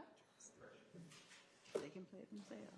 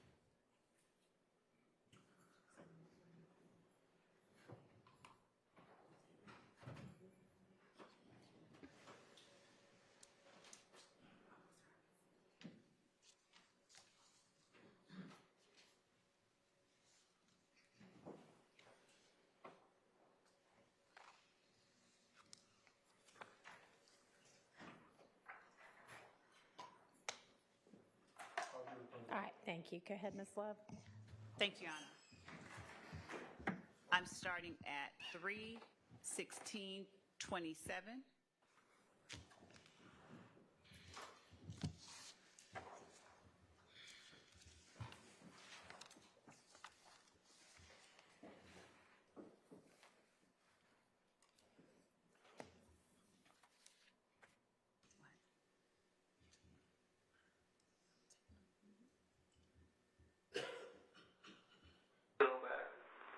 All right.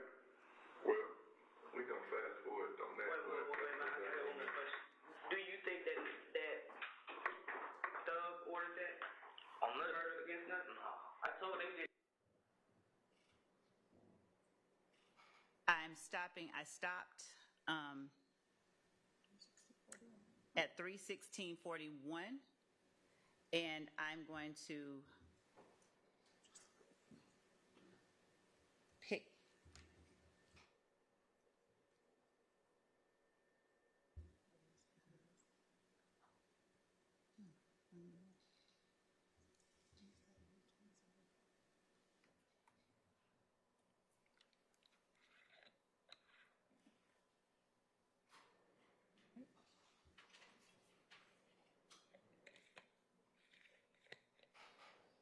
And I'm starting back up at 3:16:43.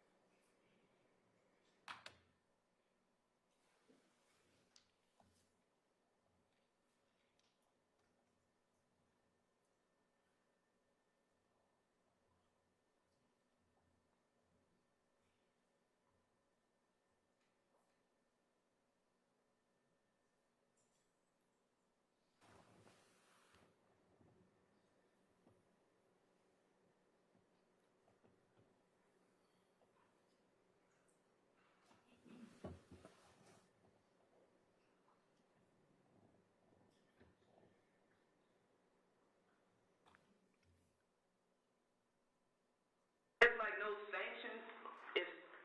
If some shit happens, and I'm from Chicago, so I know about gang life and all that stuff. So if there's something done without quote unquote permission from the higher ups, it ain't no kind of who said so the higher. I mean,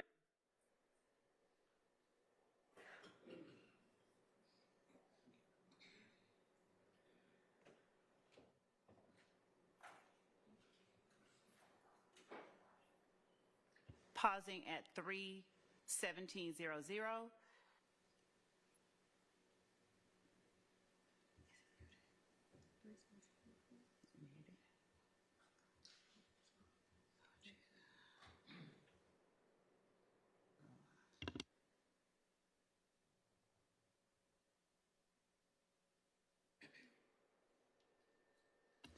And resuming at 3:17:04.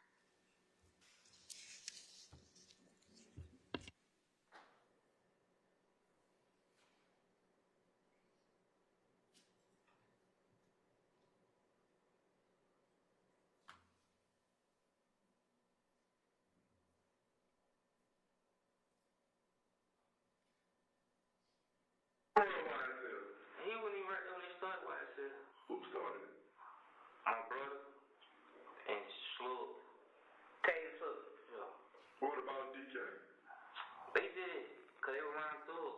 I'm telling you who started it. Tay, Slug, and some, like 3 more of their friends. That these people that already grew up together who started. Mm-hmm. All of them started. Then they Slug, he loved Thug, so he told Thug what was going on. And Thug just ran with it.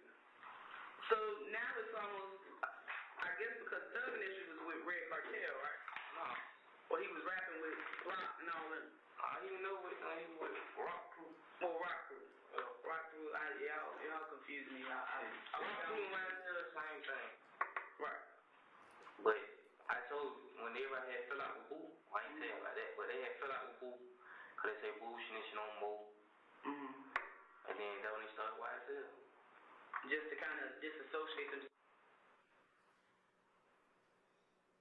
But then you start back messing with Pooh, and then you know my son can't go out of cell. So YSL is a game, but it's also a clothing label, correct? Yeah. Stopping at 3:18:18. Picking up at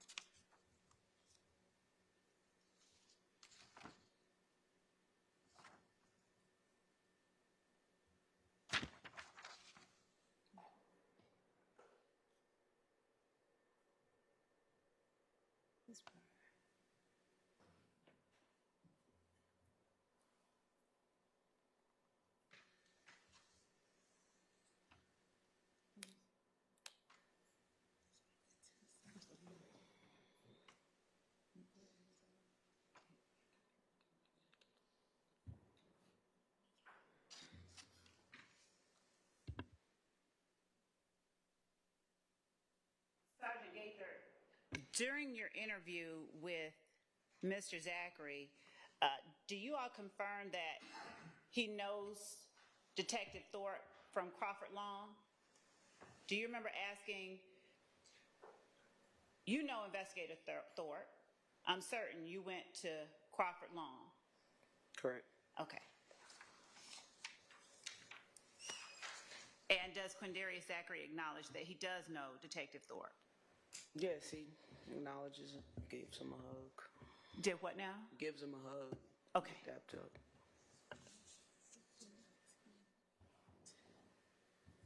And I'm going to advance, Your Honor, to 3:19:10.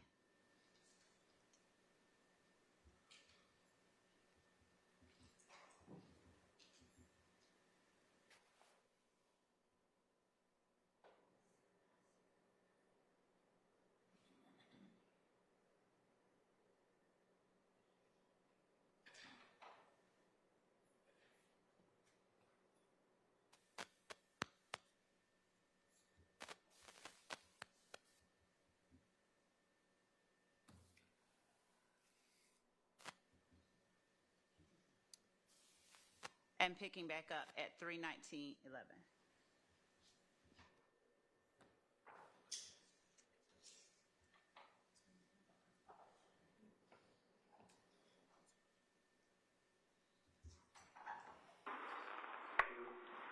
I'm sure there's some pictures. And you can say if you know them, you don't know them. Tell me how long you know them, and if they had anything to do with Nuts murder. Who's doing what, who said what. Okay? You cool with that? Yeah. Okay. Open that up and tell me exactly what you said. Doo-wop. Okay. You mind signing this picture? Tell me that's doo-wop. How I spell the name? Yeah, I'll spell doo-wop for you. D-U-W-O-P. D-U-W-O-P. How long you been knowing him? I ain't knowing that long. Okay. I told that to my cousin. Say your name anywhere in there. Say my name? Mm-hmm. I thought you wanted to know. Right. I'm just making sure that they say, how do you know that he said that's doo-wop? That's your signature. Okay?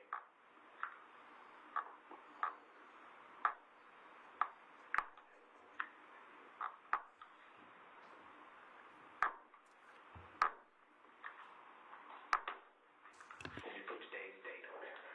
What is that? August 5th, 8/5, 2015. 8/5. 2015.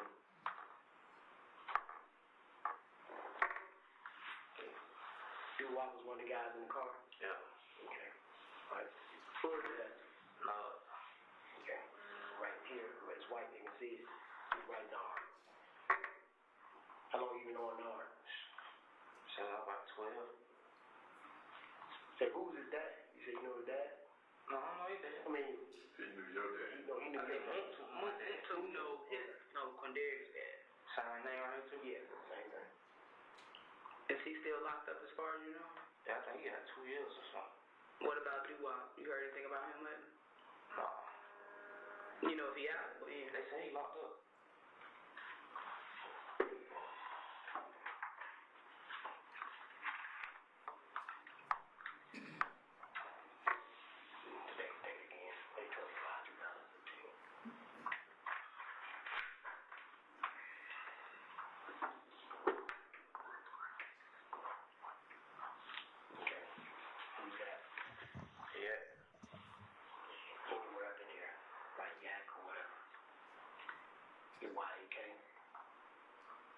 Probably a little darker. You can see it.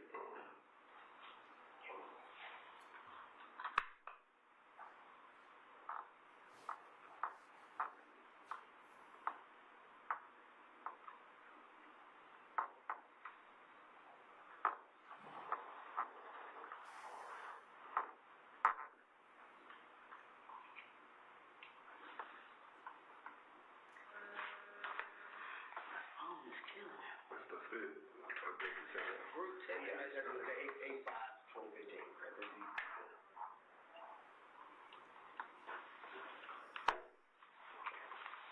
Who's that? Shannon. How long you know Shannon? Almost a year now. About a year. He put in his t-shirt. He got a nickname? SB. What that mean? SB. I mean, what does it stand for something? Shannon Badass, I think. Shannon Bedard. That his last name. So would you put SB or something? Yeah, whatever you Shannon. know, Shannon. Or whatever you Shannon? You know the Shannon. Is it SHANON? Yeah.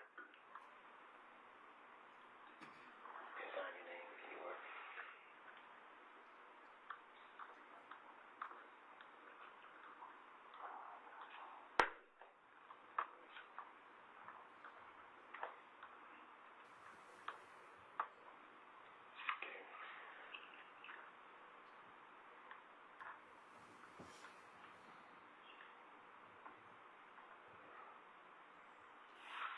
I know you told them, but tell me, who told you what was going on? Shannon and Yak. Okay. Shannon and Yak told you what happened. Tell me exactly what they told you. Shannon right there, they run away, they run away to meet Bucci. Yak girlfriend. They did meet her. Matter of fact, she know. Bucci know? Yeah, she know. Mm-hmm. Okay. And then they seen look, Shannon told me that they seen Shannon like we calm down bad. Calm down bad. Calm down bad. Okay. What else? And then they killed him. And did they say who was firing what gun? Now I know Shannon had a 4.5. Shannon had a 4.5. Yeah. Okay. And I know it was some shit, they had a little Draco with a shoulder strap on. Draco. Yeah. Okay, who had the Draco? I don't know. You don't know. Where'd you see it? Where I seen Draco at? None had brought it to the house a few days ago. Okay. But really the day before. The day before? Yeah. Before the murder or? The day before the murder. Before the murder? No, I had it. But I think Nard was driving though. Nard was driving? Yeah. Okay. You said it was an Infinity? Yeah. You remember the model? G35? G35. Was it any one of their cars or was it somebody else's car? Now they had Thug manager had rented. Thug manager? Had rented. You know his manager's name? Amina. Amina? You know her last name? No. Okay. You know where she rented it from? No. So, after the shooting, do you know what happened to the car and the guns? Yeah, they dropped off at OG Pimp's spot. Do you know the guns still around or they got rid of them? More likely they got rid of them. I just know they dropped them off at Pimp's spot. He probably had got rid of them. I How do they normally get rid of guns? I don't know. That ain't the first time they usually keep them. Yeah. Okay. So, did anybody give word to shoot nothing, or this was just an opportunity? They just wanted the name. They just wanted the name. Cause like, it used to be Woody Moulton going out shooting. They just wanted the name. So did Woody slow down with all his bullshit? Or once Nut got killed, did Woody slow down with his stuff, or was he still? Nah, when he seen that he had a lot of folk that ran with him, then he humped back up. Moody. Yeah, but see, everybody really knows Shannon like that.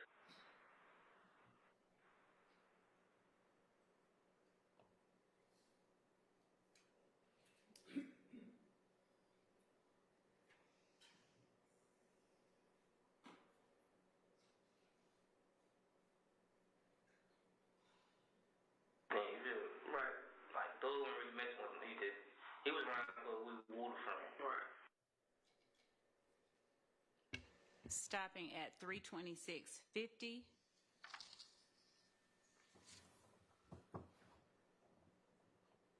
Advancing to 326.56.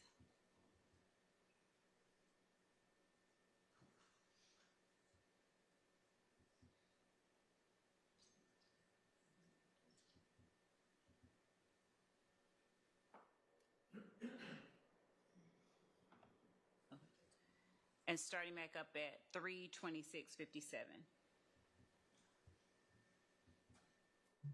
Start messing with Shannon. So he puts Woody to the side and Shannon back to the Woody spot. Yeah. So, like, Woody took Slug spot. So Shannon and Yak told you, and he said that Nard was in the car also, and Nard was driving. Yeah. Okay. All right. Anything else you remember what they told you? No. That's it. No, that's it. Remember what he told me. And where did they tell you this at? At Thug House. Well, Shannon told me at Thug House. Nard told me they Thug House too, but Thug was already gone. Okay. His house or his condo or? Condo. Condo. Can you remember what Shannon had on that night? Nah, I don't know. So long. What booth she stay? Where she stayed? What she stayed? I don't know where she stayed at. I just know her. Does this look familiar to you? Yeah. Where that is? At the condo. At the condo? And who's that standing in the window? That's Shannon. Was that before or after the murder? That was the day before. Day before? Yeah, all the way went to the mall that one. Thug had bought his clothes, so that was the day before. Okay. Alright. And what else do you know? What else do you know? About what? About the murder? I told y'all everything. And that's all they told you? Yeah. Okay, what happened afterwards? I mean, when y'all went to the Thug House and they told you, what was Nard and Doo-Wop there? No, what Doo-Wop was it? Okay. Where did he go? I don't know. Or how did you link up with them after the murder? Cause I told you, Woody called. Moulton called me out that thing like somebody killed Nut. Woody was scared. He couldn't meet Woody at the Gilman house on Mistrial Park. Where Woody got shot at. We met him up there. And then Woody had pulled out. He pulled out a doctor. No doctor who he shot. So we me and Moulton followed me because I ain't had no license to Thug House. So y'all all met up at the Gambling House and then drove to Thug House. Me and Moulton, and we met Woody. Woody had pulled out. Who was with Woody? Was Lil D with him? Nah, he was at Thug House. But when you got to Thug House, Lil D was there. Yeah, he was at Thug. He had been out the whole day. Out of these four, who you the closest with? Shannon. Yeah. Why is that? Cause like, told you, he always like they treat him like little brother and stuff. But you older than Shannon, though, ain't you? Y'all about the same age? Oh, you 21, since I'm 22. But I knew him longer though, but we went close like that. Right. We just close cause he used to hang with who I used to call my brother. Stopping at 329.53.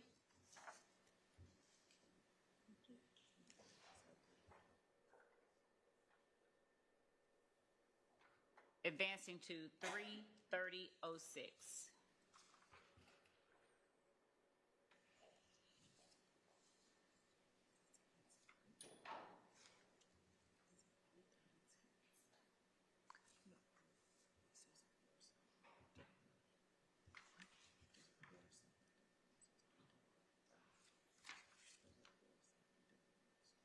Let me see the words. 137.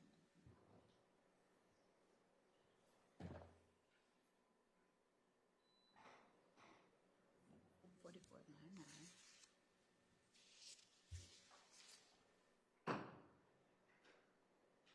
Here. Okay. And then 44,919.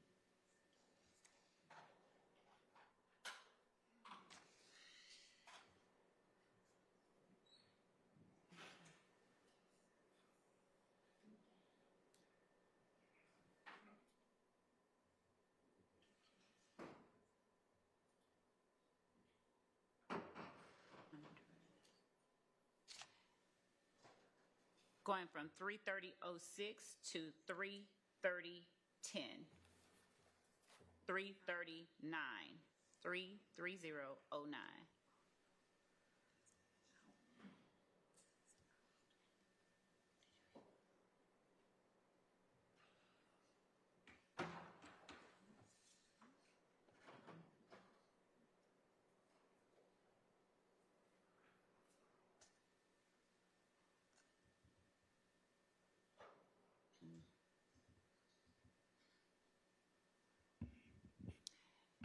Your Honor, what we'll do is actually go to the next portion unless there is an objection, because it's just a 3-second. So we'll go to 3:31:36.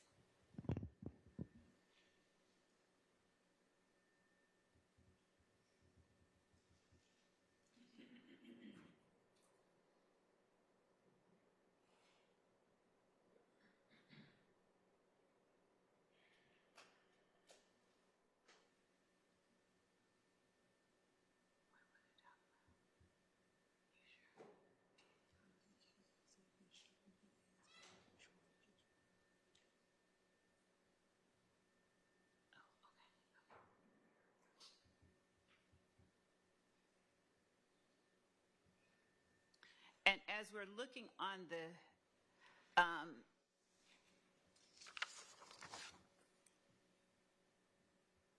at this point, are you or is Detective Thorpe asking Quindarius Zachary about participants in the Dexter Montgomery shooting? Yes. And the picture or the photograph that Detective Thorpe is showing him now, is that Demise McMullen? That Thorpe has? Yes. Yes. Did Quindarius Zachary acknowledge that that was the Nard that he was talking about? Yes.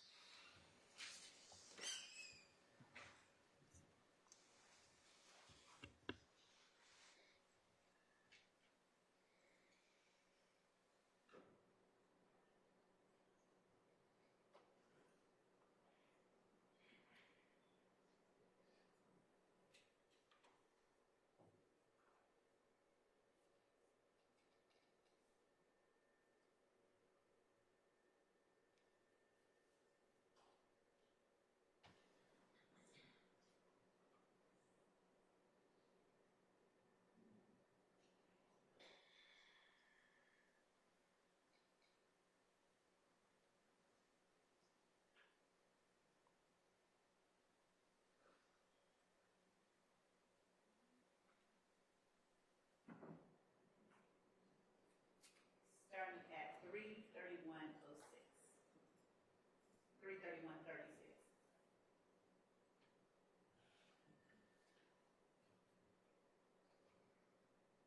Who that DK look like? I can't see him. This is him right here. I don't know him. How often did Noah have Bentley Nitro. Every day. So he had access to it. You asked me like who he was off. No. You said, in your opinion, this look like Nard? Yeah. Still, Stick. how much percentage wise you think? 100%, 80%, 70%? 100%. That look like Nard. You sure? They gotta be Nard. Fine. This, I don't want to about DK. No, this is just to correct like that you said this looks like Nard. Like, we still working this case. DK don't look like sign on the white card. Sign with my name? Name, date, and putting who you think in that picture is Nard. Is Nard skinny? Yeah.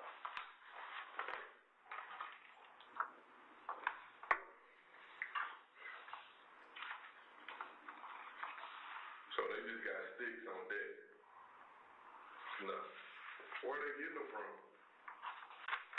Thug got the check, so there's Thug put the date on it, 85. I told Thug ain't stop messing with all everybody. Thug ain't never really like buying no guns for no crime. You didn't go. Stopping at 33312, and as we advance to the next slide, I'm going to show you what has been admitted as 503 Yankee, and ask you if 503 Yankee is what Quindarius Zachary was looking at in the clip of the video that we just saw, where he signed his name. Yes. Okay. And did you ever in any way attempt to suggest in any report or anything else that Quindarius Zachary knew something about this particular crime? No. All right. And is this the Nard that he said he had known since he was 12? Yes.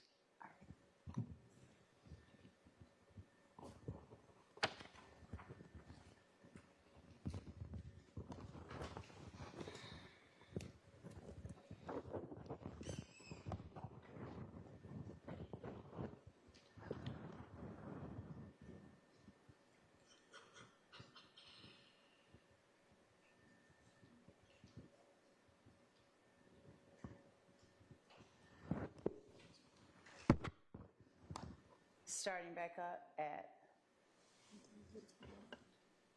33321.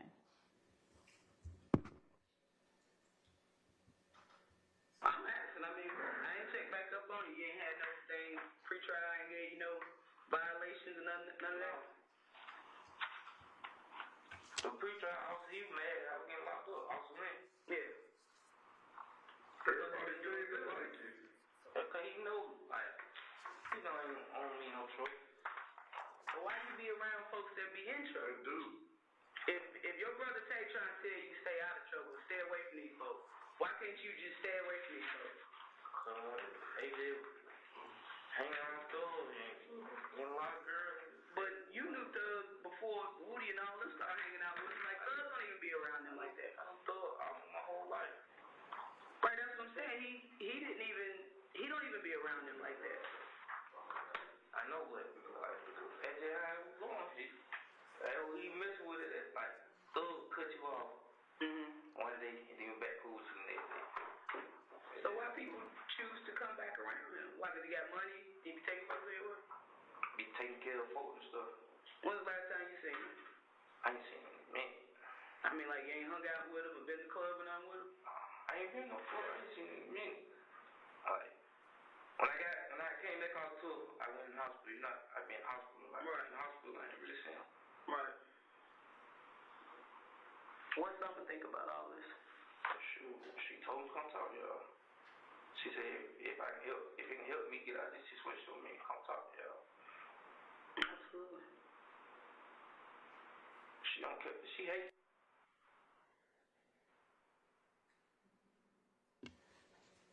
Pausing at 3:35:05 and starting at 3:35:11. 3 years. Damn. Y'all got no kids together? No.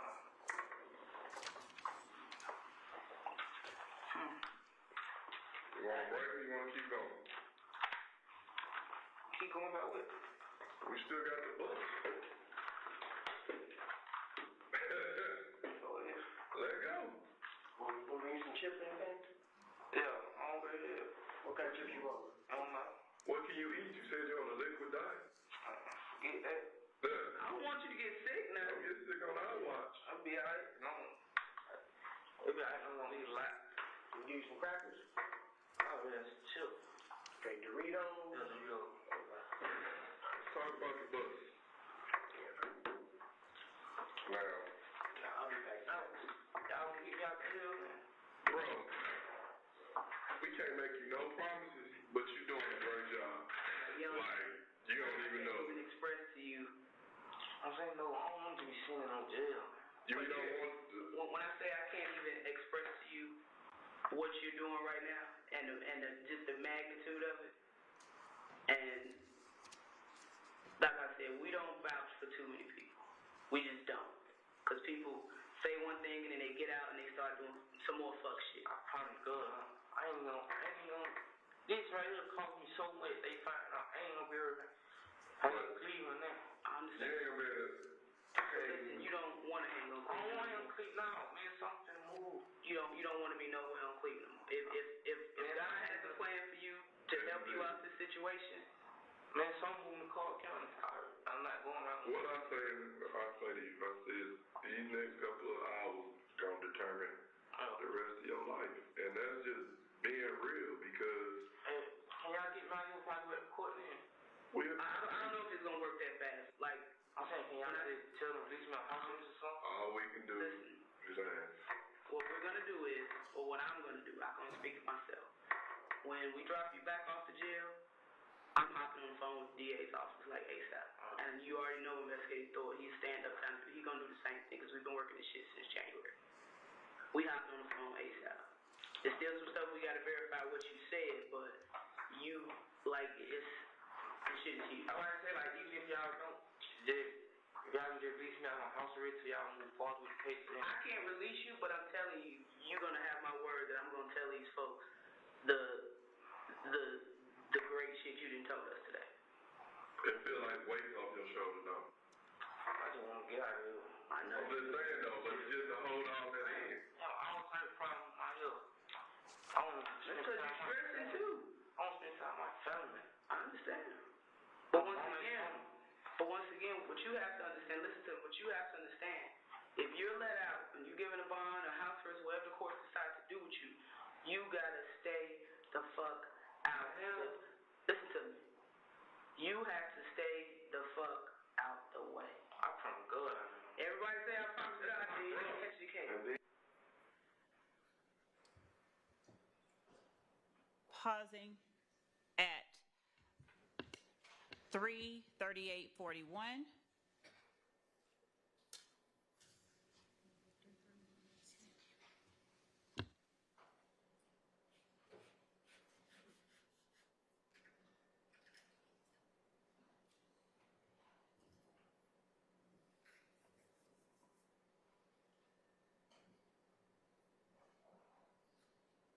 And advancing to 3:39:05.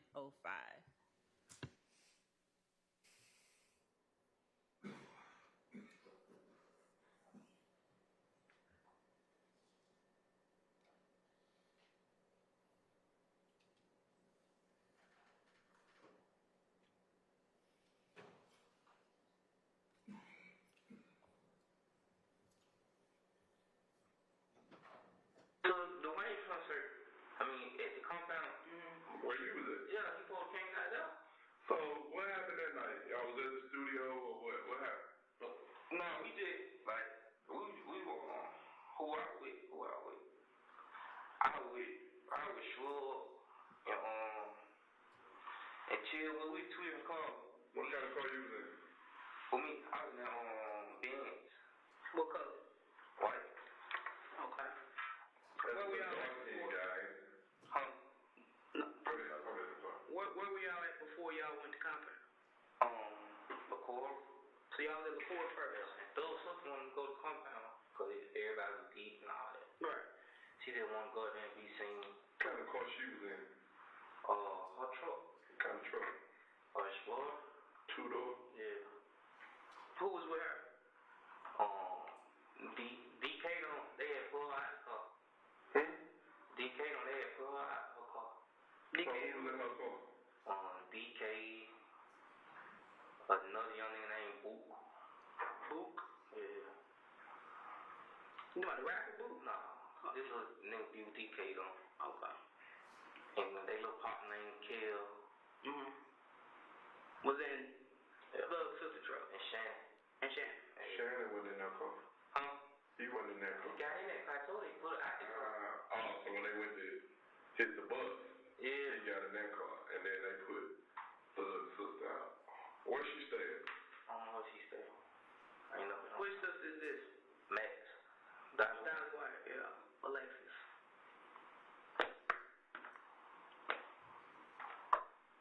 Well, I'm sorry. Go ahead. No, you saw them, so you asked. That's why I'm glad. That's why I was like, nah, he wasn't in that car originally. Originally, he was in the car with Lil D and T. Yeah. Okay. Who gun did I recover?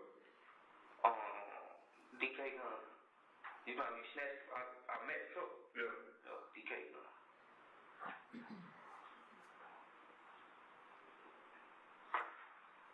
Were you out there for that?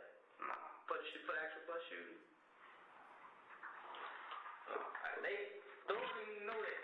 So, they ungun truth. Let's break it. Let's start off. So, y'all go to the court. Everybody turn.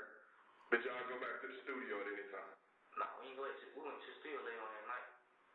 But before y'all went to compound. I went to Magic City and record. And then y'all went straight to compound. So y'all met them over there. Who met him? Was y'all with everybody else at the met him at Magic? And then y'all. Yeah. But at some point, all of y'all wasn't together. Before y'all got to compound. Before now. Like me, Max, all this, DK, everybody except Pee Wee on. We met Pee Wee them at Magic on 7U. Okay. And then y'all left Magic to compound. Okay. How many cars was with y'all? Like, about 10. And you in what? You said a white Mercedes? Yeah. Who was driving that? Chill Will. Dark skinned guy? Nah. Light skinned dread. Light skinned dread? Yeah. Where was Pee Wee? He from Maryland. Who was with him? I don't know who's in the car. So y'all leave for Magic, go to compound. Yeah. Once y'all get there, go from there. Yeah, I ain't never one shot, so a lot of niggas go inside. Right. And then What was the reason for trying to get in there? just going good. I get it had YSL shirts on and stuff. No.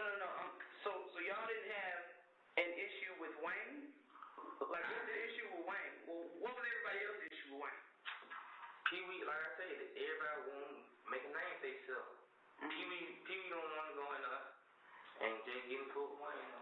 So the intention was to go start some shit. Yeah. Didn't matter what it was. You ain't know They that. wanted to get seen. I right. Still hear start shit or just to get seen. They want to get seen. Right. Let them know they were there and all that. And then them Pee Wee grabbed from the bush. I tried to run from the back and you grabbed him. I didn't. Officer Booker did. Somebody grabbed him. What happened then? We stand right there where you got the gun at. And I pulled out on y'all? Yeah. When they pulled down pulled down that side street right there. They like, they put Max in the other car. They put Max in the car with T. So Max and Shannon switched spots. Yeah. Okay. Told everybody that they was on which car. Based on what? Meet them at the studio. Say we're gonna go shoot up the tour. So they said it? Yeah. I don't know what they mean if they shoot up the tour or something. Who said it? Who said it? Pee Wee said it. Shannon said it. Who was the most hyped about it? Who the most hyped? Yeah. Shannon.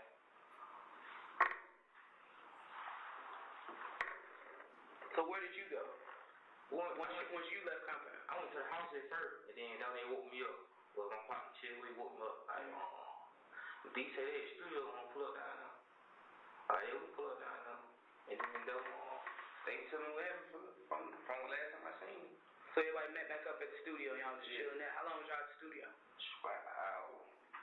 Hey, I get it out Thug gonna come back, but Thug went answer the phone that night. Cause Thug was in New Orleans, right, performing. Yeah.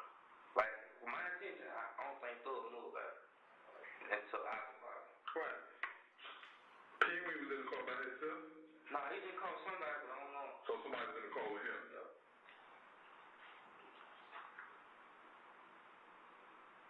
Was Rico with them? Who Rico? Rico That mean Rich. you got no hands you ain't calling. We left him at Magic. So he ain't go to compound? I did a show at Magic. I didn't know y'all hung with him. Well, he hung with Thug. I didn't know him. They said that's Thug artist or something. Bobby Thug artist. That's what they say. Yeah.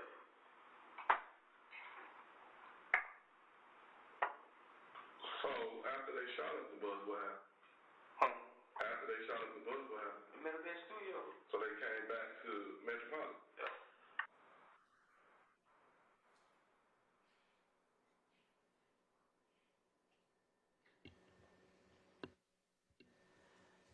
I am pausing it at 3:45, 57.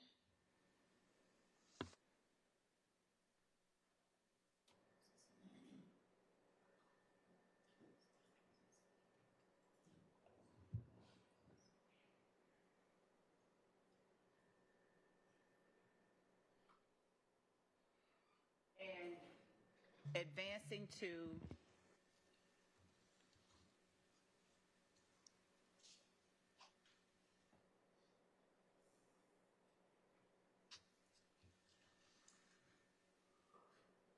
3:46:19.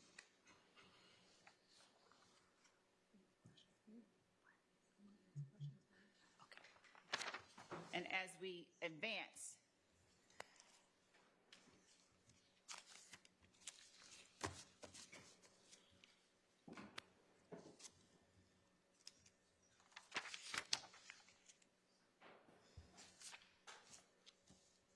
I have just a few questions.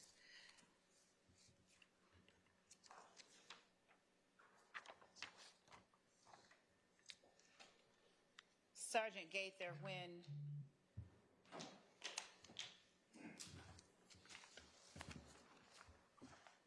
Quindarius Zachary talked about YSL and Rock Crew, was that information that you had before he told you, or was that the first time you had heard that YSL resulted from a break after people believed that Big Boo snitched?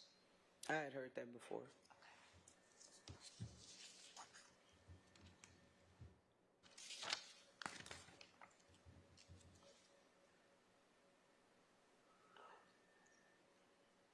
All right, resuming at 3:46:20.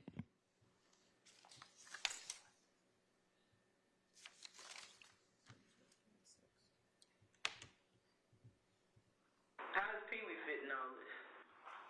What you mean how he fit? He cool with one. Like, yeah, I thought he was cool with Wayne, then he cool with this person, then I thought he was a Crip, then he thought he was a Blood. He a crook. Brave Street or Rolling City?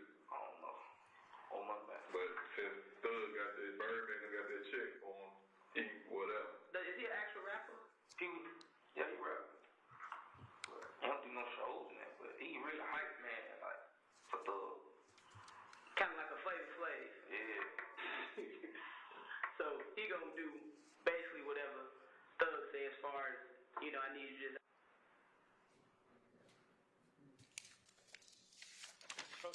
Yeah.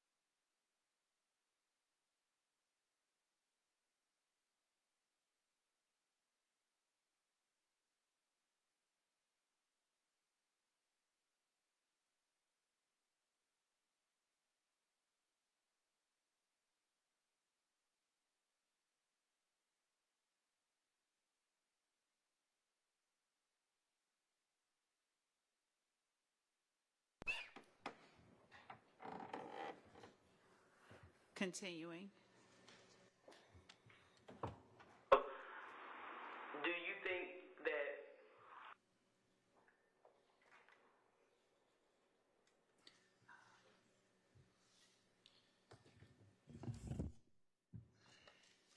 Shannon and all them knew before Wayne Bus got shot up that Thug got booed in New Orleans? No. You don't think he knew that? You don't think he was in contact with Thug? Pee Wee, he FaceTimed with Thug Johnson. What about Birdman? I don't think he FaceTime. I don't like when he FaceTime. I reckon he FaceTime Thug Johnson. It was at the gas station on Northside Drive. Thug Johnson. He talked to him afterwards, though. No, I don't think so. If I talked to him after the shooting? Yeah, after the shooting. So, the question that everybody wants to know, did Pee Wee get that order from somebody else to do that? No. Or did he freelance and did it? Told it, like, Pee Wee felt like because he had Shannon on with him, Shannon and DK on with him, he want to go here, he want to do it, he going to get some money. About that. He thought he was going to get some money from doing it, but Thug didn't get on that.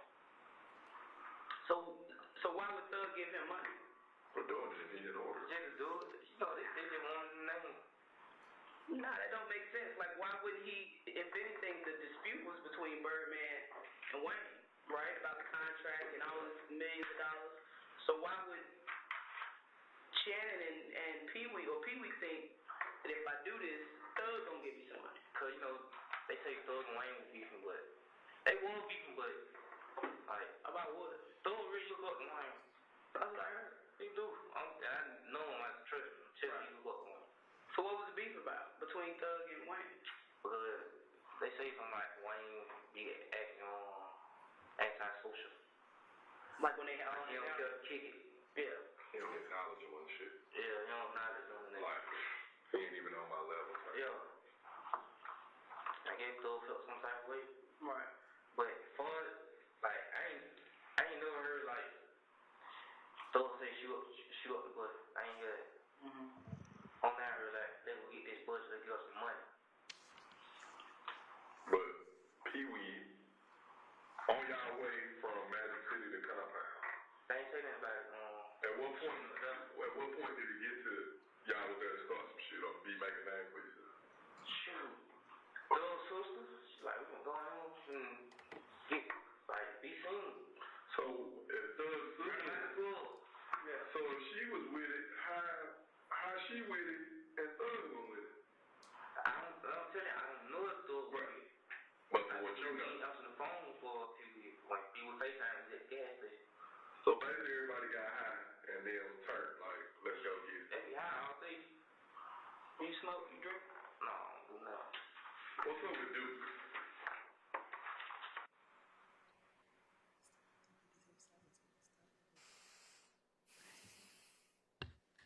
Pausing at 3:50:02 and advancing to 3:50:42.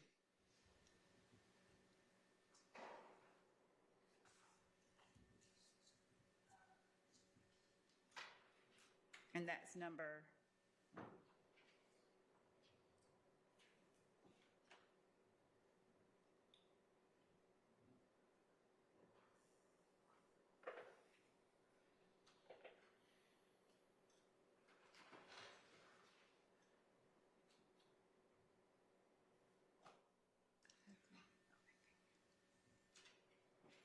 picking back up at 3:50:42.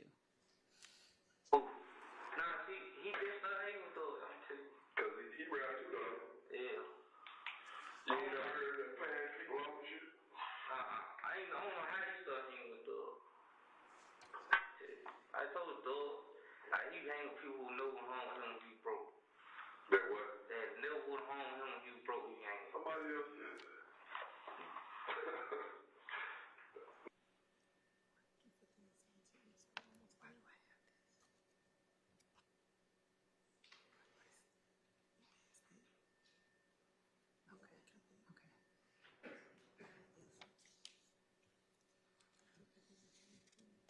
Friends, man, new friends bring the house down though. got that check, so everybody want a piece of. Stopping at 351.17. Advancing to 352.08.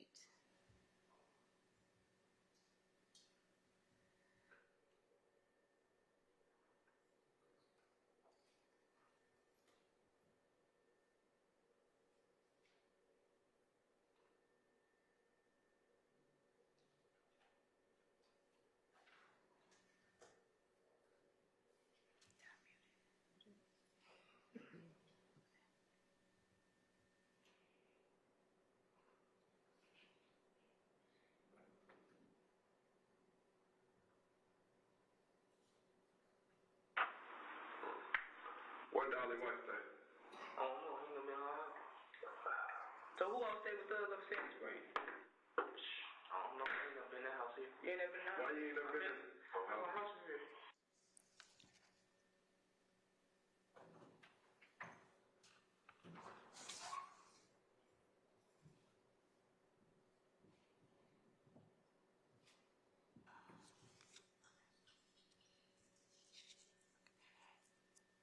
And Your Honor, by our records, that should, I'm going to continue until the end of this particular interview. All right. So you just left that house? Yeah, just moved in. You ain't left that house? When I go to see pre-trial. No, you just left it before. My house? Be honest. Have I done my house? Be real. Yeah, when I go see preacher, No. I hear the excuse for No, like on some real. Have you ever left it on some just random? I'm finna go to the store. Let me go to the store. Yeah. Okay, you I mean, real. It ain't like I'm finna. But I call him and let him know. Right. You gotta step out. You can ask him that, or my location, I bet it won't be no lot of places like with that. Stop him having permission for. Yeah. So you ain't had no violations or nothing with it? No. What would he tell you happened to that gun the stick you bought for him? I bought him. He say,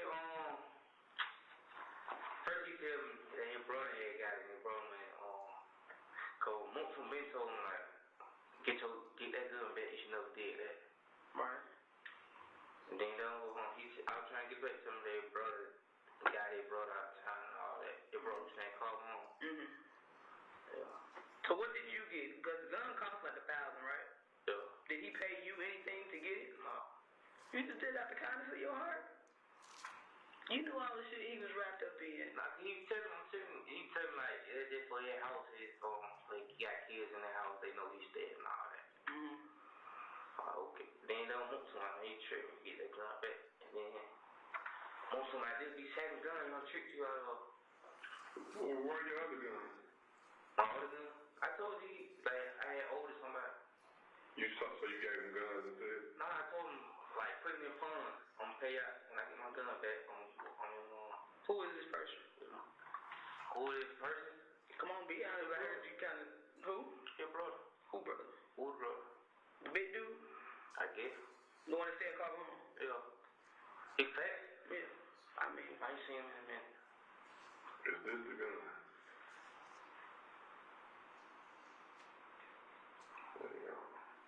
That's the gun you bought? Yeah, but me and we went to report the store, they wouldn't let me do it. Who won't let you do it? On Bankhead. That ain't the police station. No, he told me that he was down there. Who got him down? I'm up to him.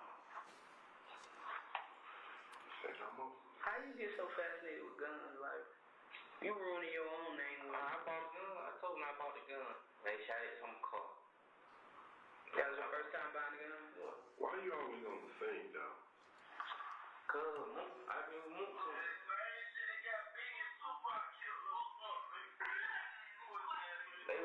Yeah, that ain't D in that video. Who ain't D in that video? I say that ain't D in that video. That ain't D? That's you in the back seat. Who else in the car? Who else in the back seat? One Shannon's friend. That ain't D though. Who said it was D? It's you. It's Shannon. No, it's my other person. Who know that other person? Nah, in my paper they like Selby B, Third B, and Shannon. You need to stay away from him. Period. I know that. You just in the video with the gun. It was very like they grabbed the gun. You doing too much. I got 4 good videos with guns involving you. I know. Come on, man. You can't play like that. Son, you did good. Somebody else want to talk to you. I'm going to step out. I'm going to tell you who it is. Just be honest with them, too.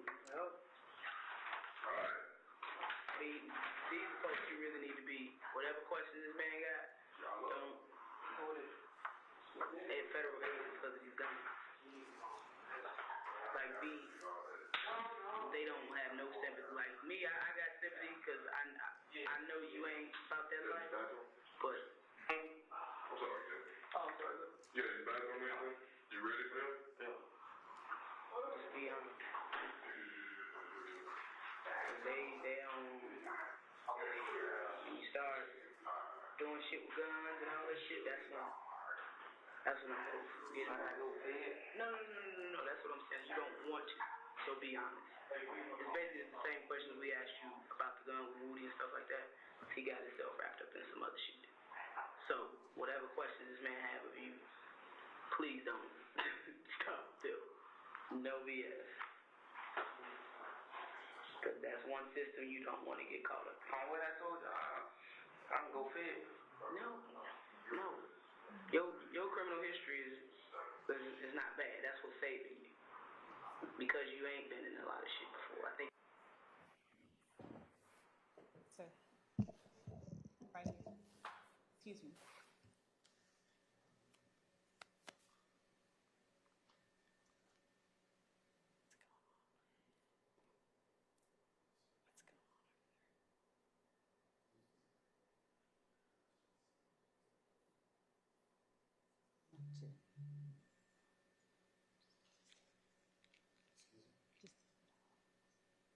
What's going on?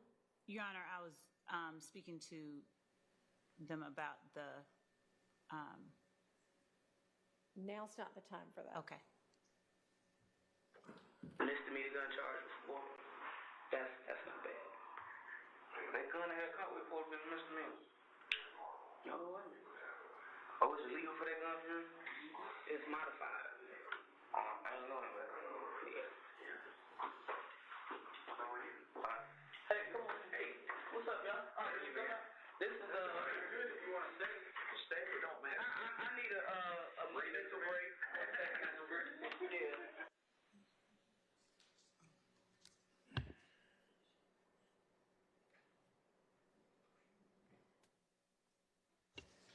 Sergeant Gaither, does this end your portion of the interview with Quindarius Zachary? Yes. Do you continue at any point, or do you go back and watch this where he's talking to the federal agents? Or No, I had no reason. okay. I'm going to show you what has been already admitted as State's Exhibit 510 Yankee and ask you, take a look at it.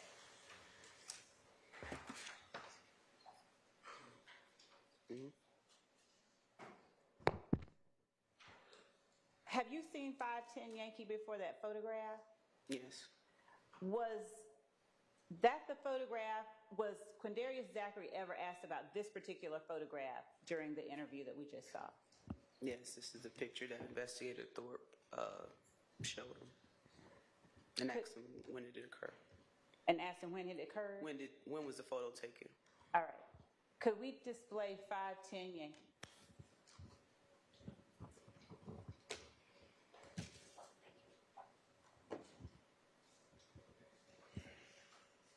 Oh, I need to stop shooting.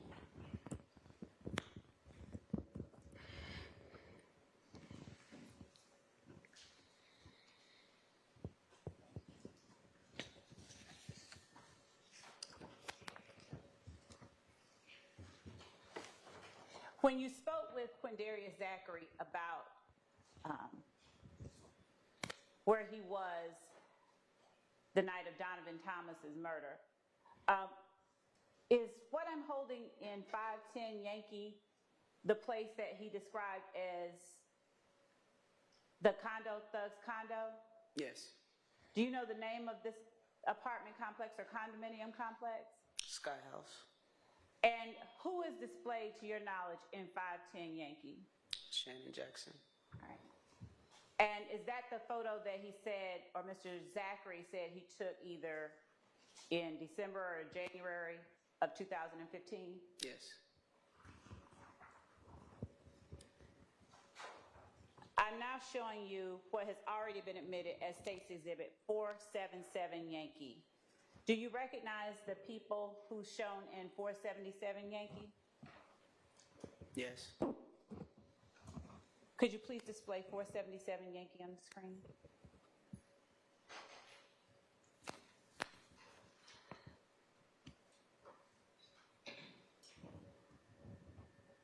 Do you see Mr. Zachary in that photograph? Yes. All right. Is he the person with the red hat on? Yes. Who else is he in the photograph with, to your knowledge? With the black hoodie, Mr. Sledge, Muntunk, and Mr. Williams with the gray hoodie. All right. And showing you State's 482 Yankee.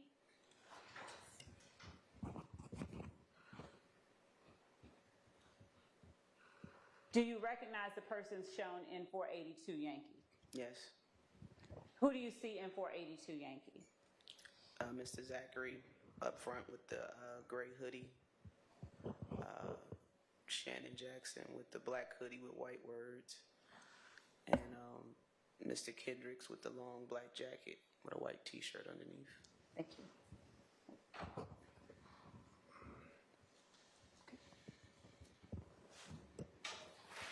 I need for y'all to stick around. Don't let them leave.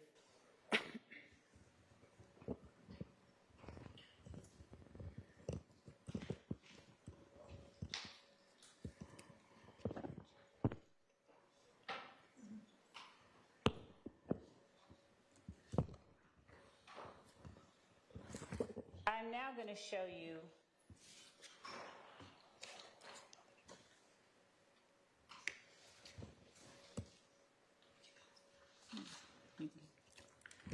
what we have marked, and Your Honor, we shared, and I'm not going to display, but I'm going to show Sergeant Gaither pages 204, 195, 181, 175,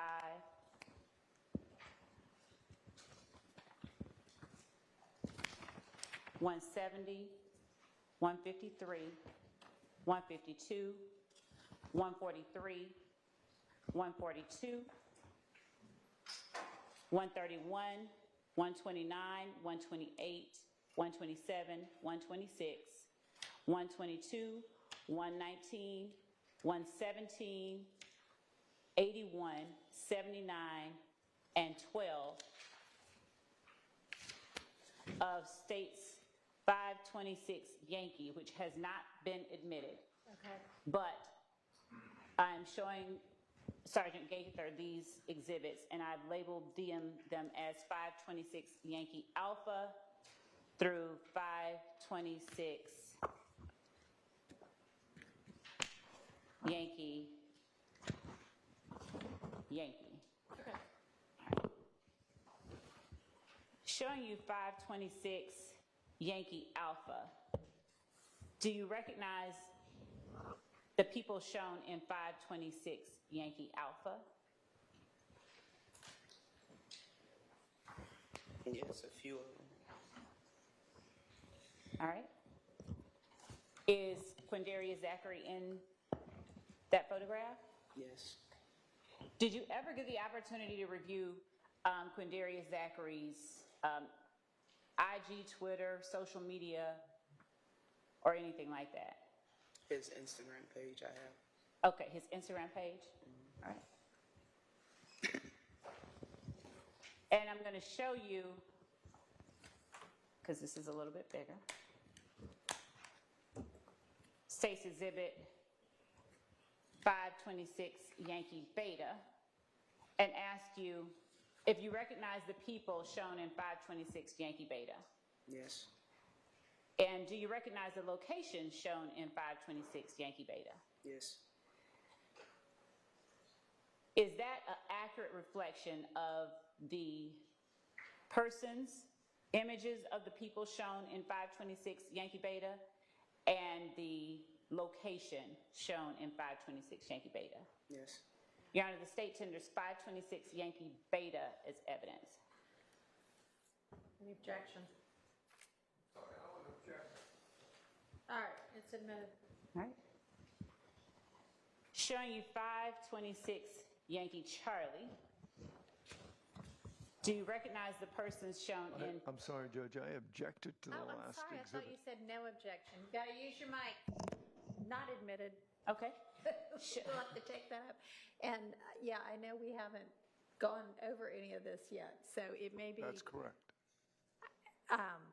It may be that we need to break and deal with.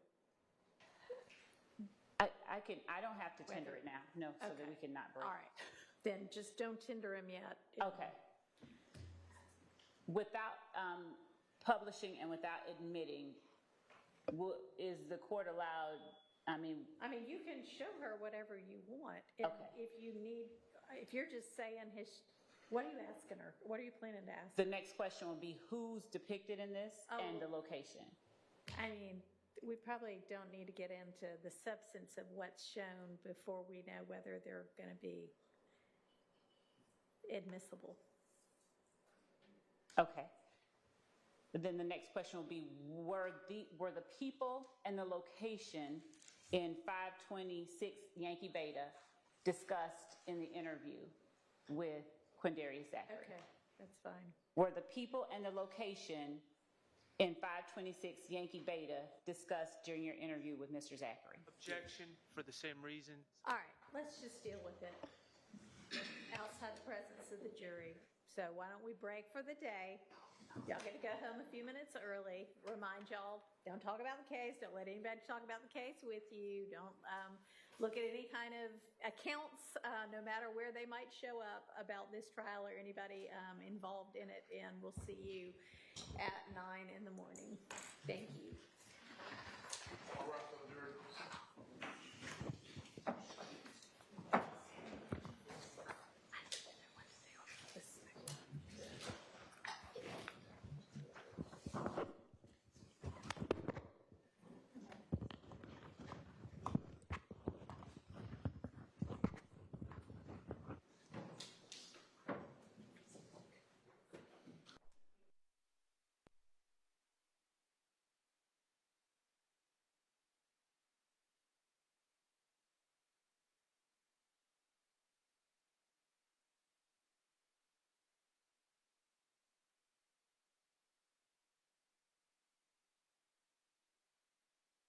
All of their cameras away and let the witness leave.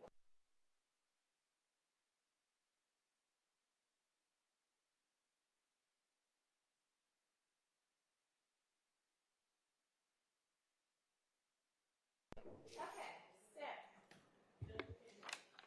You want the You want that camera on? Huh? You want the camera on? Whose? This one here. Doesn't matter. Fine, that's fine. Okay.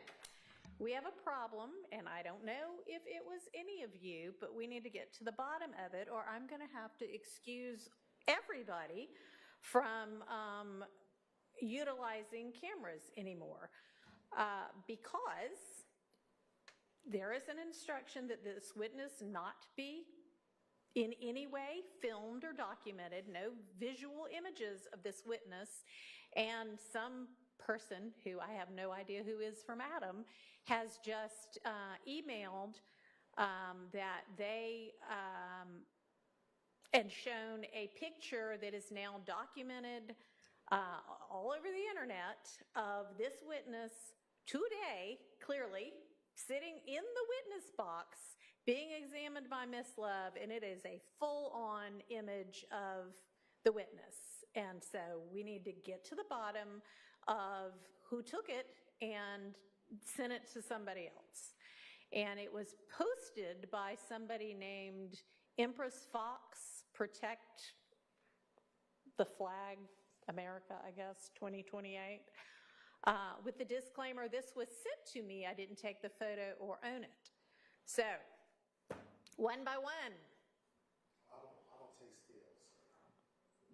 Your Honor, I just want to say I'm not allowed to have cameras and stuff. I can't. You know what? Everybody come up individually to a microphone somewhere so that I can hear you, identify yourself, and say what you need to say.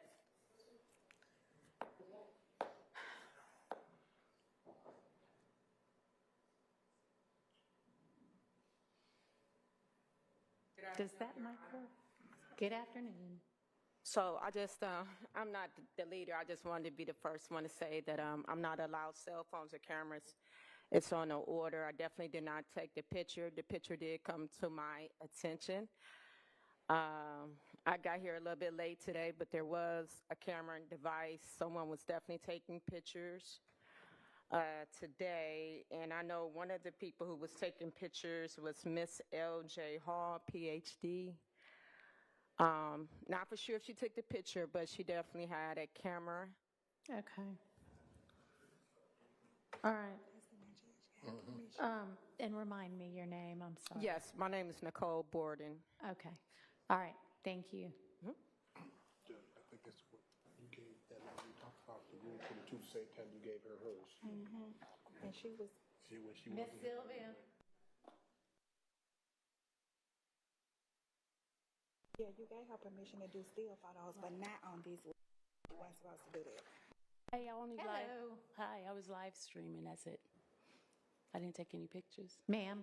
I live stream. I didn't take any pictures. Okay. I mean, you've got a couple, 2 or 3 different devices going over there at once at some points in time. And it looks like sometimes you do take photos. Are you taking photos? Yeah, I only take photos of the defendant. Okay. That's All it. right. Or you. You are I take pictures of you.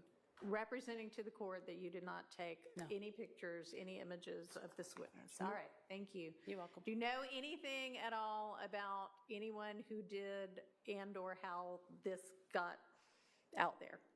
I only know one person that was taking pictures, the same person that she said. She signed in right here. Too. All right. And ma'am, I don't even know who you are back there, but. No, she's not even allowed to have her. Okay. No. All right. Sorry to have. Okay. All right. Thank you. I will do a show cause order to Ms. Hall, and we'll find out from her.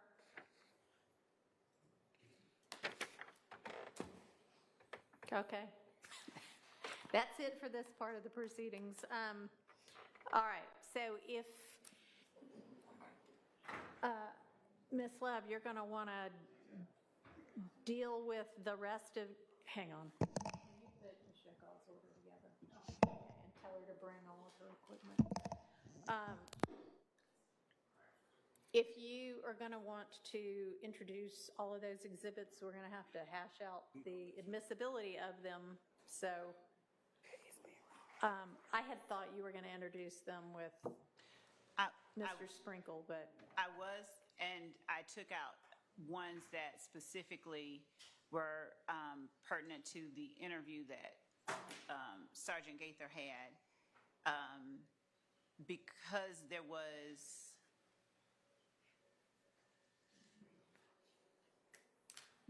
she had knowledge and could testify about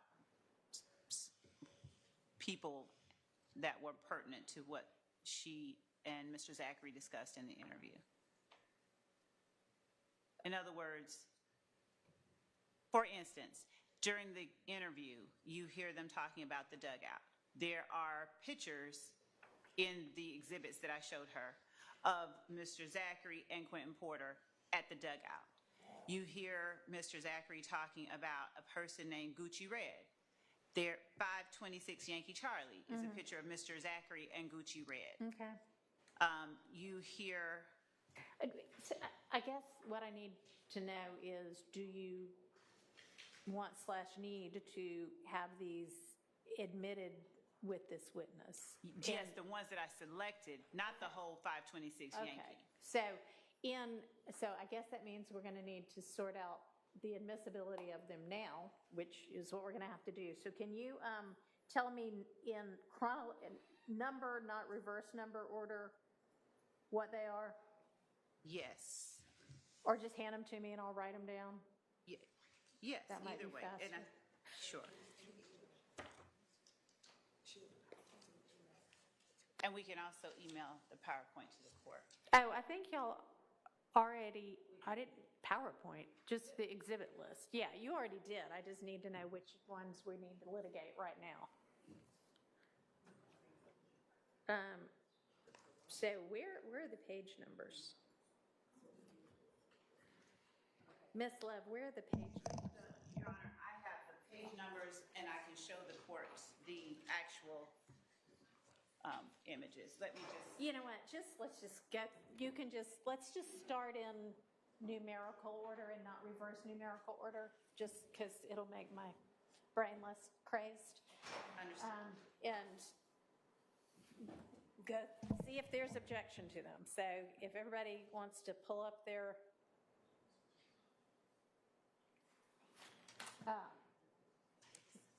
scanned document that was sent over the other day so that we can all be looking at them. I'll have to find it. Your scan. All right. I think your first one was either 12 or 16. It is. And, Your Honor, I know what the court said. We're just going to try and make it as simple as possible. Okay. And we're sending to the court the way it's going to be displayed in electronic form so that the court can look at it and it's not terribly confusing. Okay, so it is going to be displayed differently than what it is on the scan that you sent yesterday? Yes. Okay. Yes. Well, can you just send it to everybody? Yes, everyone else has it. The court. Only the court doesn't have it. Okay. Sorry. All right, send it on.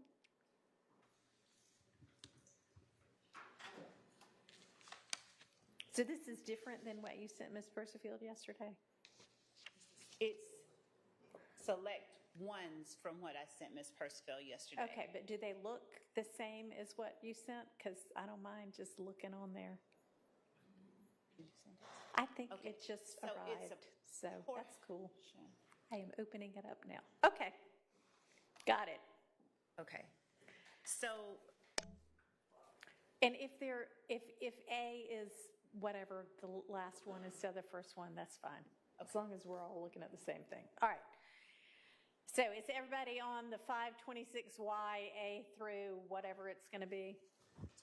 All right. Any objection to A? I do, Your Honor. All right, and what is that? I don't believe it was tendered yet, but the witness. I don't know if it has been or not, but the assumption is all of these are going to get tendered with Detective Gaither. So Detective Gaither stated, I recognize some of the individuals depicted. So I'm objecting to the entire photograph going in. We have no problem with not tendering that one through Sergeant Gaither. Okay. B.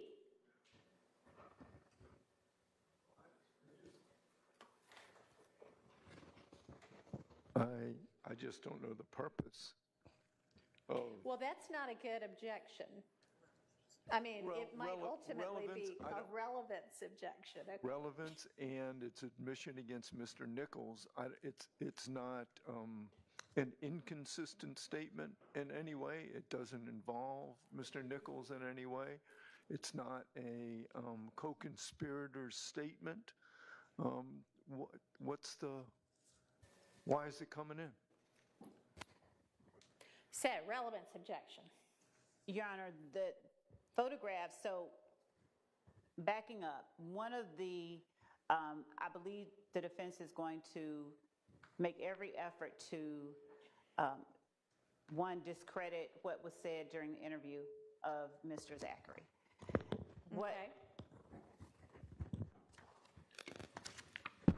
What these photographs show are, and the jury has already heard, we did not get them admitted, but I think it was admitted that 526 Yankee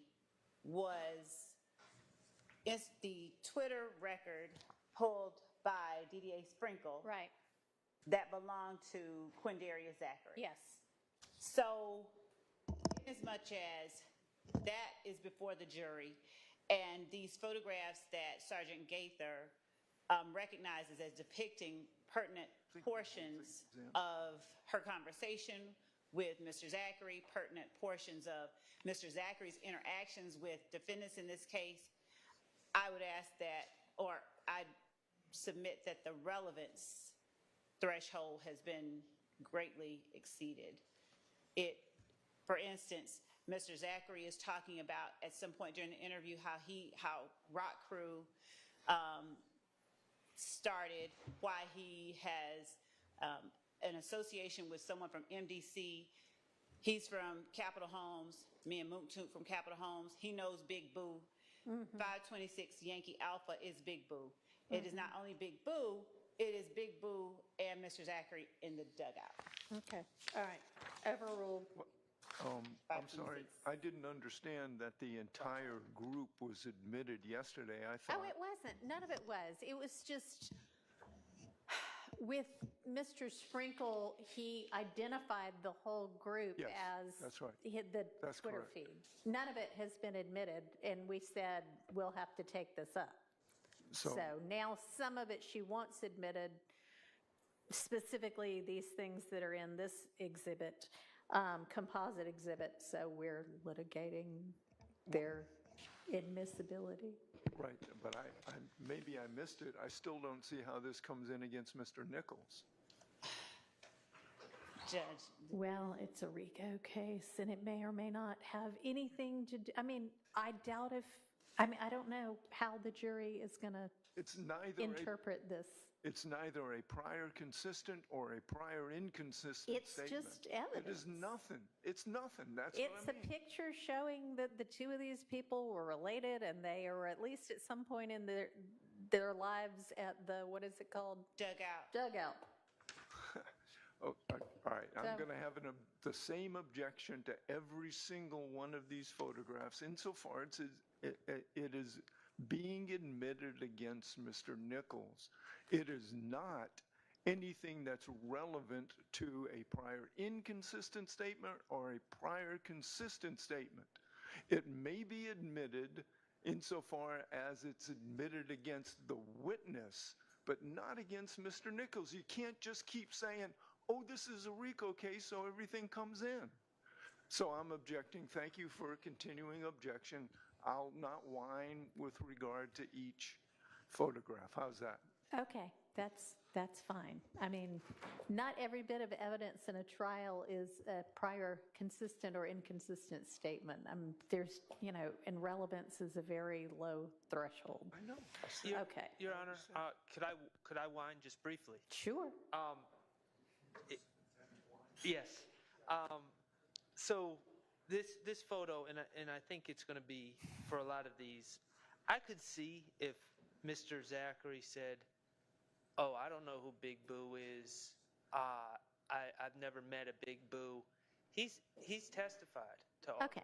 I mean, I understand, but it's, it's got some probative value, and it has little to no prejudicial impact. So it's in. Okay. Your Honor, Yes, just for the record, I believe that it was referred to by the prosecutor as 526YA, but YA is not, it's withdrawn, and this is YB. Yeah, right.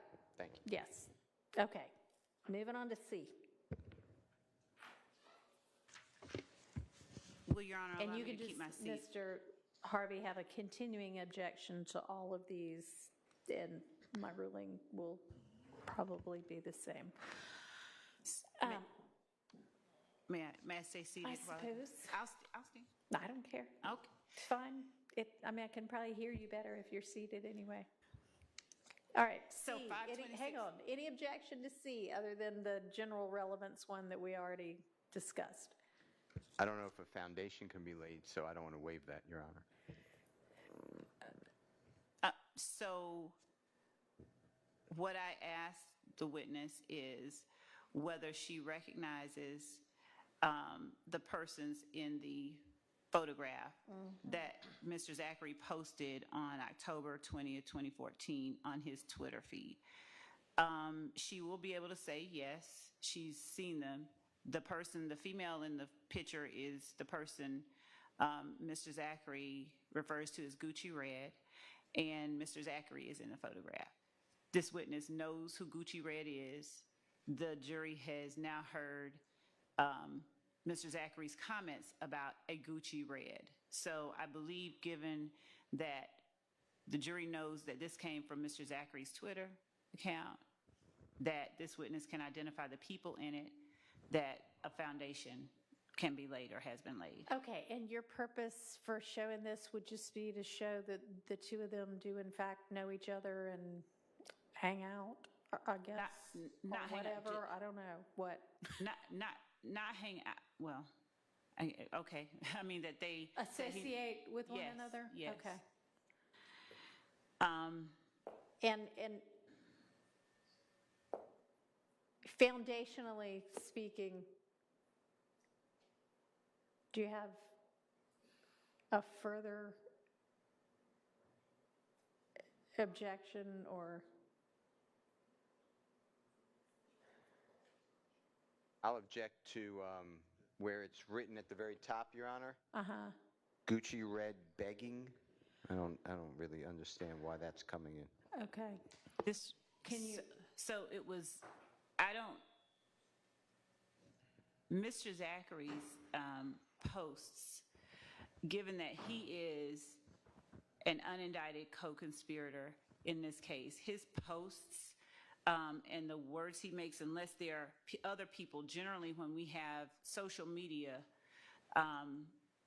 pictures being admitted, we take out other people's comments that are not either a witness or a defendant, but the comments, the captions of the persons that are co-conspirators in this case, they are left.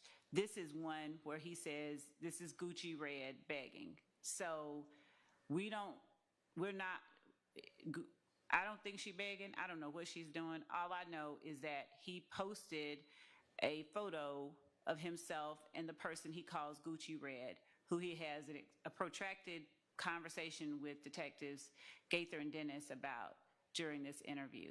So I would ask that the words, the photograph, and the date, and the social media handle, and the picture of the person who is the owner of the account all be shown to the jury.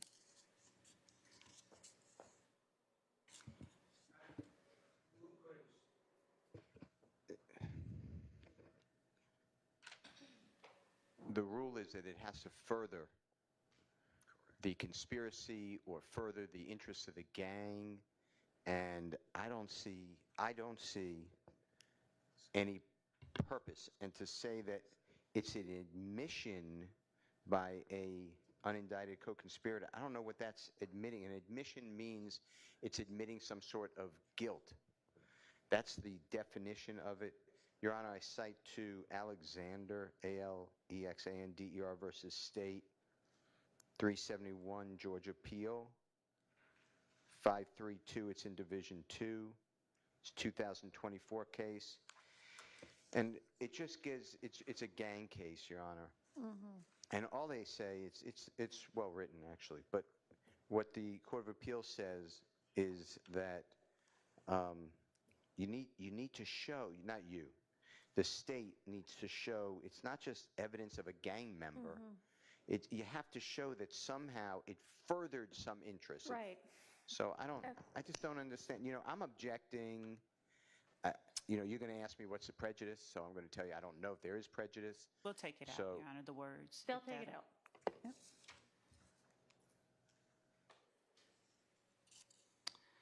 Okay, any objection to D?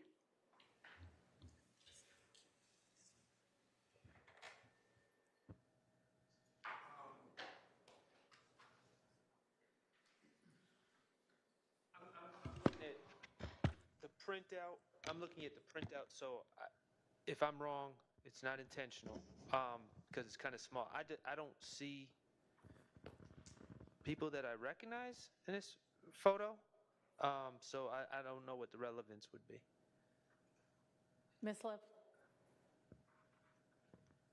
Mr. Zachary is in this photograph. Mr.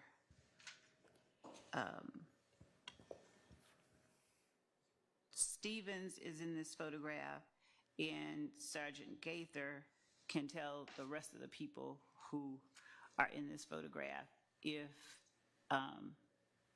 yeah, this is, I believe that this is the inside of the dugout, and the caption, "Ball up them slimes, they going 7:30," and this is taken, or posted rather, October 25th, 2014. Okay, well, I assume that the what was written is coming out. No, no, that one. Well, okay, I'm going to argue to the court that this does not fall under 801D2E.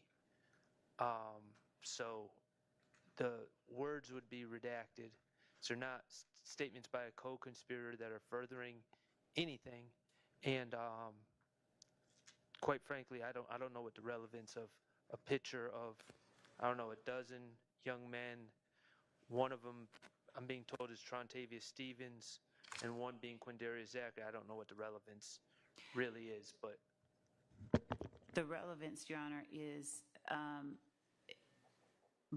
ball up them slimes. I think later on at other points in other portions of this, these photographs, we'll see other instances where Mr. Zachary replaces C's with B's. It shows his association with another YSL member. It shows and proves there is an us, there is an enterprise, there is the existence of the enterprise, which is an element of count 1.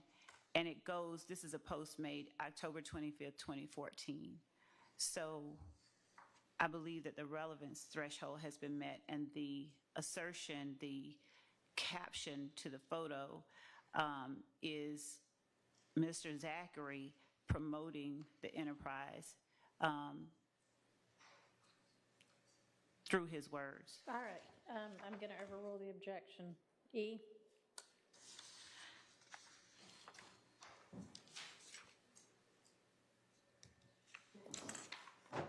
Any objection? Any evidentiary objection beyond just, we'd rather not have this in? no, it's just difficult because, Your Honor, we previously litigated another group of social media posts that involved, my recollection, Quindarius Zachary. Right. And if you recall, we were arguing, okay, well, one photo is enough to show an association between someone and someone else, and the rest were cumulative.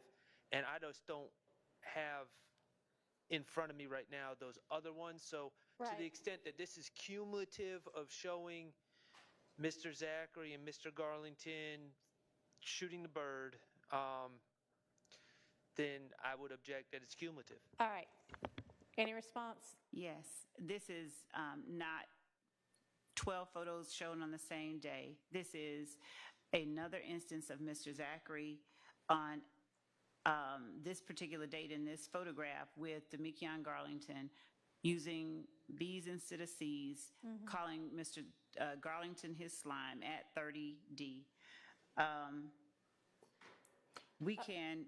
Do we already have something similar, a photograph of the two of them together used in any kind of alleged gang language? I feel like we do. And Your Honor, so in as much as with this particular one, I can withdraw this particular one, but there is a different one, 526 Yankee. I don't know what G is, but G. Okay. G, I don't know what G is either. Golf. That's what they tell me. Yes. Okay. Anyway, let's move on to F. Okay. So that's withdrawn. Actually, and I'm withdrawing F as well. Withdrawn, okay. So on to golf. Yeah. Now, golf has Mr. Zachary posting the 3 snakes, a heart, YSL, 30 deep. All right, I don't think we have that yet. Any objection beyond relevance or cumulative? Well, nobody voiced any objections, but I assume that's what they would be. Cumulative, and I don't recall if the other group of photos involving Mr. Zachary have been admitted at this point. I would just ask that if they haven't been admitted, the state just needs to pick which ones they really think are important and not just have a bunch of pictures of Mr. Zachary and Mr. Garlington. So if they haven't been admitted and this is the one they want, then it wouldn't be cumulative, but another one that they said they wanted last time we did this would be cumulative. I believe that the proper evaluation of whether any evidence should be excluded based on a cumulative argument is whether it is so cumulative as to amount to a waste of time and or undue prejudice against the defendant. And I don't believe that this falls anywhere near Actually, that. those are all different things. Those are all different reasons things could be kept out under 403, but I don't find this so cumulative that I'm going to keep it out. So that one is in. H.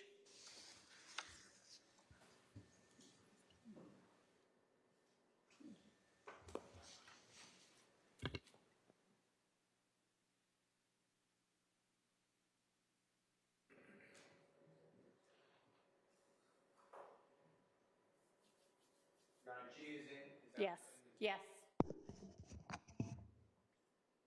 Any objection to H?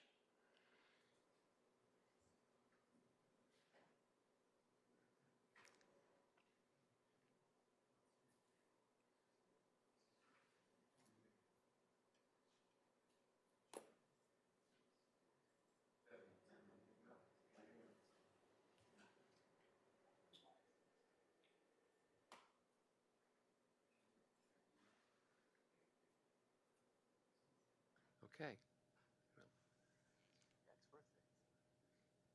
Okay. What is the, I have a relevance objection, Your Honor. Okay. And happy birthday, Diamante. Relevance? It shows his association with a person that he told police killed Donovan Thomas. It shows his association with a person who is on trial. It shows him. Let me know who that is. Diamante Kendrick. My apologies. Yeah, I'm sorry.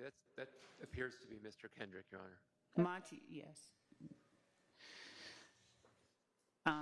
It is Booling with my N on his B-Day at Monty Rebel 100, and then there's a green snake emoji, and this was posted November 20th, 2014. Okay, and do we have other photos of Mr. Zachary and Mr. Kendrick together with just the two of them? Not that I can think of. I can't think of any either. I don't recall seeing one. If any others come in the future, we'll obviously object at that point. All right. I don't think we have any others, Okay, especially on so November this 20th. is They clearly don't hang out much together. overruled. I.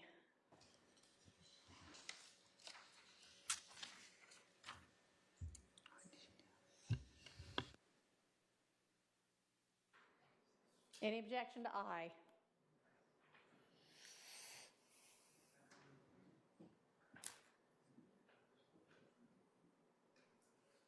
Your Honor, I think we're going to withdraw I. Okay. Okay.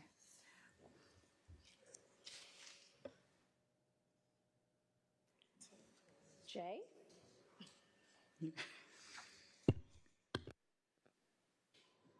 Objection to J.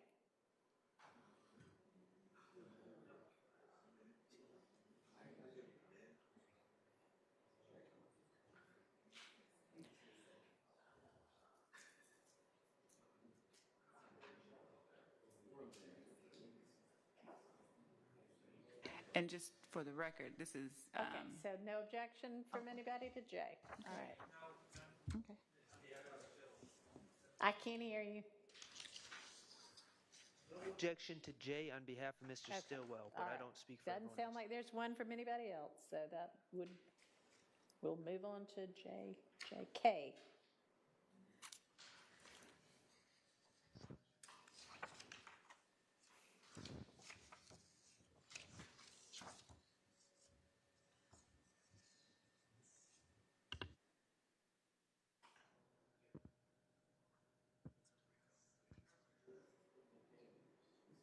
I'll object to K, Your Honor.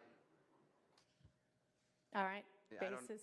I don't know the reason that it coming in. It would be a gentleman named Fat and Mr. Zachary. So relevance, This is a person that Mr. Murphy told police was a participant in the Dexter Montgomery incident. This is Mr. Kuykendall, and what we see is Mr. Zachary posting himself with and tagging this person at Young Fat 4 with a green snake emoji, a red heart, a red square with a white B, and a 100 on December 1st, 2014. So it's associations with yet another person we believe is associated with the group.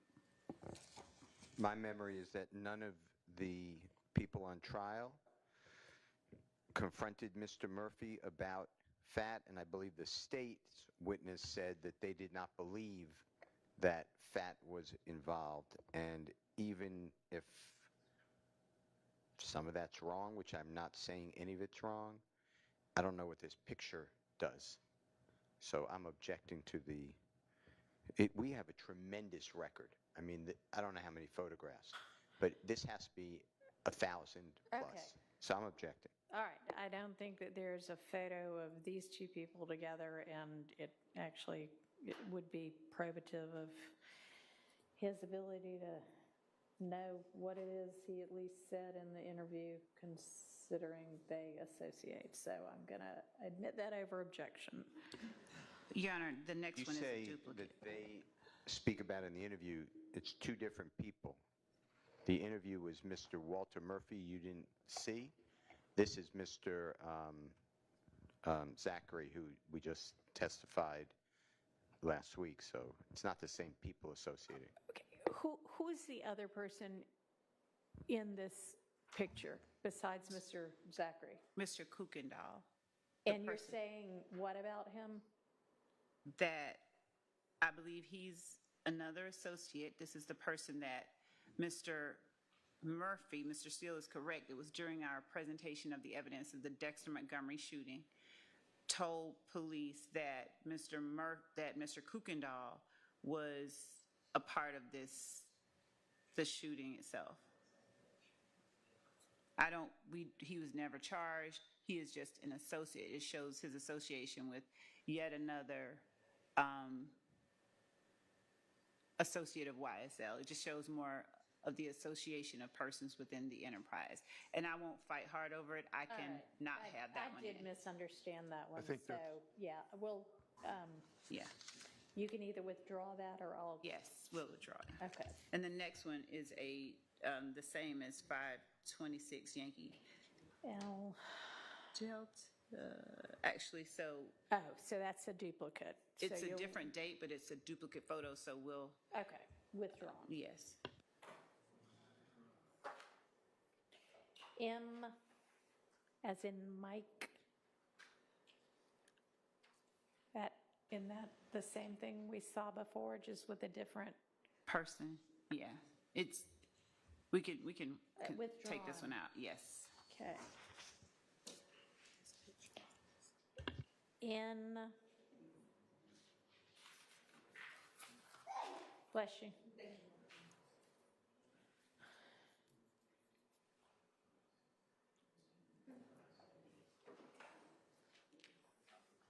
Any objection to in November? I do. Okay.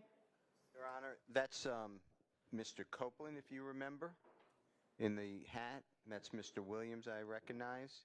And we have a series, I don't know how many, but a series of the same photos of Mr. Copeland and Mr. Williams that you permitted into evidence. So I'll object. And Your Honor, this is not to show that Mr. Copeland associates with Mr. Williams.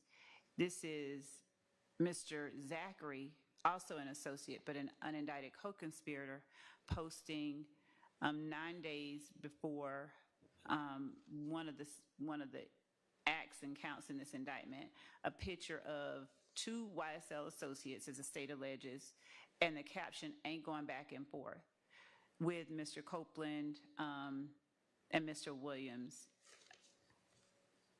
So we believe that his posting of the photograph on his Twitter page and the arguments I'm certain that will be made regarding Mr. Zachary's affiliation or affinity towards certain people, I believe that it's very relevant. So it passes that threshold, and there's nothing, we don't believe it's cumulative. All right. Overruled. Can I just make a statement for the record? Sure. I believe that this should have been put upon Mr.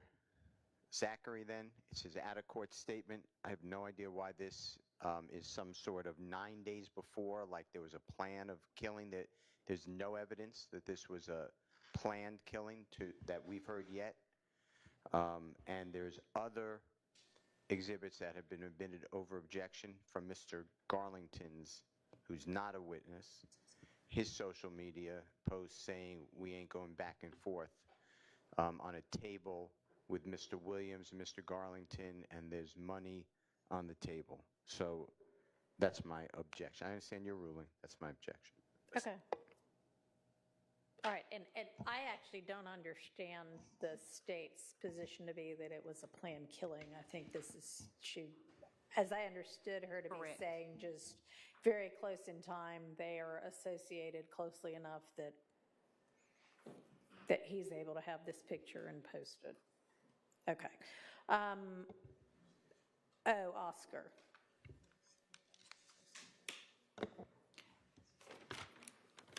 This, is there any objection?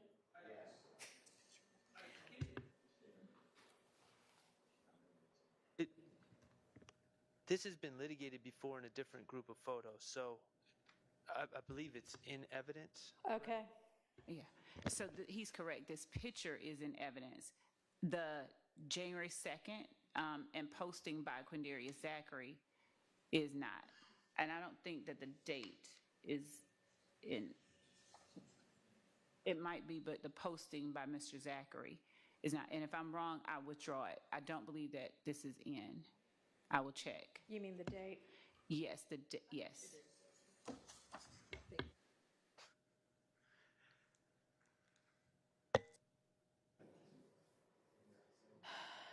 We'll withdraw it because it's the date. Wait, let's see. All right. 480 Yankee is in. And is there a date on it? My apologies. We are confirming that it's in.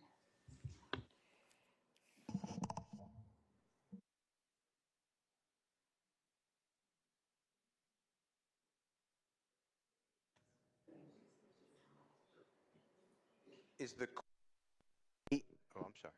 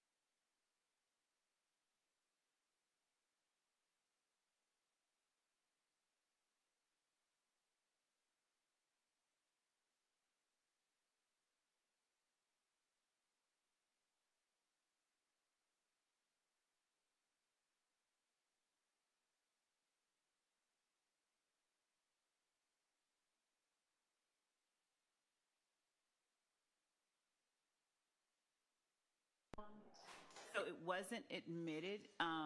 So what about 480 Yankee was not admitted. So this is not. All right, so it's not cumulative. So apparently that whatever other one was not admitted. So I'll admit this one over a cumulative objection. And Your Honor, given what 480 Yankee is, if since they are the same, we would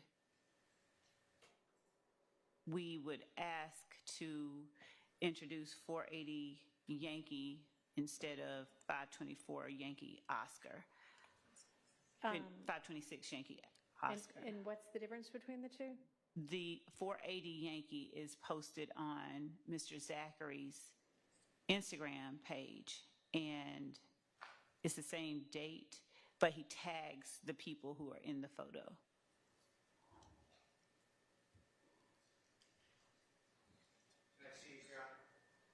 Sure. Can y'all? Definitely. We can share.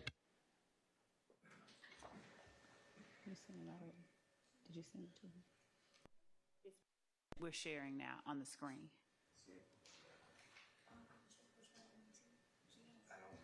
Here it is on the screen in front of you.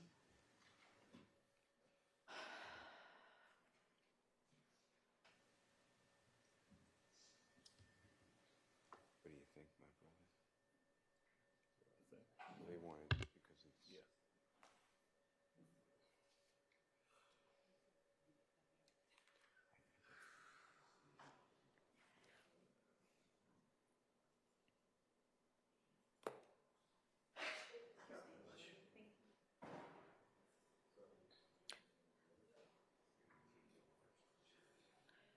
Okay, well, it's up to y'all which one y'all want to use. 480 Yankee, Your Honor. Thank you. All right, we are now at 526YP, Papa. as in Papa.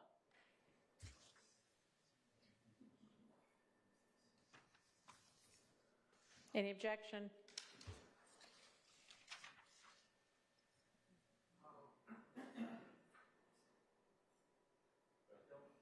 Nope.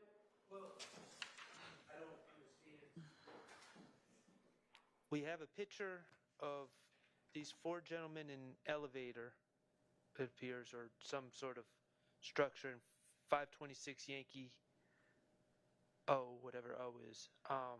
Yeah. And then we got in the same elevator Shannon eating potato chips next to Mr. Zachary. I just don't see what we're doing. On a different Relevance. On a different day, Mr. Zachary is posting another photo of him alongside the defendant. He tells the police, killed Donovan Thomas Jr. and was at the Little Wayne bus shooting and had guns, and he is posting a picture of him not in a threatening way, not saying I hate him or I'm trying to get him in trouble, but he is posting a picture of him to show we perceive it as his affinity towards him. They are friends, they are associates, they are close, and it is relevant, we believe, for the jury to be able to infer their relationship. All right, I'll admit it. Well, I'll point out that one is January 2nd, one's January 3rd. They're wearing the same clothes. It's probably something that was taken just before midnight and then just after midnight. So I don't really see, but I don't know. Okay. I wouldn't be posting multiple pictures of somebody that I hate. All right, I've made my ruling. Q, Quebec.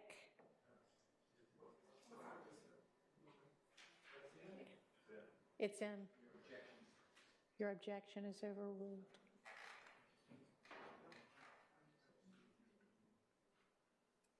Objection to Q.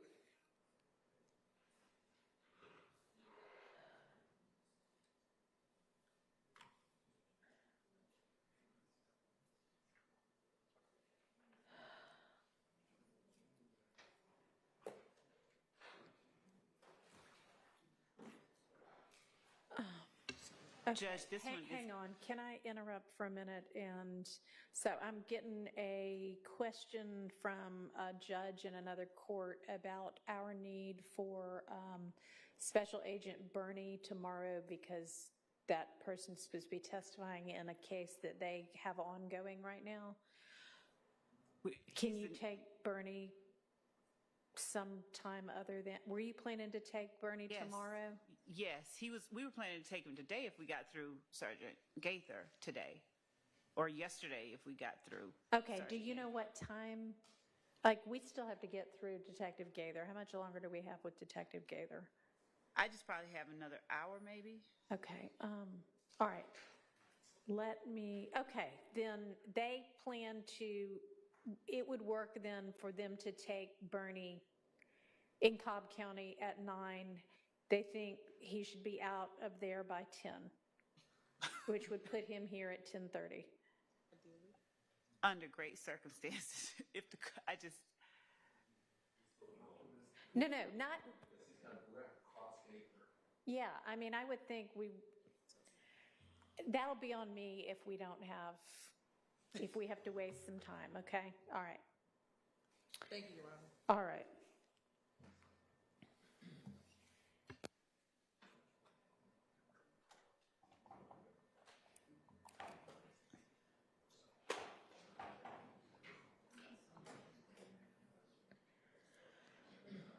Okay, back to Q.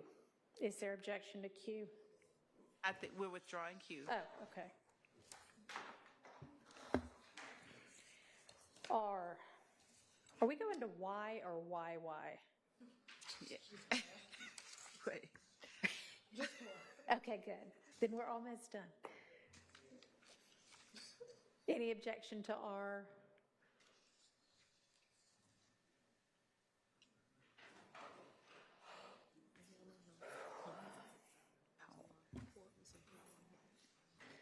Didn't I show him this picture?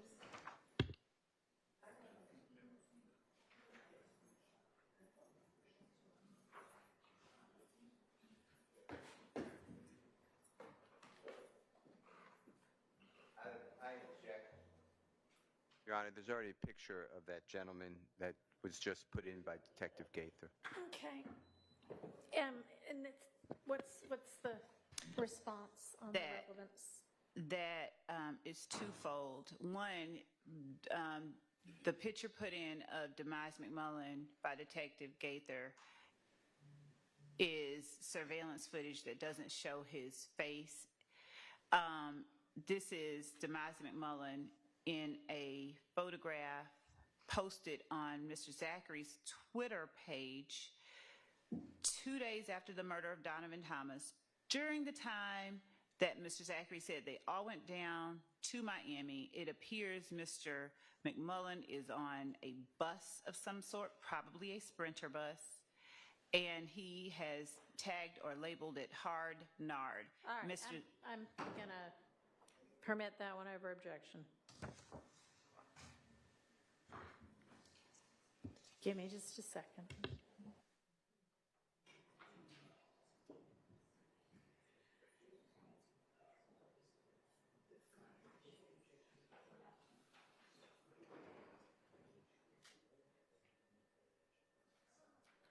Okay, Ms. Hall, we're going to pause from our evidentiary issues for a minute. Thank you for coming in, and I had a question for you that is, and you may already know what the topic is. Yeah. And did you take any photographs of the witness? I did not, and from the area that I sit today, you can tell that I couldn't take that picture. Okay. I heard it online, and luckily I wasn't all the way back to Covington, so I don't believe in throwing rocks and hiding my hands. Okay. I have a reputation, and I'm going up for DOJ certification for immigration, so I don't need anything that's lack of moral turpitude to affect me, so I wanted to make sure. Well, I appreciate you coming straight here, and I think that we have actually figured out what happened anyway. Okay. And since we're on it, I'll just go ahead. And it appears that what happened is that, and I hate to say it, and I don't think it was your fault, Mr. Maurice, but I think what happened, it looks like, is that you're showing the screens when video is being played, understandably. But what happens is when the video gets stopped, there was just an instant where, because for us in here in this courtroom with Zoom, we have the witness being shown just to us so that y'all can see it and I can see it, because this courtroom setup is not ideal for everybody to be able to see the witness. And it showed for just a second the witness, because it captured the Zoom that got shown that's just interior here, but anybody, of course, can screen grab it, and it looks like that's what happened. So I think that in order to stop that from occurring in the future, we just, when we have a witness who isn't supposed to be filmed, we just won't even be able to use the Zoom,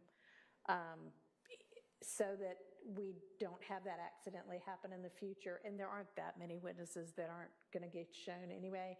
And thankfully for this particular witness, it's not the end of the world, Right. considering she's apparently been on First 48 before. So anyway, thanks to all of the media people, and y'all are all still good and allowed to come in. Also, I don't get that list of who's not to be photographed. Oh, if I had not heard it ahead of time, Yeah. I wouldn't have known. Okay. But Let's make sure I we get definitely you wanted added. to make sure my name is Okay. good. All right. Okay. Thank you. Thank you. And I know we added, I'm so bad with the names, but the other lady the same day. So let's make sure she's on that list too. Okay. Thank you. Thank you. I All right. appreciate it.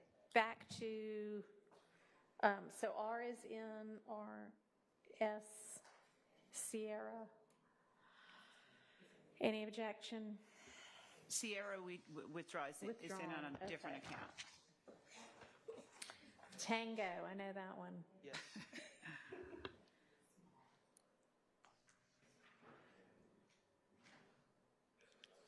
Any objection to T?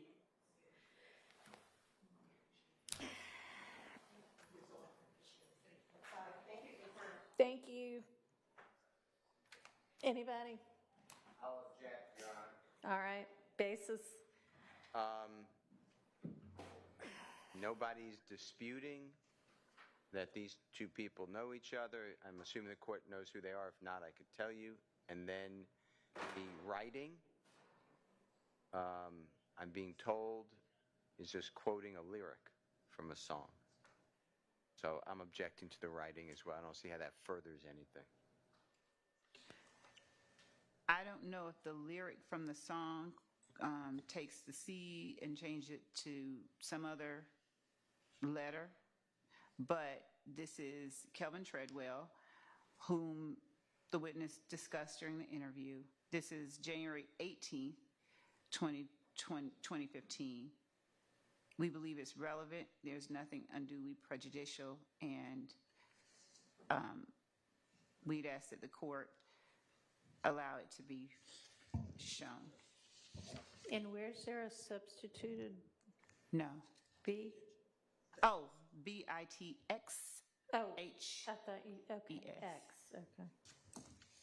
All right, I'm going to overrule that objection. You.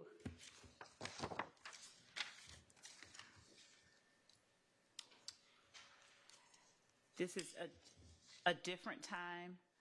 This is even further into 2015. We have a picture of these people together already.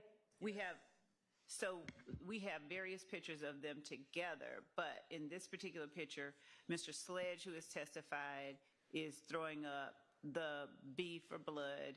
Shannon Stillwell is right in front of him, and Mr. Zachary is immediately to Mr. Sledge's left. We believe that this is a pertinent, and we feel like there is persuasive power in the depth of presentation. And to say that we have one, I'm trying to quote No, a go case. ahead. I'm sorry, I just have this ringing in my ear all of a sudden. Go To ahead. say that we have one picture or two pictures of the three of them together Okay. already. All right. Overruled. You. V. That was inadvertently added.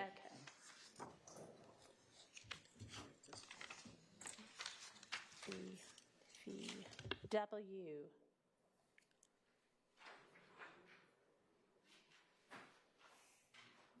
This is Mr. Zachary and Mr. Stillwell. This is March 2nd, 2015.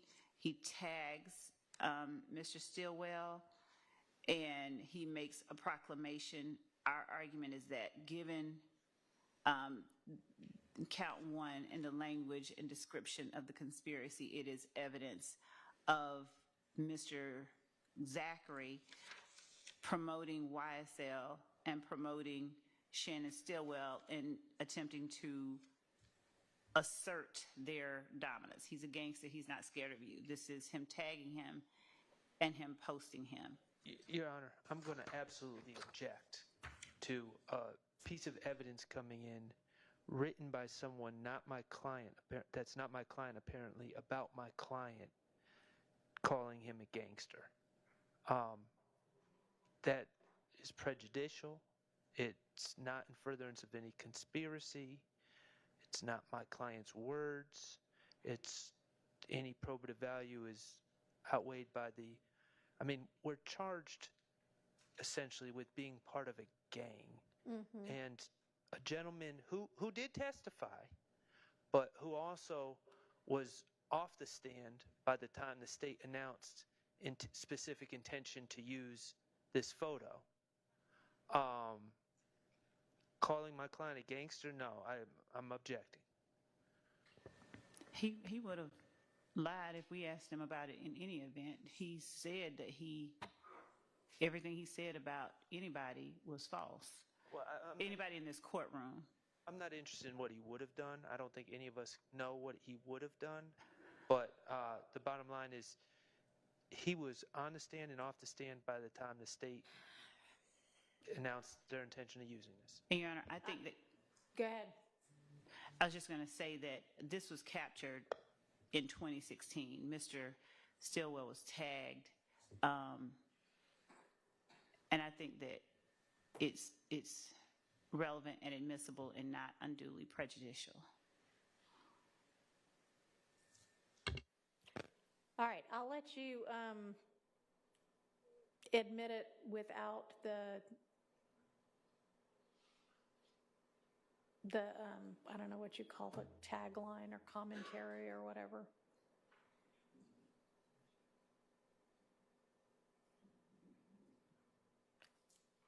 I mean, you can leave the at Shannon, but he's a gangster. He's not scared of you. They didn't get a chance to, and I think that you are probably correct in what you surmise would have been the testimony, but they didn't have an opportunity to ask him about it. So you can leave the at part, but yes. Does Your Honor not consider it an effort on the part of a YSL associate, as the state alleges, Mr. Zachary, to assert the dominance of a member of YSL?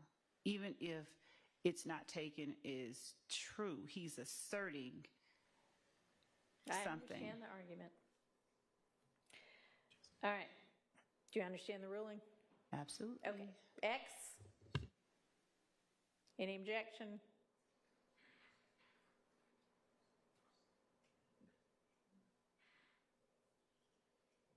I'll object. To the writing at the top, free DK as well as free slug. I don't know how that is.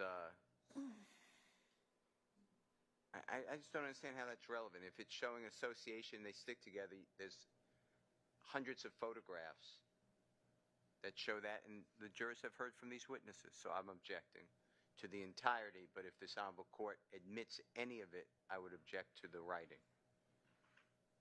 All right, so I think that's a relevance and cumulative.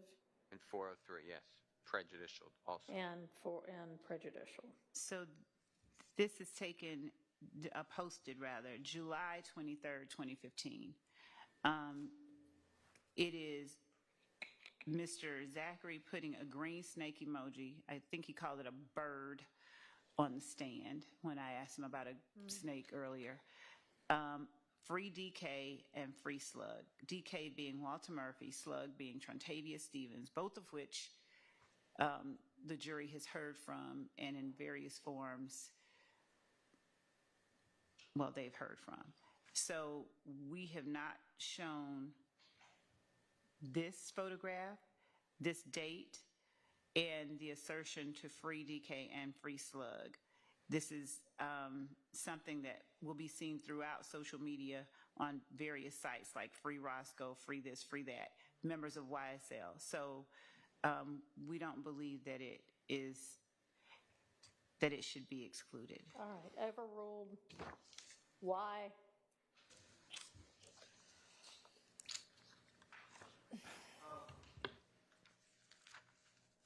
Your Honor, I don't know. I see Mr. Sledge.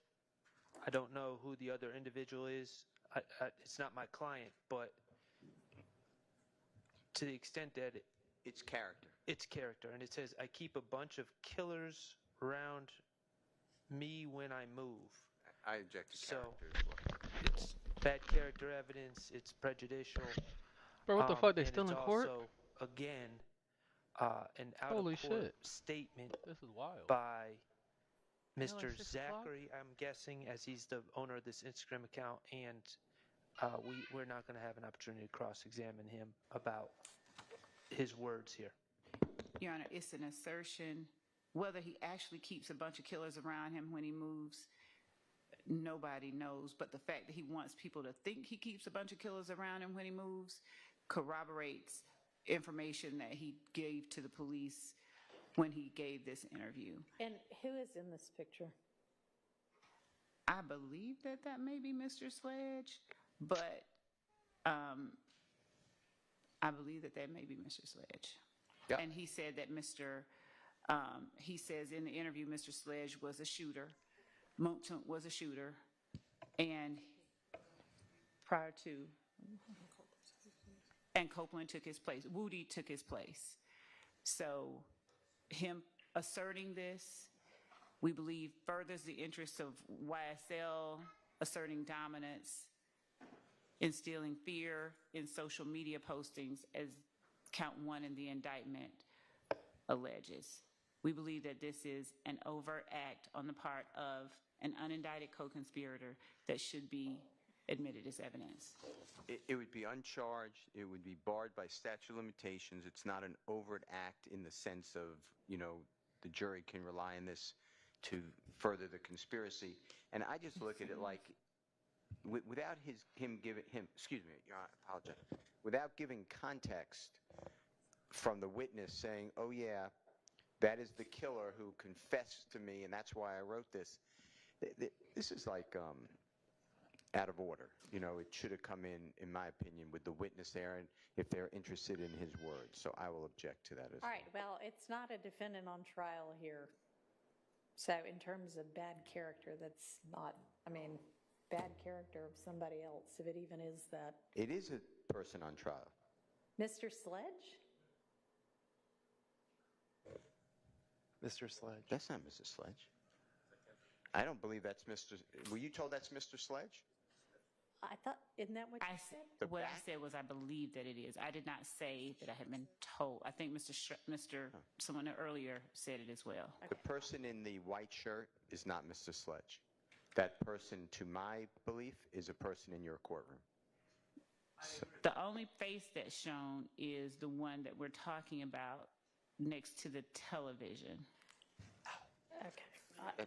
And it is, since I'm the one that said it. Mr. Sledge is clearly the person wearing a black shirt. Right.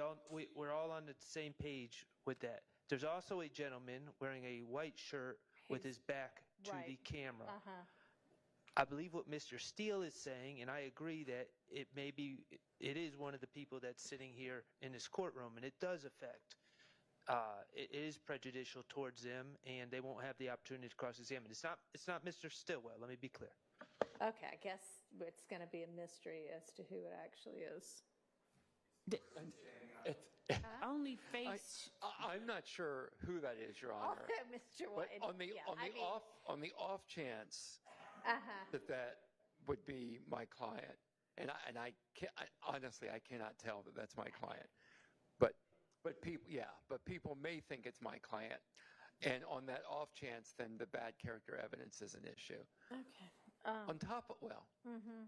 on top of which, Your Honor, they're playing Grand Theft Auto, as far as I can tell. I know. Gives y'all a really good argument. Well, but still, it's misleading. It's more prejudicial than it is probative. They're sitting here playing Grand Theft Auto. Of course, they're surrounded. Than it is probative.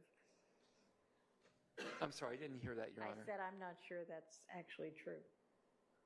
A bunch of people playing Grand Theft Auto and throwing up Grand Theft Auto language, and then the jury's going to see that and assume they're talking about real life killers versus what the video game they're playing. What the jury is going to assume, and it'll be up to all of the different parties to when you make the decision, see what they can do to convince the jury. But I do not believe that this is more prejudicial than probative. Well, when you make that decision, you're making a decision as to what you think the jury's going to believe. No, I'm not. I have no idea what the jury is going to believe. I am assessing the probative value of the evidence against its danger of substantially undue prejudice and coming to the determination that it is not substantially more prejudicial than it is probative. And I understand your ruling on the 403 balancing, Your Honor, but I think part of your reasoning, which I get, is that it's our job as attorneys to get the full story to the jurors, and Mr. Weinstein can establish it's Grand Theft Auto. But the fact remains, we really can't, because this gentleman has already testified. Well, I don't know that. Right. In terms of it being Grand Theft Auto, it's obvious to anybody who's ever seen Grand Theft Auto before. So you can probably get somebody else to testify that that's Grand Theft Auto. And I doubt if this witness is going to be able to identify the person in the white shirt anyway. So, in over objection. And tomorrow, if you hear Thank you, Your Honor. say that's Mr. Kendrick, bring it back to us, and would you reconsider striking? Judge, I will instruct her, even if she can see around his head in this picture and know who it is, do not mention Diamante Kendrick. All right. Thank you. That's it. Okay. Your Honor? Yes. In case it does go, if Agent Bernie is late, he's delayed, can we have, is there going to be another gap witness? I understand what you said. Nope. No. So, I don't know, like the other three people that you had hoped, how about Mr. Sprinkle? How much longer is he going to take? Can we,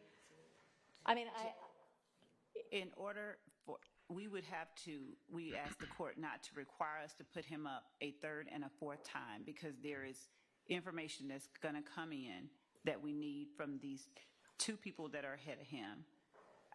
We've had the poor, what's her name, CAD report person here like 4 times since I've been the judge. So, if it's like a 10-minute thing, but if I hear from the judge, oh my gosh, I'm so sorry, but it's going to be noon, then we're going to need another, and I will take the blame for it. Unless you'd like to get one of your other possible witnesses, Jenkins, Sanchez, or Lewis. Why does But he it seems to me like Mr. Sprinkle would be the easiest since he's in the building anyway. Okay. Although, come on, y'all. As slow as everybody is with everything in this case, I would be really surprised if we end up with a gap. But anyway, yeah, we'll do the best we can. Thank you, Your Honor. All right. So I have looked at a rough of the August 21st, August 24th, September 6th, and September 13th of, I guess it was 2022 when y'all argued all of those motions, transcripts. 23, okay. And what the court orders, at least as reflected in those transcripts, is the notes that any of the experts would have relied on, and there's no indication that that it's being ordered that they generate notes or reports if those don't already exist. And I read the order itself that way as well, so that just confirms it. So as long as all the notes and reports that do exist have been produced, then that has been abided by. All right. Now, one more thing. I know, Ms. Love, you said you wanted to circle back. There was a relevance objection that I sustained on whether it was relevant. The question was essentially like, was Sergeant Gaither aware that prior to her interview with Mr. Zachary and Munchunk were from Capitol Homes?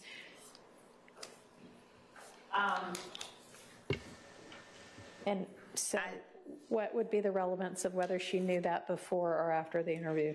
I think that I dealt with what I was okay, so we don't need to circle back on right, it. Okay, no. Great. All right, if there is nothing else, then let's adjourn for the day and see each other at 8:45 in the morning. Thank you, Your Honor. All right.